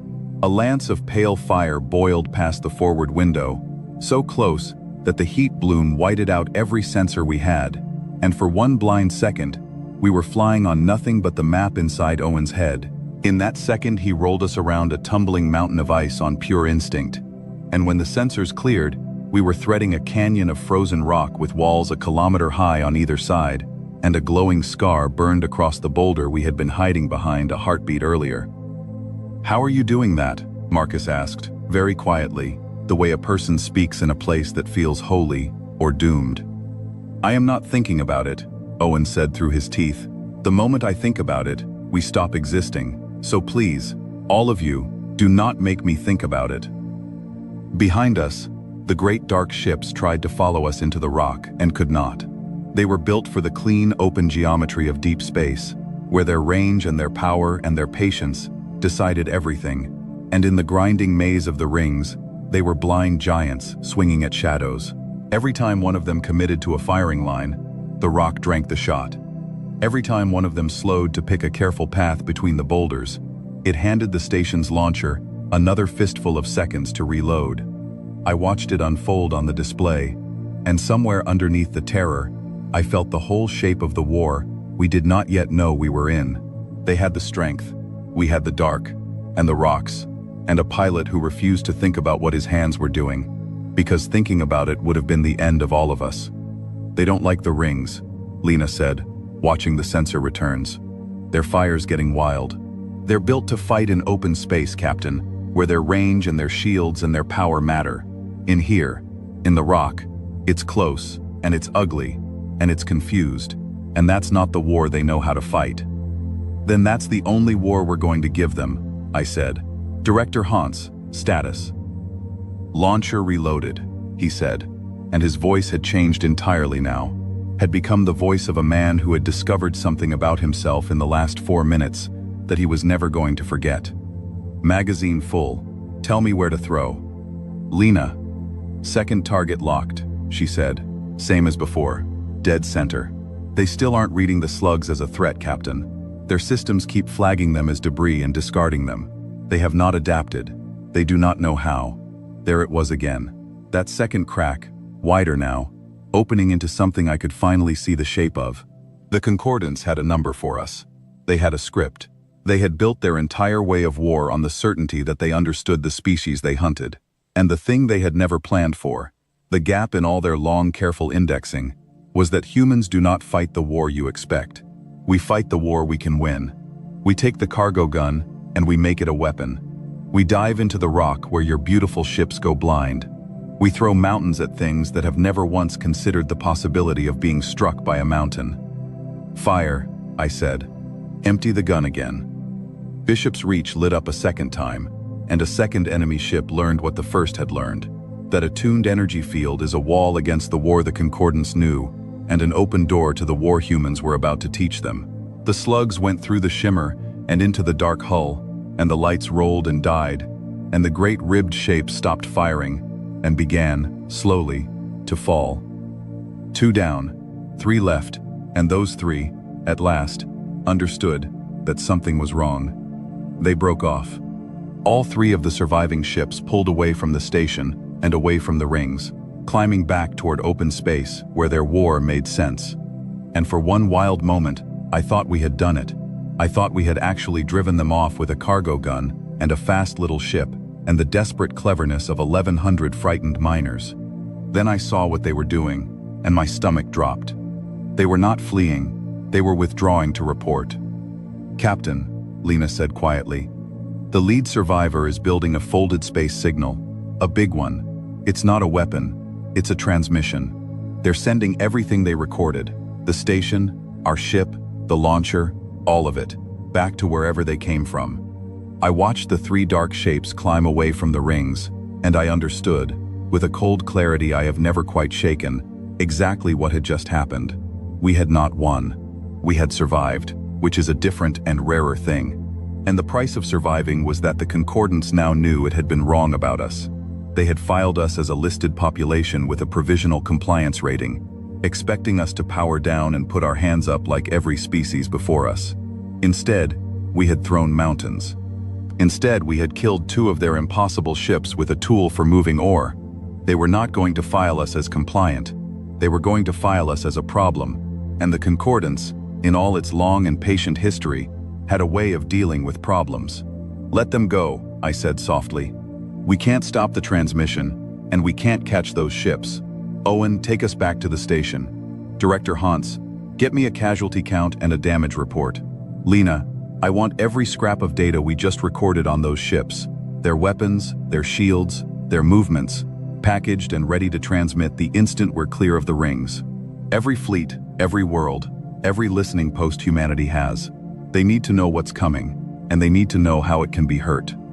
What it can be hurt with, Marcus said slowly, is rocks. Then that's what we tell them, I said. The Kestrel rose out of the rings as the three enemy ships folded space and vanished, carrying their report into the dark. Below us, Bishop's Reach turned slowly, scorched along one flank where a stray beam had caught it. Lifeboats clustered around its core like ducklings, but turning, intact, alive. 1,100 people.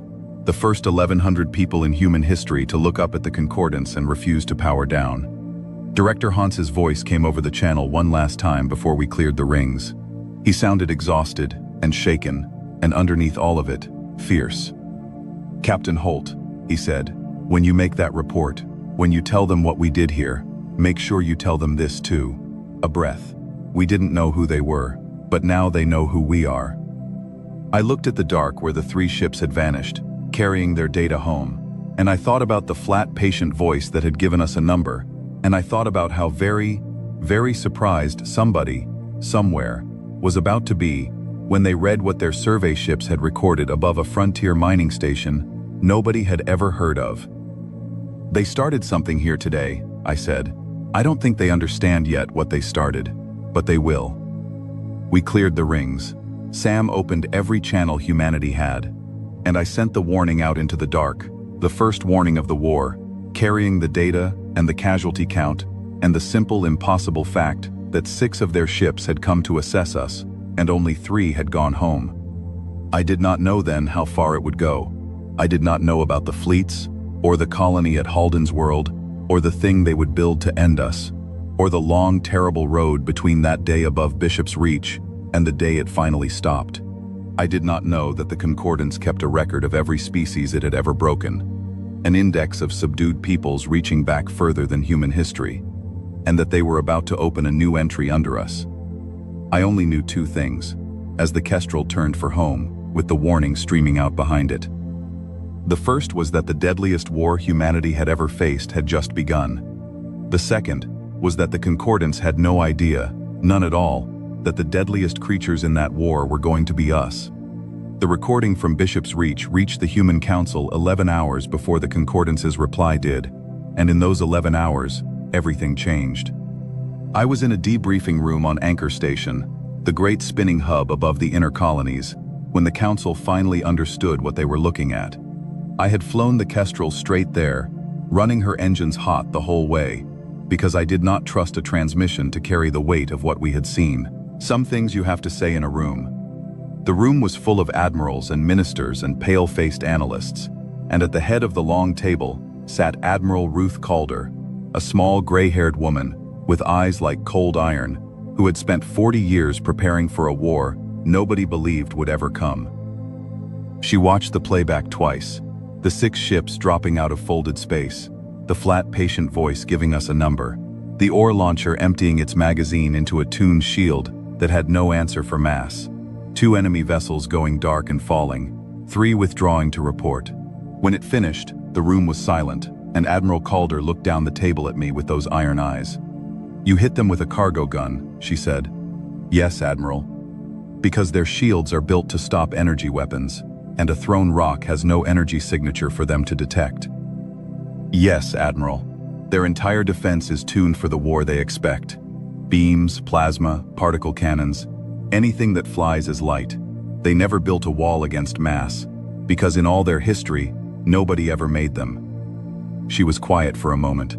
Then she stood, walked to the long window, and looked out at the colonies turning below us, millions of lights, billions of people, a species that had spread across a double handful of worlds and thought, until 11 hours ago, that it was alone and safe. "They will come back," she said. "Not with 6 ships, with 600. They've recorded everything you did, which means by the time they arrive, their shields will be retuned, their tactics rewritten, their estimate of us corrected. The cargo gun worked once. It worked because it was a surprise. We will not get that surprise again." She turned. "But you taught me something more important than the trick, Captain Holt. You taught me how they think. They surveyed us. They indexed us. They assigned us a number before they ever fired a shot. That is a species that fights by formula. They have a procedure, and they have used it so many times on so many worlds that they have forgotten how to fight anyone who breaks the procedure." Her iron eyes found mine. "We are going to break their procedure so badly that their formula stops working entirely. And you, Captain, are going to help me do it." That was how the war truly began for me. Not above Bishop's Reach, where I had simply been trying to keep 41 people alive, but in that room, with Admiral Calder telling me that the thing which made humans dangerous was not the cargo gun, but the mind that had thought to use it. The Concordance's reply arrived 11 hours later. It was not a fleet, it was a message, broadcast on every frequency exactly as the first one had been, flat and patient and utterly without mercy. I have it memorized too. "Population of the surveyed worlds. Your compliance rating has been revised. Your species has demonstrated capacity for resistance. Resistance is a correctable condition. A correction fleet has been assigned. Your installations, your vessels, and your worlds will be brought into accordance. You are advised that no surveyed species has remained out of accordance for longer than required. This message will not repeat. No surveyed species had ever stayed out of accordance." That was the line that told me everything I needed to know. They had done this hundreds of times, maybe thousands, and they had a perfect record, and they were telling us about that record, the way a hunter tells a cornered animal that running is pointless. It was meant to break our nerve before the fleet ever arrived. It did not break our nerve. It made us furious, and furious humans are the most dangerous thing in the galaxy, though the Concordance had not yet learned that. We had 2 months before the correction fleet could reach us. 2 months is nothing for a navy. It is nothing for shipyards, but it is an eternity for a species with its back against the wall, and 1,000 clever, frightened, determined minds all pointed at the same problem. What we did in those 2 months has been written about endlessly since, and most of it is true, though the writers always make it sound grander and cleaner than it was.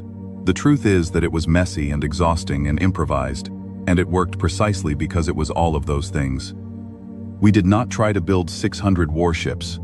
We could not. Instead, we took everything we already had and made it deadly. Ore haulers got mass drivers welded to their spines. Cargo guns turned into ship killers. Mining ships were packed with the heavy slugs that had killed 2 Concordance vessels above Bishop's Reach. Civilian freighters were stripped and filled with sensors and decoy emitters. Every shipyard in human space worked without stopping, not building grand fleets, but turning the ordinary machinery of a spacefaring civilization into 1,000 different ways to hurt an enemy that fought by formula. We did not have the Concordance's beautiful shields, or their patient, overwhelming power. We had rocks, and cleverness, and the willingness to do desperate things, and a refusal to fight the war they wanted us to fight. What I remember most from those weeks is not the shipyards, it is the messages. They came in faster than anyone could read them, from every corner of human space, from people nobody had asked. A retired propulsion engineer named Cora Hadley, who had not touched a drive coil in 30 years, walked into a yard on Ceres and rebuilt 3 burned-out injectors in a single night, then asked, quietly, where she could be useful next. A crew of asteroid miners from the deep belt painted a name on the side of their cargo launcher, a name they would not tell command, and flew it out to the staging line without orders, because they had heard what one launcher had done above Bishop's Reach, and they had decided that their rock thrower would do the same. Children sorted supply crates. Teachers learned to run sensor boards. An old freighter captain who had retired to a quiet colony world brought his ship back into service himself, scrubbed the rust off her, and signed on as a decoy pilot, which is the most dangerous job in a deception fleet and the least likely to bring you home. Nobody coordinated this. That is the part the Concordance could never have modeled. There was no single voice on a network telling humanity to rise, no nexus issuing the order. There were a billion separate decisions made by a billion separate people who had all, somehow, arrived at the same conclusion on their own, which was that they would rather throw everything they had at this enemy than live the small, safe life the enemy was offering. Asha said it best, late one night, watching the volunteer ships stack up in orbit like grain pouring into a silo. She said the Concordance kept waiting for our leaders to surrender, and they had not understood yet that we did not work that way, that the war did not run from the top down, that you could not make us stop by capturing whoever was in charge, because in the end, every single one of us was in charge. And we had me, apparently, because Admiral Calder had decided that the captain who threw mountains was exactly the kind of mind she needed close. My new orders came 3 weeks in. The Concordance, it turned out, did not simply appear out of nowhere. Their folded space travel required staging points, forward relays they seated ahead of a correction fleet to coordinate the jump and gather final survey data on the target. Our listening posts had detected one of these relays establishing itself at the edge of a place called the Veil, a vast nebula of glowing gas and dust that sat between us and the direction the Concordance's signals came from. The relay was lightly defended. 3 ships, the patient survey kind, gathering data and preparing to guide the correction fleet in. If we take that relay, Admiral Calder told me, we blind the correction fleet's approach. They lose their staging point. They lose the survey data they're gathering on us right now. And we capture, if we are very lucky and very good, a piece of Concordance technology, and possibly a living member of the species that has decided to correct us. We know almost nothing about them, Captain. We have never seen one. We do not know how they think, what they fear, where they break. I want that relay, and I want to know who is on the other side of that flat, patient voice. Why me, Admiral? Because taking that relay cannot be done with force. They will see force coming. It has to be done with a trick, and you are the best liar I have. A thin smile. I mean that as the highest compliment. So I went to the Veil, not with the Kestrel alone, but at the head of a small, strange flotilla. My own ship, 2 converted ore haulers bristling with mass drivers, and 4 stripped freighters packed with the most important weapons we had, which were not weapons at all but lies. Decoy emitters, signal generators, machines built to make 3 ships look like 30, and to make 30 look like nothing at all. The Veil was beautiful and treacherous. The glowing gas played havoc with sensors, scattering signals, hiding things, lighting up false returns. The Concordance relay sat at its edge, 3 patient ships drifting in a slow formation, gathering their data, waiting for the correction fleet. They were watching the approaches with the careful attention of a species that had never once been surprised, scanning for warships, for fleets, for the kind of force that a sane species would bring against them. We did not bring force, we brought a story. Here is how it works, I told my flotilla captains over the encrypted channel, deep in the dust where the Concordance could not see us. They are watching for an attack, so we are not going to attack.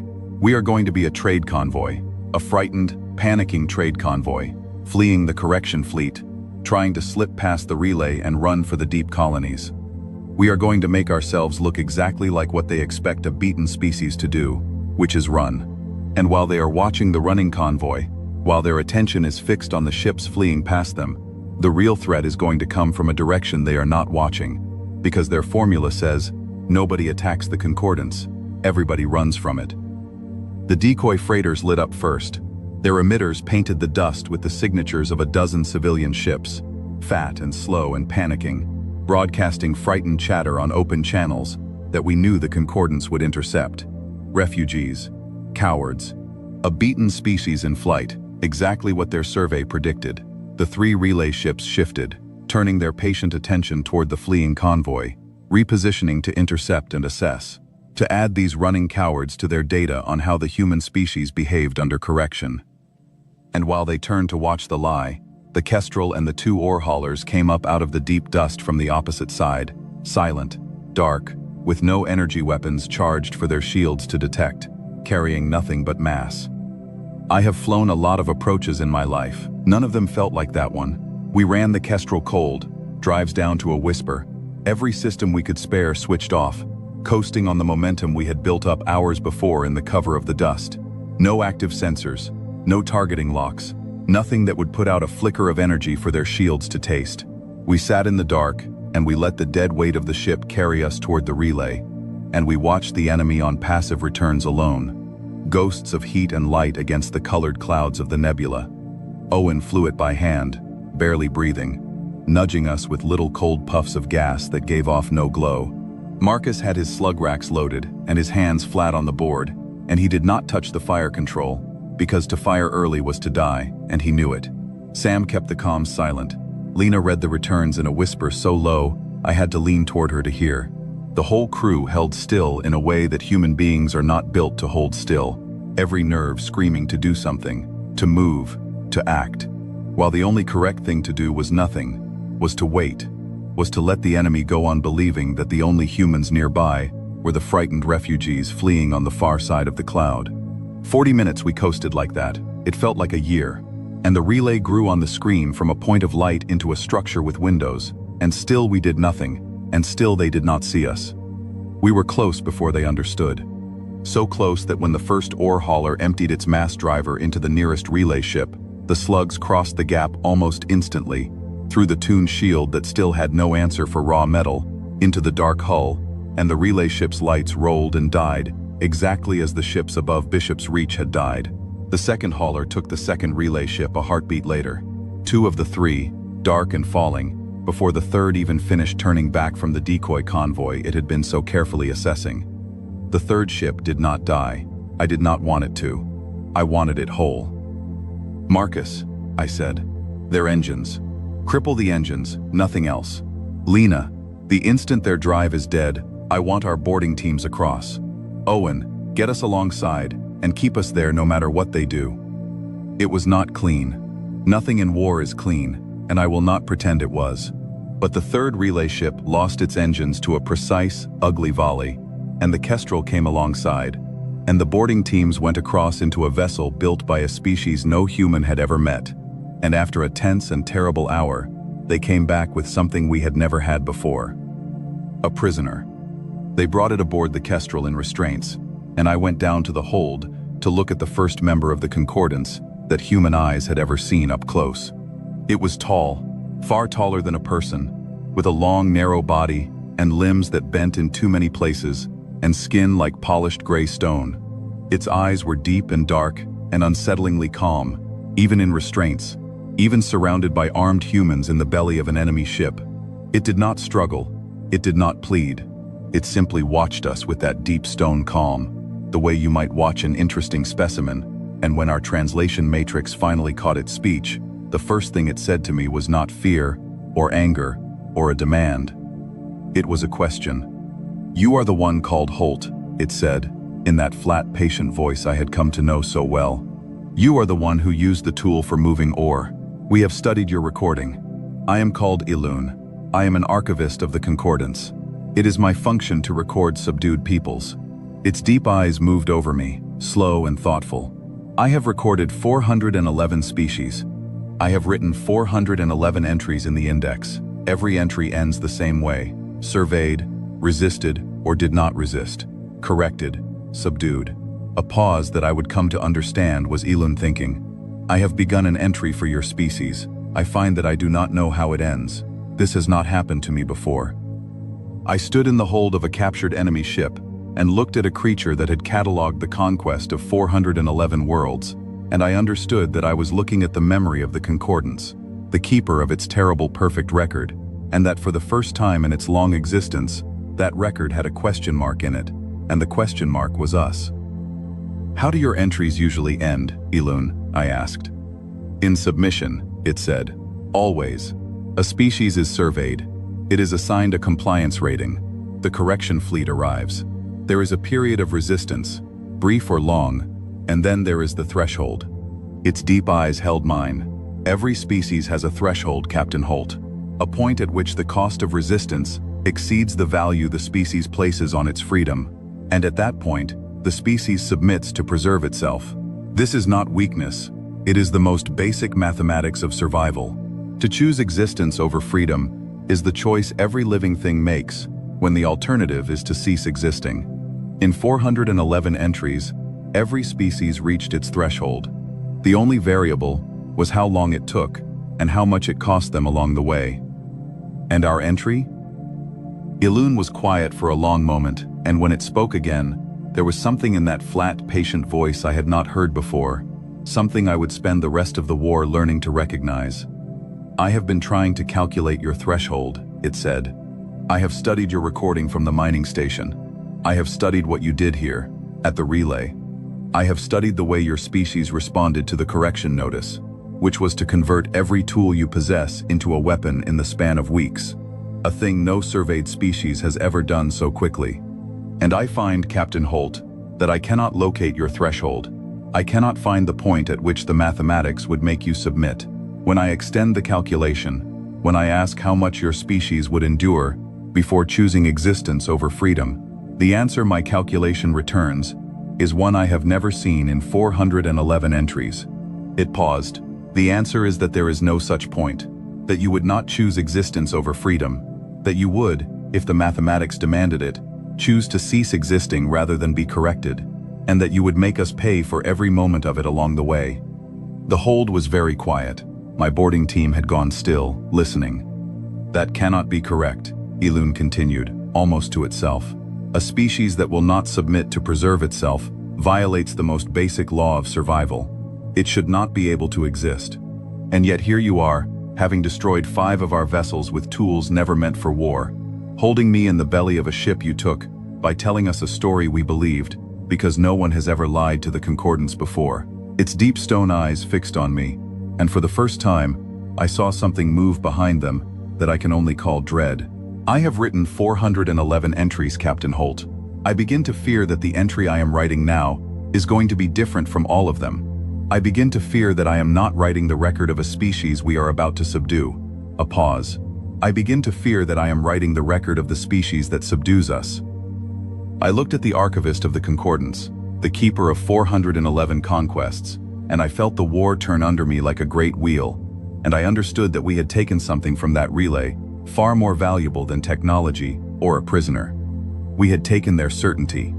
And a species that fights by formula, when it loses its certainty, has lost the only weapon that ever truly mattered. "Your entry is going to end however we decide it ends," I told Elun.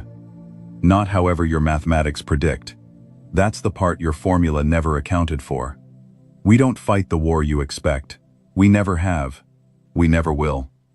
I had the prisoner secured, and I took the captured relay ship and its intact data, and its impossible cargo of Concordance knowledge, and I turned my strange little flotilla for home, leaving the veil behind us glowing in the dark. Behind me, the correction fleet staging point was gone. Its survey data was in our hands.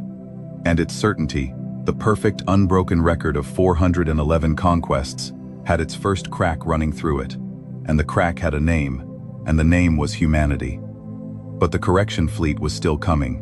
600 ships, retuned now against our tricks, rewritten now against our tactics, led by something far worse than survey vessels.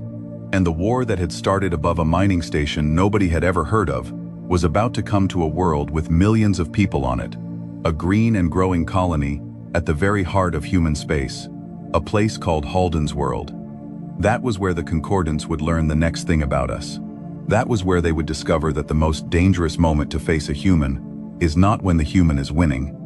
It is when the human has just lost everything and is still, impossibly, refusing to stop. The correction fleet did not come for our outposts or our stations. It came for our heart. Halden's World was the oldest and greenest of the inner colonies.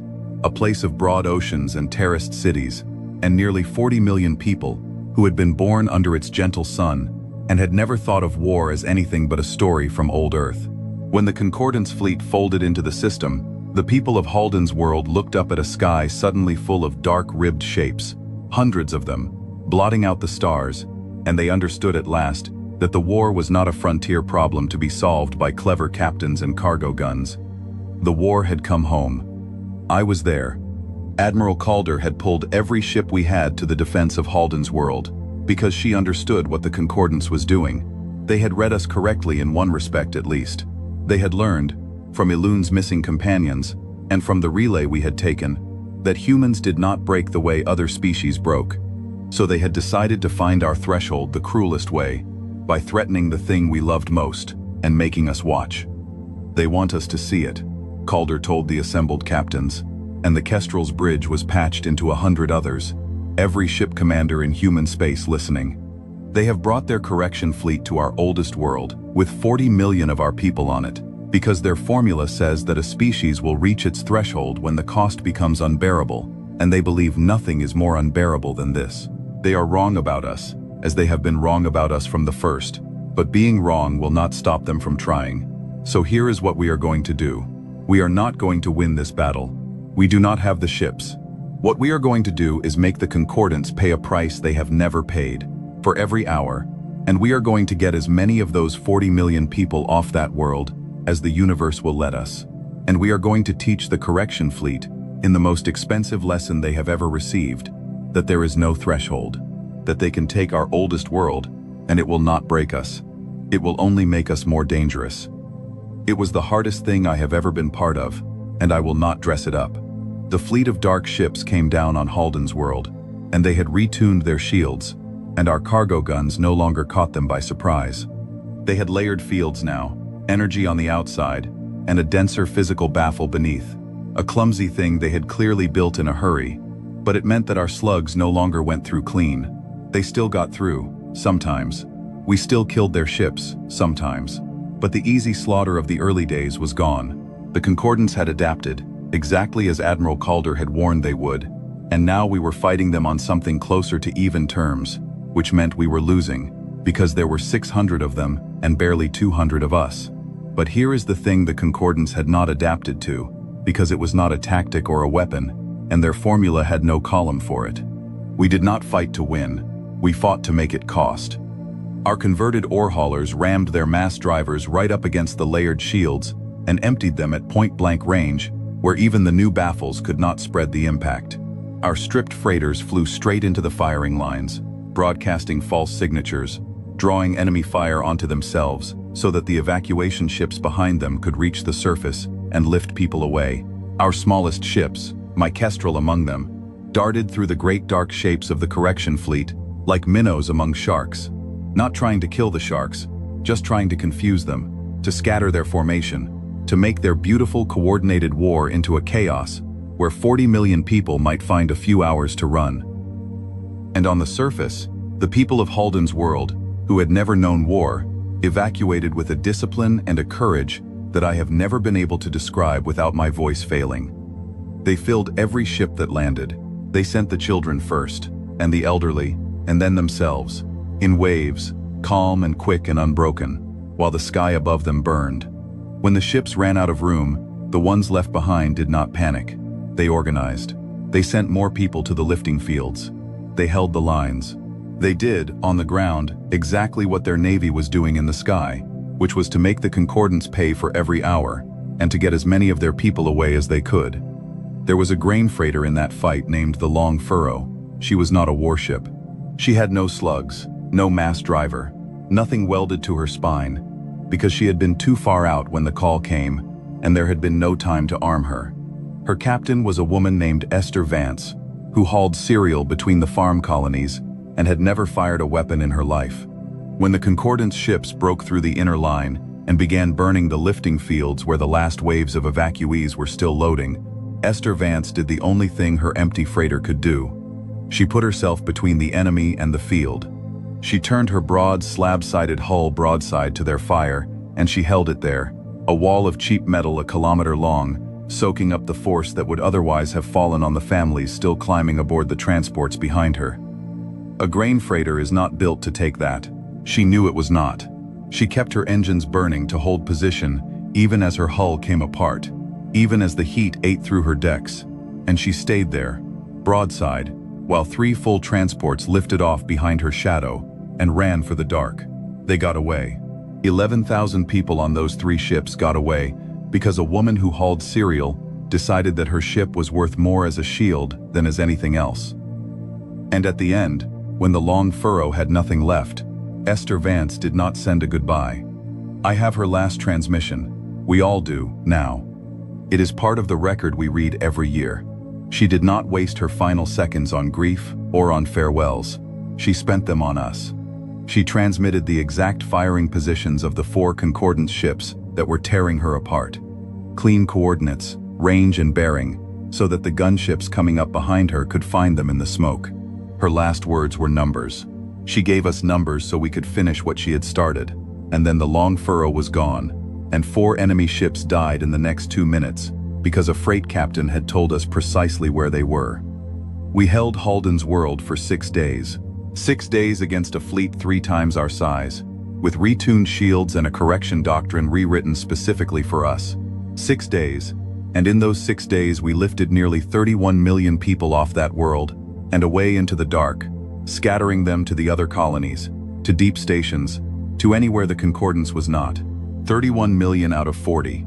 It was the greatest evacuation in human history, and it was, by every measure the concordance understood, a catastrophic defeat, because at the end of the 6 days, Halden's World fell. I watched it fall. I will not describe what the concordance did to it, because some things should not be made into words, and because the people who deserve to be remembered are the ones who got 31 million souls away, not the fleet that took the world they left behind. But I watched our oldest, greenest world pass into concordance hands, and I watched the dark fleet settle over it like a shroud, and I felt, for the first time since this began, the cold weight of the thing Ilun had called the threshold pressing down on all of us. And then I watched humanity refuse it. The fleet that pulled back from Halden's World was battered and bleeding, and far smaller than the fleet that had arrived. We had lost ships, we had lost people, we had lost a world. By every law of Ilun's mathematics, this was the moment. This was where the cost finally exceeded the value, where a species looked at what it had suffered and what it stood to suffer more, and chose existence over freedom, and submitted. The concordance fleet held its position over the fallen world, and waited, I am certain, for exactly that. For the surrender. For the threshold, reached at last. It did not come. Instead, the survivors of the Halden's World defense regrouped, rearmed at the deep stations, took in the rage and the grief of 31 million displaced people, and turned around, and went back out to fight, harder than before. Volunteers flooded the shipyards. The displaced colonists, the ones who had lost their homes, were the first in line. People who had never held a weapon learned. People who had lost everything decided that since they had nothing left to lose, they would spend themselves making the concordance bleed. We did not break, we sharpened. I went to see Ilun after Halden's World fell. The archivist was still aboard the Kestrel, still in its restraints, still watching everything with those deep stone eyes, recording, always recording. When I came into the hold, it looked at me, and I saw that the dread I had glimpsed at the relay had grown into something larger. You lost the world, Ilun said. Yes. By every entry I have written, this is the threshold. This is the point of submission. The cost has exceeded the value. Your species should be sending us a compliance signal now. It is the only rational choice that remains. Its deep eyes searched my face, and yet I am reading your fleet movements through the data your crew permits me to see, and your species is not submitting. Your species is rearming. The colonists who lost their homes are volunteering to fight in numbers that exceed your shipyard's capacity to arm them, Captain Holt. The flat, patient voice had developed, somewhere in the last weeks, an edge that I think was the closest a concordance archivist could come to fear. Explain this to me. I must record it correctly, and I do not understand it. You have lost. Why are you not submitting? I sat down across from the creature that had catalogued 411 conquests, and I tried to give it the truth. You said every species has a threshold, I said. A point where the cost of resistance exceeds the value it places on its freedom. And you're right that we feel the cost. We feel it more than you can imagine. 31 million people got off Halden's world, but 9 million didn't. Every one of those 9 million was someone's whole world. We carry that. It's a wound that will never fully close. I leaned forward. But here is what your formula gets wrong, Elune. You think the cost makes us value our freedom less. It does the opposite. Every world you take, every person we lose, makes the thing you're trying to take from us more precious, not less. You're not raising the cost of resistance. You're raising the cost of submission. Because the more you take, the more unbearable it becomes to imagine handing you the rest. You think you're pushing us toward the threshold. You're pushing us away from it, as fast as you can, with every single thing you do. Elune was silent for a long, long time. When it finally spoke, its voice had changed in a way I had never heard from it before. In 411 entries, it said slowly, the concordance has operated on a single principle, that all life, when faced with its own ending, will choose to continue existing, even at the price of its freedom, because existence is the precondition for all other values. This principle has never failed. It is the foundation of everything we are. It is why we survey, and index, and correct, rather than simply destroy, because we believe that any species, shown the choice clearly enough, will choose to live as ours, rather than to cease as its own. A pause. You are telling me that your species inverts this principle, that for you, freedom is not a value that depends on existence. That freedom is the value that gives existence its worth, and that existence without it is not a continuation, but an ending of a different kind. Its deep eyes fixed on me with something close to terror. If this is true, Captain Holt, then the concordance has made an error of a magnitude it has never made before. We have not surveyed a species that will reach a threshold. We have surveyed a species that has no threshold, because the thing we offer in exchange for submission, continued existence, is a thing your species does not consider worth having on our terms. We cannot correct you. There is no cost we can impose that will make you submit, because the submission itself is the one cost you will not pay. We can only destroy you, and a species that can only be destroyed, never subdued. It trailed off. Go on, I said quietly. Say it. A species that can only be destroyed will not stop until either it is destroyed or we are, Elune finished. There is no other ending available. Your entry, Captain Holt, the entry I have been writing since the mining station, does not end in your submission. It cannot. It ends in destruction. The only question my mathematics can no longer answer is whose.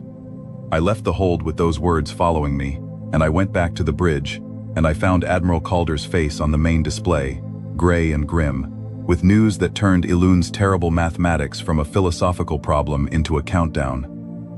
They've stopped trying to correct us, Calder said.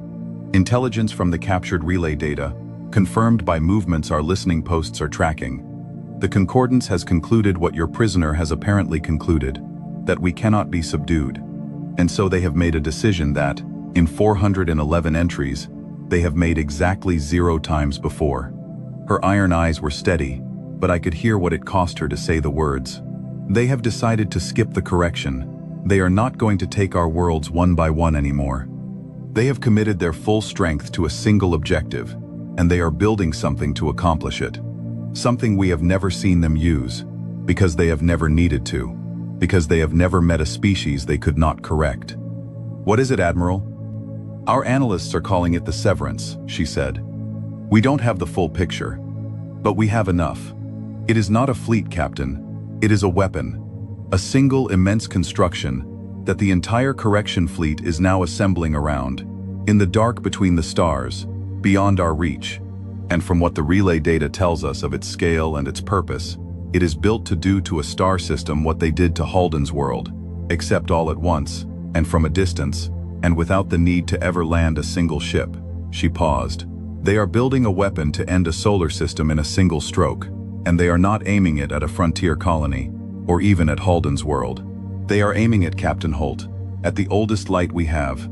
They are aiming it at Sol, at Earth, at the world where it all began, and where 2 billion people still live, because the concordance has calculated, correctly, that there is one loss even a species with no threshold cannot simply absorb and continue from. They cannot subdue us, so they are going to remove the root, and trust that without it, the rest of us will wither. The bridge had gone silent. Owen's hands were frozen on the controls. Lena's face was white. Marcus, my slow, steady gunner, had closed his eyes. "How long?" I asked. "The severance is not yet complete," Calder said. "Our best estimate is that they need a number of weeks to finish it and to move it into position to fire. We do not know exactly how many, but we know this. When it is done, they will bring it to Saul, and they will fire it, and Earth and everyone on it will be gone, and they believe that will be the end of us."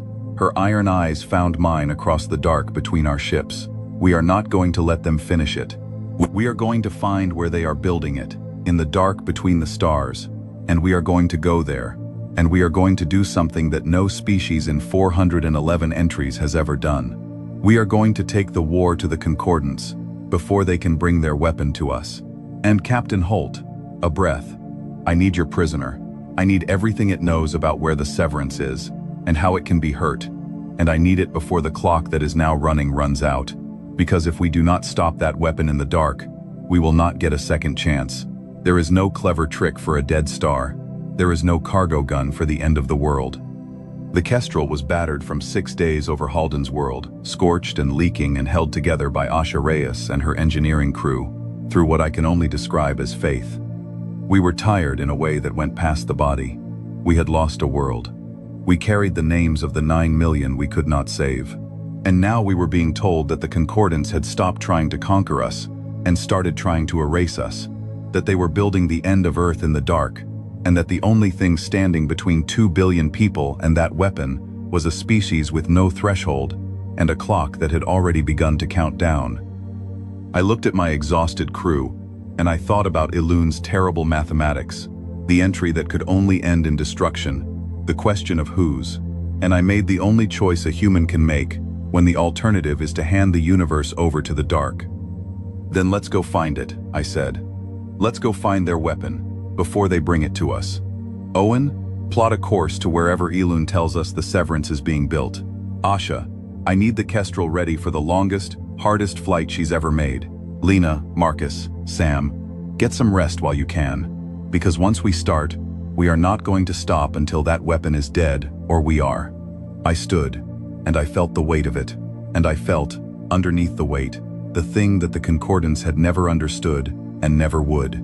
The thing that made us the deadliest creatures they had ever decided to file. Not the cargo guns, not the tricks. The simple, stubborn, unbreakable refusal to ever, ever stop.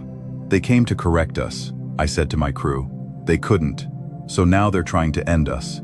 And they're about to learn the last and worst lesson there is about our species." I looked out at the dark, toward the place where the end of the world was being built, and toward the long, impossible road we were about to fly down to stop it. "You don't corner something that can't be broken," I said, "and you never, ever back it into the dark and tell it that the only way out is through you." Ilun told us where the severance was being built, and it told us how the Concordance could be hurt, and in doing so it betrayed 411 entries of its own civilization, because it had decided, somewhere in the belly of the Kestrel, that the record it most wanted to write was the one where humanity survived. "You ask how the Concordance can be defeated," the archivist said, when I came to it with Admiral Calder's question, and the clock running behind every word. "I have been asking myself the same thing, Captain Holt, because I find that I wish to answer it, and that wish is itself a thing I do not fully understand. I have served the Concordance for longer than your species has had cities, and yet I look at what you are, and what we are, and I find that I would rather your entry end with us than with you." Its deep stone eyes held mine. "So I will tell you our weakness, the weakness we have never had to fear, because no species we surveyed ever lived long enough to use it against us. Listen carefully, because it is the only chance you have." What it told me reshaped everything I thought I understood about our enemy. The Concordance was not, Ilun explained, a species of individuals the way humanity was. They were a species of one mind, or as close to it as made no difference. Every ship, every fleet, every survey vessel and correction force was coordinated through a central command structure.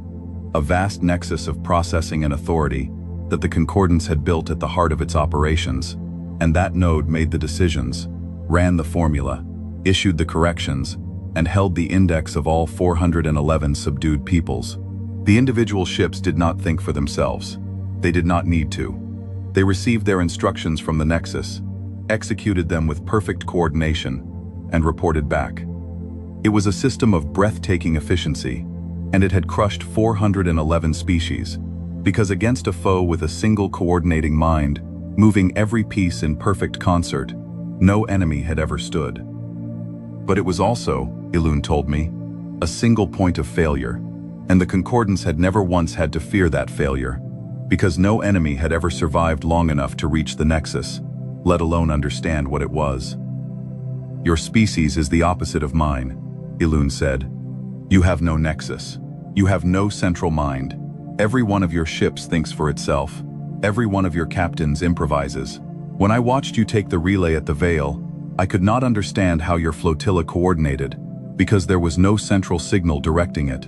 And then I understood that there was no central signal, because there did not need to be one. Each of your captains simply did what the moment required, and trusted the others to do the same, and the result was a coordination that emerged from nothing, that could not be jammed or blinded or beheaded, because it had no head. Its deep eyes were intent. This is your great weakness in our doctrine. A species without central command is a species that cannot be efficiently corrected, because there is no leadership to capture, no signal to silence. We classified this as a weakness, Captain Holt. It is the reason we marked your compliance rating so poorly. We did not understand, until it was far too late, that it is the most dangerous strength a species can possess. We are a single mind that moves 1,000 bodies. You are 1,000 minds that move as one. And if you can reach our Nexus, if you can silence the single mind that coordinates our every ship, then for the first time in 411 entries, the Concordance will face an enemy while blind, and deaf, and alone. And I do not think we will know how to fight that way. We have never had to learn. The Severance, Elune told us, was being assembled in the dark between two dead stars, far beyond human space, surrounded by the bulk of the correction fleet, and at the center of that fleet, directing every piece of the construction, was the Nexus, and aboard the Nexus was the Overseer. Vashek, Elune said, and there was something in the way it said the name, a coldness that I realized was not fear but contempt. The Overseer who directs the correction of your species. Vashek is the will of the Concordance made singular, the mind that runs the formula, the one who decided that your species could not be corrected, and ordered the severance built in its place. If you silence the Nexus, you silence Vashek. And if you silence Vashek, in the moment the correction fleet is gathered around the unfinished severance, then every ship in that fleet will suddenly find itself without instructions, without coordination, without the single mind that tells it what to do. Elune leaned close, and the dread in its voice had turned, at last, into something almost like hope. That is the only moment in this entire war when the Concordance will be vulnerable. It will not last long. They will re-establish coordination, eventually, through backup nodes and emergency protocols. But for a few minutes, perhaps less, the most powerful fleet the Concordance has ever assembled will be a collection of blind, leaderless ships. And a few minutes, Captain Holt, against an enemy who fights the way your species fights, is an eternity. We took that knowledge to Admiral Calder, and Admiral Calder built a plan around it that should not have worked, and that worked precisely because it was the kind of plan only a species with no threshold and nothing left to lose would ever dare to attempt. We could not beat the correction fleet in open battle. We did not try. Instead, we gathered every ship humanity had left, the battered survivors of Halden's world, and the freshly armed volunteers, and the converted haulers, and the stripped freighters, and my own scorched kestrel. And we flew them out into the dark between the dead stars, toward the place where the end of the world was being built. And we did it in pieces, scattered, silent, each ship and each small group navigating its own way to the rendezvous, because a species with no central command does not move as one great fleet that the enemy can detect and intercept. It moves as 1,000 quiet pieces that assemble, at the last moment, into a single fist. You have to understand what that asked of people. Every ship out there in the dark was alone, truly alone, in a way that is hard to put into words. We could not talk to each other. Any signal across that gulf would have been a flare in the night, a gift to the enemy's listening posts. So we ran silent, each ship a single point of life, crawling across an emptiness so vast it stops meaning anything. With no word from the others, no proof that anyone else was still coming, no way to know if the ship that had been beside you yesterday was still out there, or had turned back, or had simply been swallowed by the distance. And every one of those ships kept going anyway. That is the part I still cannot fully explain, except that it is the most human thing I have ever been part of. There was no nexus telling them the others were on their way. There was no central voice promising that the plan was holding. There was only a time and a place that we had all agreed on before we scattered, and the quiet private faith, carried alone through the dark by thousands of people who could not see one another, that everyone else would be there too. The Concordance trusted machinery and a single coordinating mind. We trusted each other, blind, across light years, with nothing to go on but a promise. They could not have built a fleet that worked that way. They could not even have imagined wanting to. And so while they watched for the great formation their doctrine told them to expect, the 1,000 lonely pieces of us crept in from every angle of the sky, each one holding faith with all the others, until the moment came to stop being scattered and start being a fist. The Concordance never saw us coming, because the Concordance was looking for a fleet, and we were not a fleet until the instant we needed to be. We came out of the dark around the construction site all at once, from every direction, and for the first time, I saw the severance with my own eyes, and the sight of it nearly stopped my heart. It was vast beyond reason, a structure the size of a small moon, a great dark lens of Concordance engineering, built to gather and focus enough force to unmake a star, and it hung in the dark between the dead suns, surrounded by the full strength of the correction fleet, hundreds of ships, more than had ever come to Halden's world, all of them moving in the perfect, terrible, coordinated concert that only a single mind could produce. And at the center of them all, behind the half-finished severance, gleaming with a cold light, was the nexus, the mind of the Concordance, the throne of the overseer Vashek. All ships, I broadcast, on every human frequency, because I had been given the honor and the terror of leading the strike, and because Admiral Calder had told me, with iron in her eyes, that the captain who threw mountains was the right one to throw this. You all know the plan. You know your part. We are not here to win a battle against that fleet, because we cannot. We are here to do one thing, and one thing only. We are here to clear a path to the Nexus, and we are here to silence it. And in the few minutes that follow, while their fleet is blind and leaderless and alone, we are here to make them pay for Halden's world, and for the 9 million, and for every world they have ever taken in 411 entries of conquest. They built a weapon to end us. We are going to teach them, in the dark between two dead stars, that we are the deadliest thing they have ever surveyed, and that they should have left us alone. I took a breath. For Earth, for the 9 million, for all of us. Break their formula, now. And the 1,000 pieces became a fist, and the fist came down. I will not describe the whole of that battle, because no single account could hold it, and because the people who fought it deserve better than to have their courage flattened into a few lines. But I will tell you the shape of it. We threw everything we had at the wall of ships between us and the Nexus, not to destroy that wall, but to punch a hole through it, and through that hole, while the correction fleet's perfect coordination concentrated to seal the breach, my Kestrel and a hand-picked spearhead of our fastest ships drove straight for the heart, straight for the cold gleaming node, where the single mind of the Concordance directed the end of the world. They saw us coming then. Of course they did.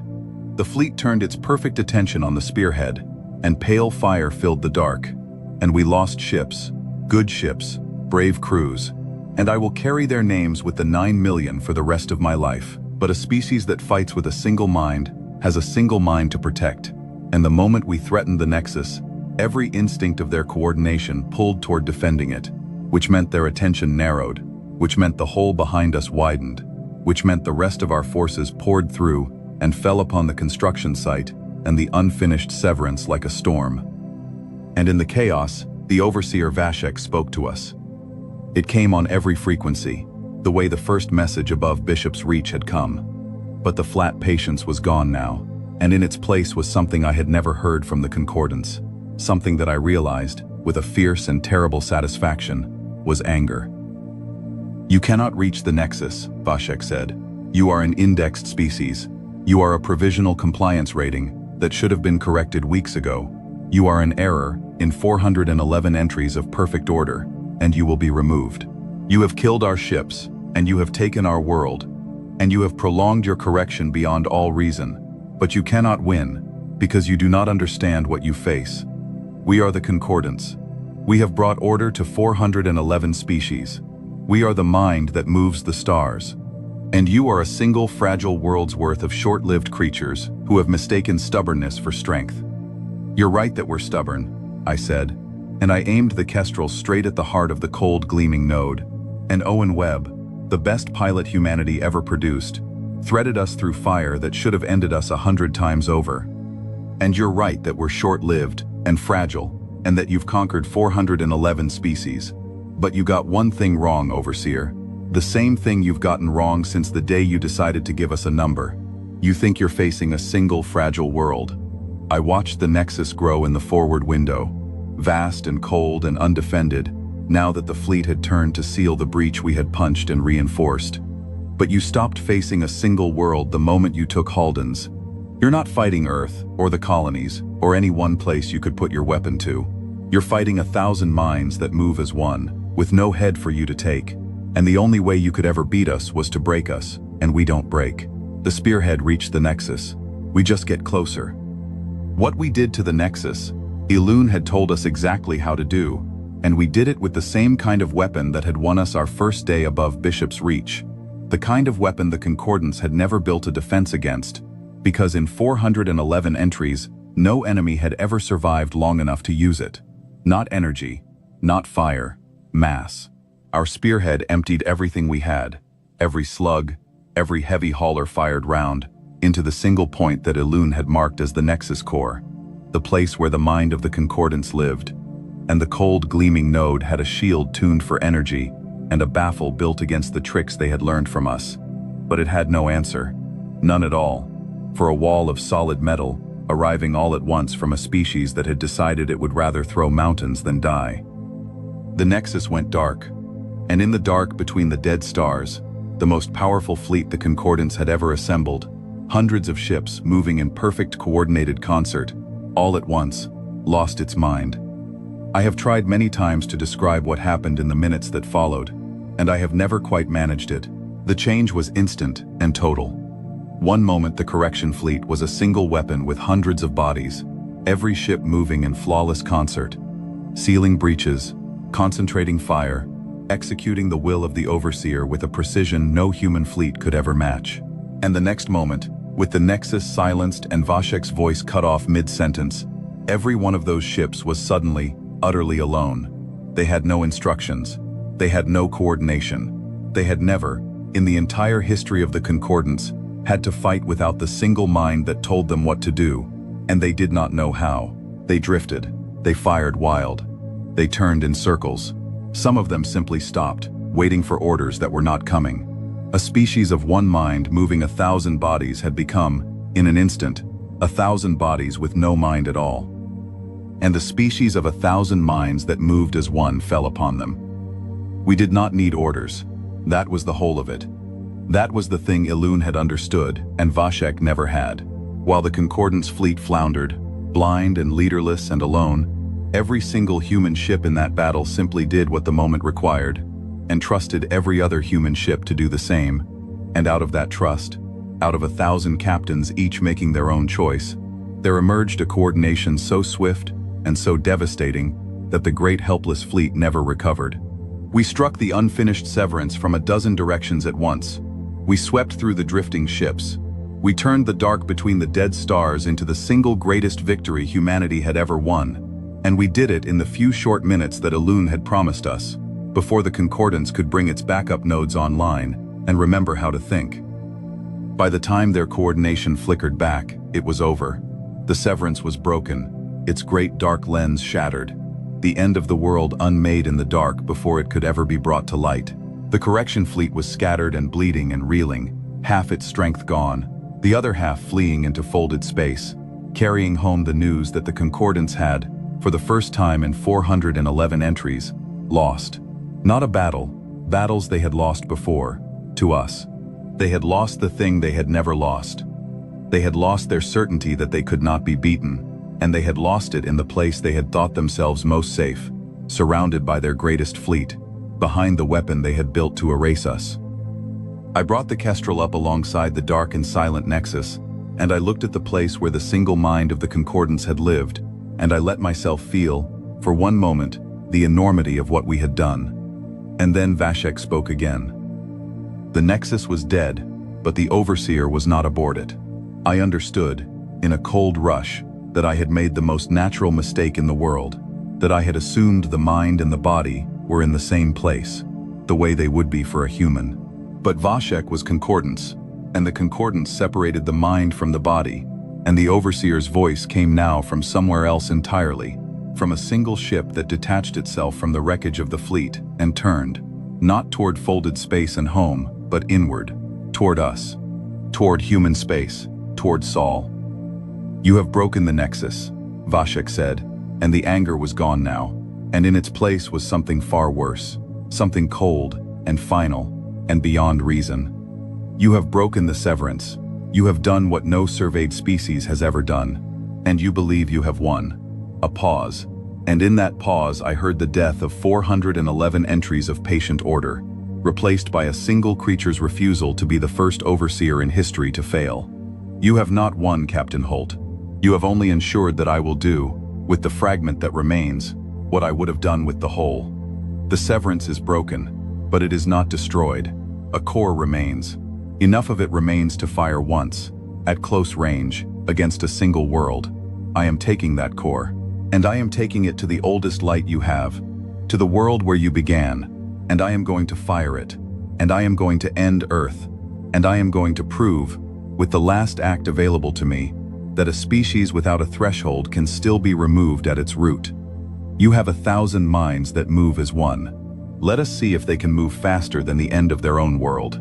And the Overseer's ship folded space and was gone, carrying the broken heart of the severance toward Earth, toward 2 billion people, on a desperate, final, all-consuming run to end us before we could stop it.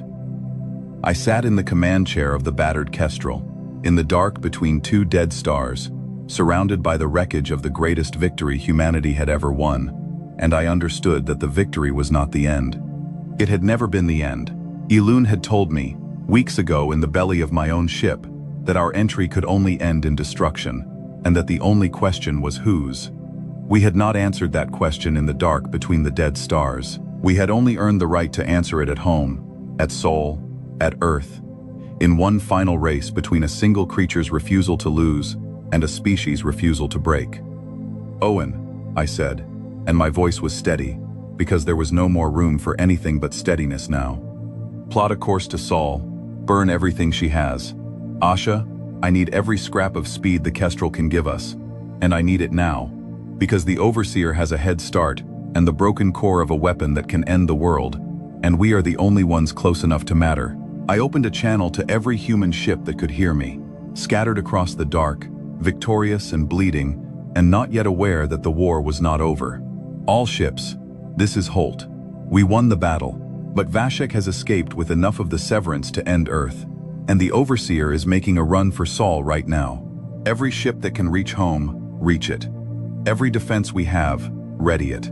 We are about to fight the last battle of this war over the oldest light we have, and we are going to win it, because we did not come all this way and lose all that we have lost to watch the world where we began go dark. I closed the channel, and I looked out at the stars, toward home, toward the race that would decide whose entry ended in the index of the Concordance. They built a weapon to end the world, I said quietly, to my crew, to the dark, to whatever part of the universe was listening, and now there's one creature left who still believes it can use it. Let's go show the Overseer the last thing the Concordance never understood about us. The Kestrel's engines screamed, and we folded space, and we ran for home, for Earth, for everything. We don't just refuse to break, I said. When you back us against the wall, we come through it, every single time. The Overseer reached Sol 9 minutes before we did, and in those 9 minutes, The home fleet of Earth learned what it meant to face the broken heart of a weapon built to end the world. I came out of folded space into a sky already on fire. Vashek's ship hung above the blue curve of Earth, a single dark vessel carrying the shattered core of the Severance, and around it swarmed every defense humanity had been able to throw into its path. The orbital platforms, the home fleet, the patrol ships, the half-built hulls dragged out of the shipyards with crews who had volunteered knowing they might not fly anything that could survive. They had thrown all of it at the Overseer, and it had not been enough, because Vashek had spent the entire flight to Sol doing the one thing the Concordance did better than any species in the galaxy. It had adapted. "Captain," Lena's voice was tight as the sensor returns resolved. "Their deflection, it's changed again. They've layered it, energy and mass both. A battlefield tuned specifically against kinetic impact. Captain, the home fleet has been firing slugs at it for 9 minutes, and the slugs aren't getting through. The cargo gun doesn't work anymore. They finally solved the rock." It landed in my chest like ice. The thing that had won us our first day above Bishop's Reach, the thing that had killed 5 of their ships before they ever understood what was happening, the simple ancient trick of throwing mass at a foe whose shields were built for light, was dead. Vashek had spent the whole desperate run home, building the one defense the Concordance had never needed, because humanity had taught them, at last, that they needed it. We had been so dangerous for so long that we had forced our enemy to become the one thing that could survive us. And now the Overseer was over Earth, with the broken core charging, and the trick that had started the war could not finish it. "Get me the picture," I said. "All of it. Lena, I need to know exactly what that core does, and exactly what stops it, and I need it in the next 60 seconds. Because Vashek did not come all this way to charge a weapon over Earth, and then wait politely. Sam, patch me into Elune. Now." The archivist's voice came onto the bridge, and even across the chaos it was steady, because Elune had decided, somewhere in the belly of my ship, exactly which entry it wanted to write. "The core is a fragment, Captain Holt," Elune said. "The Severance was meant to gather and focus its force across a great lens, building the discharge slowly and safely. The core alone cannot do this. To fire, Vashek must force the fragment to overcharge, far past any safe threshold, and then release everything at once through a single focusing aperture aimed at the planet. The aperture is the key. It is the only moment the weapon is vulnerable, because the focusing field cannot operate through the ship's own deflection. In the instant the core fires, Vashek must drop the deflection around the aperture. For that instant, and that instant only, the weapon is open." A pause. "But Captain Holt, you must understand what that instant is. The instant the deflection drops is the instant the weapon fires. To strike the open aperture is to strike it while it is already discharging the force that will end Earth. You will not be stopping the weapon before it fires. You will be reaching into it at the exact moment it fires. And only if you can put enough mass into that open aperture in that single instant will the fragment feed back on itself and consume the weapon and the ship before the discharge completes. The timing is not difficult, the timing is impossible, and the position required to strike the aperture is inside the lethal radius of a star-ending weapon at the moment of its firing." The bridge was silent. Owen's hands were steady on the controls. Marcus had his eyes open now, fixed on me. Lena looked up from her station, and I saw that she had understood it the same moment I had. To stop the weapon, a ship had to be at the aperture, at the instant of firing, throwing mass into the open mouth of the thing as it tried to end the world. And no ship that did that was going to fly home. "How long until the core is charged?" I asked. "Minutes," Elune said. "Perhaps less. Vashek is forcing it. The Overseer does not care if the fragment is stable. The Overseer cares only that it fires once." I looked out at the dark ship over the blue curve of Earth, and at the swarm of human vessels throwing themselves at deflection fields that could no longer be cracked, and at the planet below, 2 billion people, the oldest light we had, the place where every one of us had begun. And I made the decision that I had, I think, already made the day I emptied a cargo gun into the first enemy ship above Bishop's Reach. The decision that the captain who throws mountains throws the last one too. "Owen," I said quietly, "plot us an intercept on the aperture. I want the Kestrel at the firing point, at the instant Vashek drops the deflection." Load everything we have left into the mass driver. We are going to throw the last mountain right down the throat of that weapon, and we are going to do it from inside, where there's no deflection left to stop us." "Captain," Owen said. He did not argue. He just said the word, and in it I heard everything. The whole long road from the rings of a gas giant to the sky over Earth. The 41 people I had kept alive. The world we had lost. The world we were about to save. "I know," I said. "Plot the course." And then the channel lit up, every human frequency at once. And it was not Owen, and it was not Calder, and it was not Vashek. It was hundreds of voices. The swarm, the half-built hulls and the patrol ships, and the civilian vessels that had been throwing themselves at the overseer's deflection for 9 impossible minutes. And among them, I heard the voices of Halden's world, the displaced, the ones who had lost everything, who had volunteered first at the shipyards, who had flown out to Sol in whatever they could crew, because they had nothing left to lose and a debt they intended to pay. "Captain Holt," it was a woman's voice, steady and clear, one of the Halden's World volunteers, flying a stripped freighter with no weapons and no shields, and a hold full of nothing but mass. "We heard the archivist. We know what the aperture needs. And we know your Kestrel can't be the only ship that reaches it, because Vashek will see one ship coming and turn the deflection to swat it before it ever arrives." A breath. "But the overseer can't swat all of us. There are 300 of us out here who came from a world that's already gone. We don't have weapons, we don't have shields, but every one of us has mass, and every one of us is already here, and every one of us would rather throw ourselves down the throat of that thing than watch it do to Earth what it did to our home." The voices behind her swelled, hundreds of them, agreeing, a sound I have never been able to forget. "Lead us in, Captain. Vashek can stop one mountain. Let's see the overseer stop 300. I have thought about that moment every day since.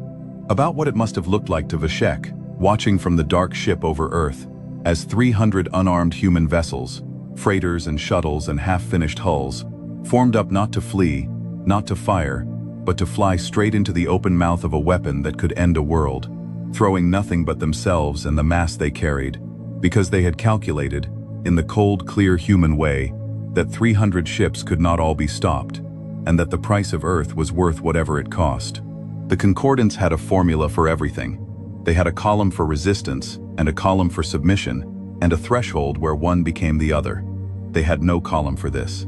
There has never been a formula in the history of the universe that could account for 300 people who have lost everything deciding, together, freely, that they will spend the last thing they have to save 2 billion strangers and a world that was never even their own. That was the thing the Concordance